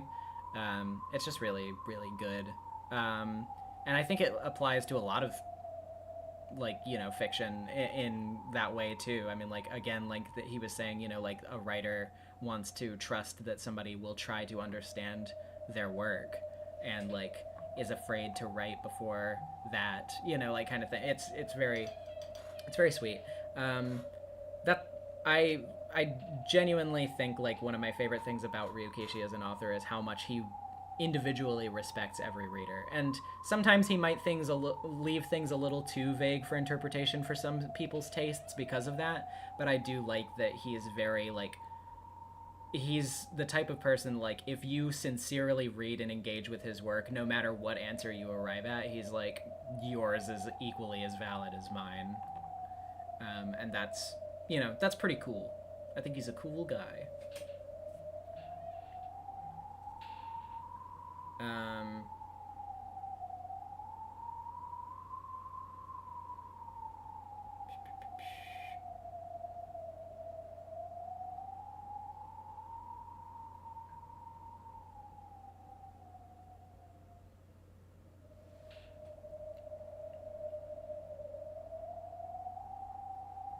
Kind of parallels how our favorite toxic couple pretend to be rivals on the board. All mysteries are a game proposed by the writer, and they have to establish the reader's trust in that game. Also, absolutely on point. Burn and Lambda definitely play into that quite a bit. Burn and Lambda play into narrative roles in a very interesting way. We'll definitely be seeing more of them as we go.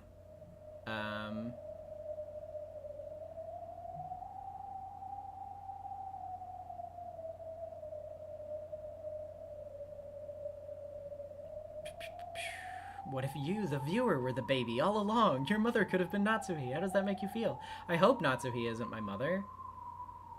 Because, that's a conflict of interest. I think Natsuhi is hot. So, you know, that can't be. I reject that with the red truth. Not happening. I will make her my wife instead. Well, actually, she's Atropo's wife. I can't do that. Ava is my wife. But the point is... You understand what I'm getting at.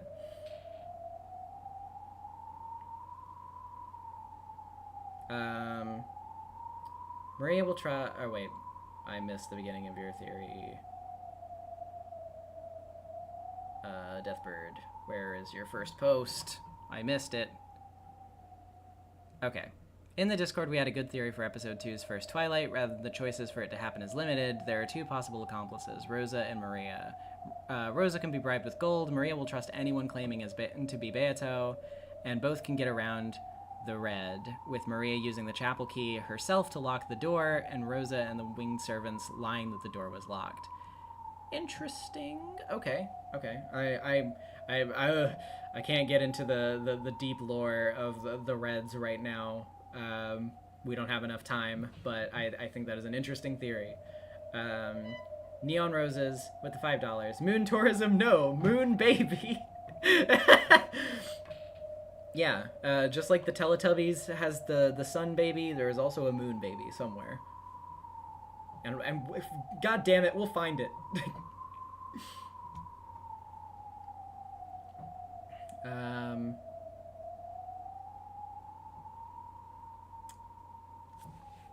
Atropos, the stuff with Erica going through Natsumi's diaries is a really compelling as a takedown of true crime culture. Once the truth is decided, we find evidence to justify it and basically don't accept any alternative. It's the same as what Anjay says in episode 4 about the truth of Ava. Yes, absolutely. And boy, you guys, you're gonna love to know this if you're on board with that interpretation. That, like, the rest of Umineko does not let up on true crime people at all. In fact, it gets way more, like, pointedly against them. And, I think it is incredibly entertaining.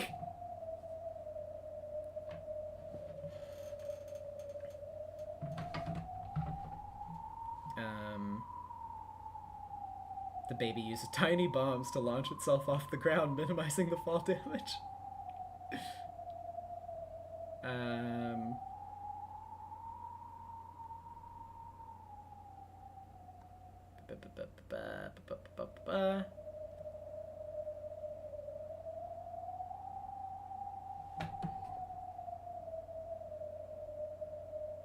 Moon baby fell on Rokkenjima, and that's why there's no corpses that were there when they investigated. I've got it. The baby was actually Princess Kaguya, and after Kinzo cut a bamboo shot and found the baby, he gave it to Natsumi. Then once the baby wished to go back to the moon, people brought it back. Oh, boy. I can't believe we've invented Moon Baby in this chat tonight. Natsumi, we must go to the moon. The baby father gave you was there. He could fix our money trouble with his moon money, Natsumi. Oh, my God. Erica fans who agree with Erica's ideals when they realize the story is making fun of them. Yeah, pretty much. Okay. I've caught up with chat, which means that I'm cutting you all off now. Theory time is over. It's time for art time. It's time to see funny artwork. Let me just refresh these tags one more time to make sure that I don't miss anything, and it's a good thing that I did, because I would have missed something if I didn't. Grab that. And anything in here? Yes, there is. We have a lot of art this time. A lot. So, you scroll back over here. Okay. Let's bring this over here. Turn on the fan art layer. And change it to this. Oh yeah, and also turn you off. Thank you. Okay, so first we have this from Hazel in the Discord. Not totally finished, but Erica Whip. The Erica portrait redraw. And this is fucking gorgeous. This is really, really good. Like, goddamn. I did notice that you put another whip in the tag like a week ago, and for some reason it did not show up. I hate Twitter. But like, yeah, goddamn, this is amazing. Like, the detail, hold on, let me just like zoom in on this. Oh, wow, that's, oh my god, it's so high resolution. Like, this is, like, stunning. Also, I think yeah, sneaky little hand there. Good job with that. Yeah, this is breathtakingly good. Like, genuinely really, really fucking good. Yeah, I honestly feel a little like, damn, this is so high quality to be showing off in my little like fan art window on my stream. But thank you for submitting it to put it on the stream. It's really, really good. Thank you so much. Next, flipping over to another great depiction of Erica, we have this from Yomie_0613 on Twitter. Doodle, I love this expression of hers where she blushes and sweats. Not sure if there's a term for it. Truly the baby girl. Yeah, she was making this face a lot through the trial, wasn't she? She's not gonna be having a much better time of it later. But Yomie doesn't stop with the hard hitters. Yomie has another interesting piece of art. I mean, what can I possibly say about this? I apologize in advance. I was half asleep when I thought of doodling this. I love Erica. She is the girl boss and girl failure in one. Thanks, Yomie. You know, you really know how to nail them. You really know how to do the best fan art. I mean, the Sistine Chapel got nothing on this. All right. Thank you. We have, this screenshot starts off this post for context. I spent entirely too much time on these. Oh, this is from _Noruoki on Twitter. That's Noruoki. I spent entirely too much time on these, but this one sequence took me out and I couldn't stop thinking about it. I wanted to animate Umineko Poka Poka meme for a while, and I think Maria would be upset if she missed something so cool. So this was comparing Battler to a white leopard. So look at him. He's so fluffy. Look at his little ears. Look at his big ass tail. He's ready for action. He's gonna do it. He's gonna get out that window, no problem. And it's his little like, fursuit. His expression is so cute in this. And then of course we have this, which is absolutely fantastic. I like to think that Maria is also mad that she doesn't get her own fursuit. That Battler got one before her. Sorry, Maria-chan. Those are really expensive, but maybe someday, you know, you'll be able to buy one like me. Come back when you're richer. But absolutely fantastic. Love this. You did a great job with this. This is adorable. Thank you so much. Wait, what? Whoops, I went to the wrong window. Okay, there we go. We also have this from Noruoki in the replies. Very quick bonus, Jess and Natsuhi. My girlfriend pointed out the shading on Natsuhi's hair looked like it's dyed, and now we're here. Poor Natsuhi dealt with a lot recently, but maybe in a different time, in a different place, this could be her reality. Happy birthday, chat. So, yeah, this Jessica is first, and I love this. I really think, like, a pink accent to Jessica's hair is, like, absolutely adorable. And you, like... I just, like, I really like the way you draw her. You nail her, like, energy so well. The posing is really, really good. It communicates her, like, personality and spunk so well. We love Jessie. We love Jessie. And here's the one with the hair dye, which is also super, super adorable. I love seeing the cousins, like, having, like, actual, like, sweet moments with their parents. This is, yeah, I really, really like this. Gosh, if only. They deserve this, especially after everything that went on with Natsuhi in this episode. Jesus Christ. We have this big compilation post from Dingo's Trash over on Tumblr. So sorry about this behemoth of a post. It started off as simply a one-off, but I felt oddly compelled to do the whole set. Absolutely going bonkers where we're at in NezumiVA's Umineko streams right now. She's a master of suspense with where she leaves off. Thank you very much, and let's go through these one by one. Dr. Peba. Fanter. Monsert. Rubeer. Pepsi. Coca-Cola. Spurt. Oh my god. Spurt. This is really good. You get, like, their character, like, body language and, like, posing and stuff so well. I really, really love your expressions and coloring. Your art has such good personality. We have this from Daniel, as always, putting in fantastic content into the tag. Been focusing on non-Umineko projects lately, which you can check out on my blog, haha. So not anything fancy this week, but still wanted to do some fun doodles. Looking forward to the conclusion on Friday/Saturday. No clue how Battler's resolving this one, but that rat needs to go down. Boy, she sure did. But yeah, let's go down the line here. Maria has to deal with Rosa 24/7. Shannon and Canon indoctrinated to not even see themselves as real people. Beatrice, we don't even know the half of it. Natsuhi, everything in episode 5 and is also married to Kraus. Battler has to watch his family die over and over again. Anjay, where do I even start?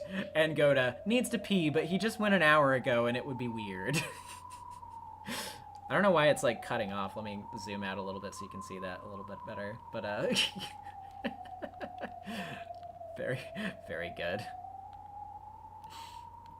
Truly, Goda is the one who is suffering the most in this picture. And then we also have this Lambda and Burn. What is he yapping about? Bro onto nothing. Bro was onto everything this episode. He was literally onto everything.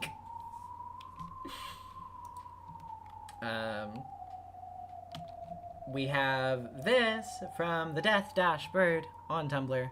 Catnon. We love little kitty Canon. Love that guy. What an adorable little feller. We have this from a pining tree. Which is, this really be what the end of stream felt like, huh? For last episode. Ushiromiya Natsuhi has 0 bitches. Well, about that, Burn Castell. Well, we will see about that. Me and Atropos will both fix this. Even if Kraus is gone, we can still help her.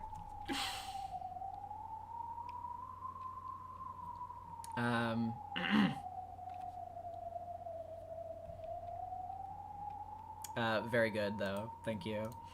I can help. Horsefire. Man, I keep missing these. Congrats on becoming a VTuber. YouTube's auto summary. I mean, I guess. Oh, I accidentally turned off Burn Mercy. When did that happen? I didn't mean to do that. Well, whatever.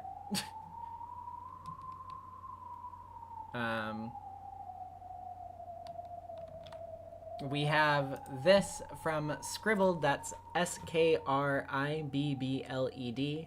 on Tumblr. Her wanted to draw Ratgirl Erica, but wasn't sure how anime I should make her. So here are a couple of different versions and a bonus that beamed into my brain while making this. So we have the sort of the mouse features, kind of cute. We have slightly more rat, which is still kind of cute, but a little disturbing. We have that sure is a rat, and we have Animorphs Erica, which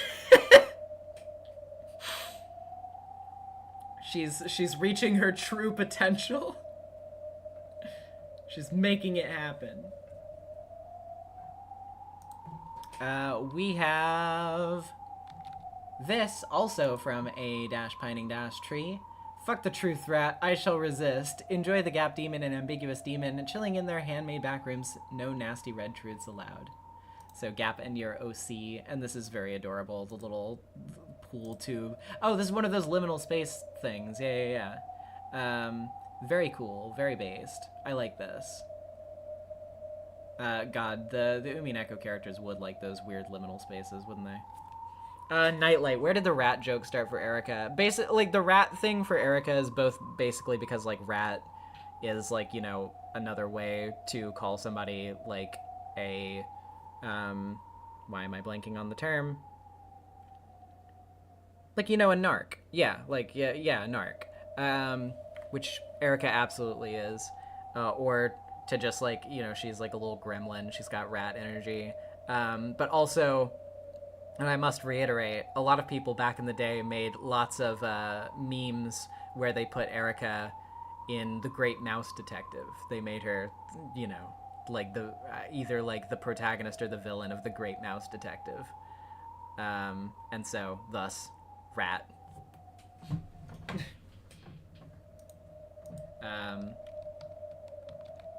We have this from Nishaletti, that's Nishaletti on Tumblr. Beatrice the Endless, Beatrice the Golden. Inspired by NezumiVA's fantastic Umineko streams, which have been a blast since I started watching, it's been extremely fun experiencing Umineko for the first time and trying to figure it out alongside chat, as well as getting to hear Nezumi's amazing performance as the cast. Though I haven't been able to catch the streams live, watching them every Saturday morning has been the highlight of my week. I'm very excited to see the end of episode 5, and even more so to see the start of episode 6. But until then, here's a fun little Beato piece I did enjoy. Thank you so much. This is great. Her expression is so great. And we needed a little bit of a win for Beato here because we needed to be able to give her something nice to rest with. Oh, poor Beato. Sleep easy, girl. But yeah, very good, very, very good. And last but not least, we have this from Space Caribou on Twitter, as requested by Headless, counterpart to Gamer Rudolph, Gamer Kyrie. This is my first time doing digital art, so please be nice to me. This is your first time doing digital art? Because it's pretty freaking good. You did a really good job. Oh my god. Also, the monster can. Very, very great. But yeah, I mean, like, for first time digital art, this is awesome. You did a really, really good job with this. And thank you.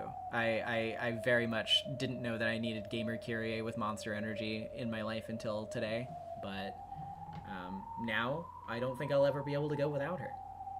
Words famously spoken by many women about Kyrie Ushiramiya. I didn't know that I needed her, but now I don't know that I can live without her.